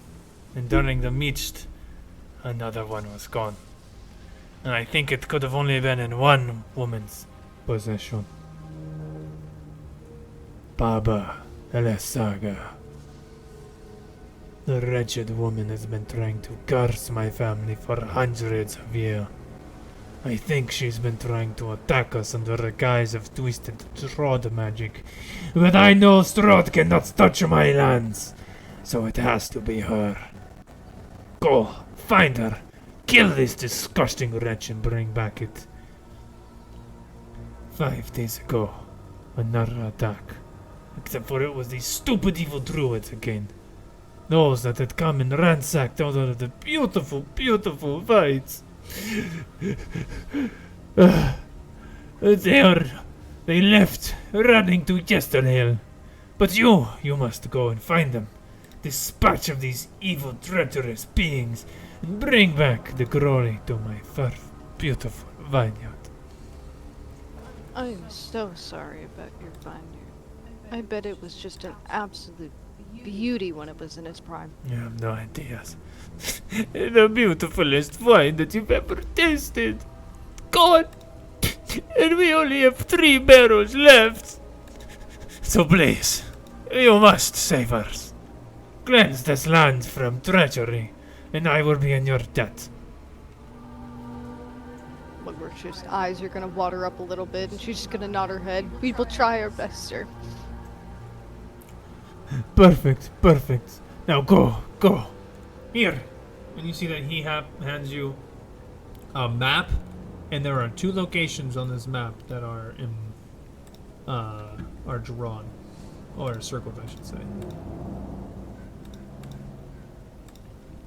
This is Yesterhill, where they were seen running off to. That should be the first place to go. Find those stupid traitors and kill them. The second one, this one will take you along the Solenka Pass. It'll be quite treacherous and cold, so keep your wits about you all if you wish to survive. But on the other side, near the river, you'll find the second one. That is where some of our were-raven scouts have seen them heading towards. Sorry, did you circle places on the map? Yes, do you not know how to read map? No, like out of character, I can't see anything. Oh. Yeah, I couldn't see just now. Oh, now I see it. Boom. Oh, look at that. You must go to Berez and Yesterhill and kill them. But be warned, the druids are a bit pesky. They like to chant a lot and call upon storms. Well, they're not the only ones that can do that kind of stuff. You better not call storm on my vineyard, or so help me to gods. Now, I must go. I have business to attend to. Otiam, where are those last 3 barrels? Get them ready for prep. We have tradespeople coming in today. As he walks off towards the family. You all remain in the little grove, watching the waters, the rain all about the area, splashing on the ground, covering everything in glistening water and the dim sunlight. You can see the vine, the house, just looking precarious. I will say now it is empty. There's no bad guys here. But the vineyard just looks decrepit and old, as if it's been standing for hundreds of years. Various holes, as if dug by moles or other creatures, can be seen sprouting the land, disturbing much of the vineyard that has grown here. And you all get an overwhelming sense of melancholy. And in the grove, figuring out your next plans at 6 a.m. is where we're going to end the session. Okay. All right. Okay. Let's see. Yeah, and that's where we find ourselves. Well done, everyone, for not dying in the session. Good job. Well, we didn't I really mean- fight anything. I know. I did think about putting you guys into combat, but you guys took a beating, so did not want to do that. But you all will get your Nah, full rest you didn't want to benefits. get your beat. Yeah. that's Yeah, fine. and here I was changing my spell list so I can deal more damage. You know? Right. I'm just It'll be saying. ready for next time. Right. Yep. And I- yeah. Well done, you guys. Good info gathering. What were you gonna say, Danon? I actually figured out that that combo that I was trying to work out last time. Yeah. So instead of the what was I gonna do? The booming blade, I can hex instead for a bonus action when I attack. Yeah. Yeah, so that'll do a little extra damage.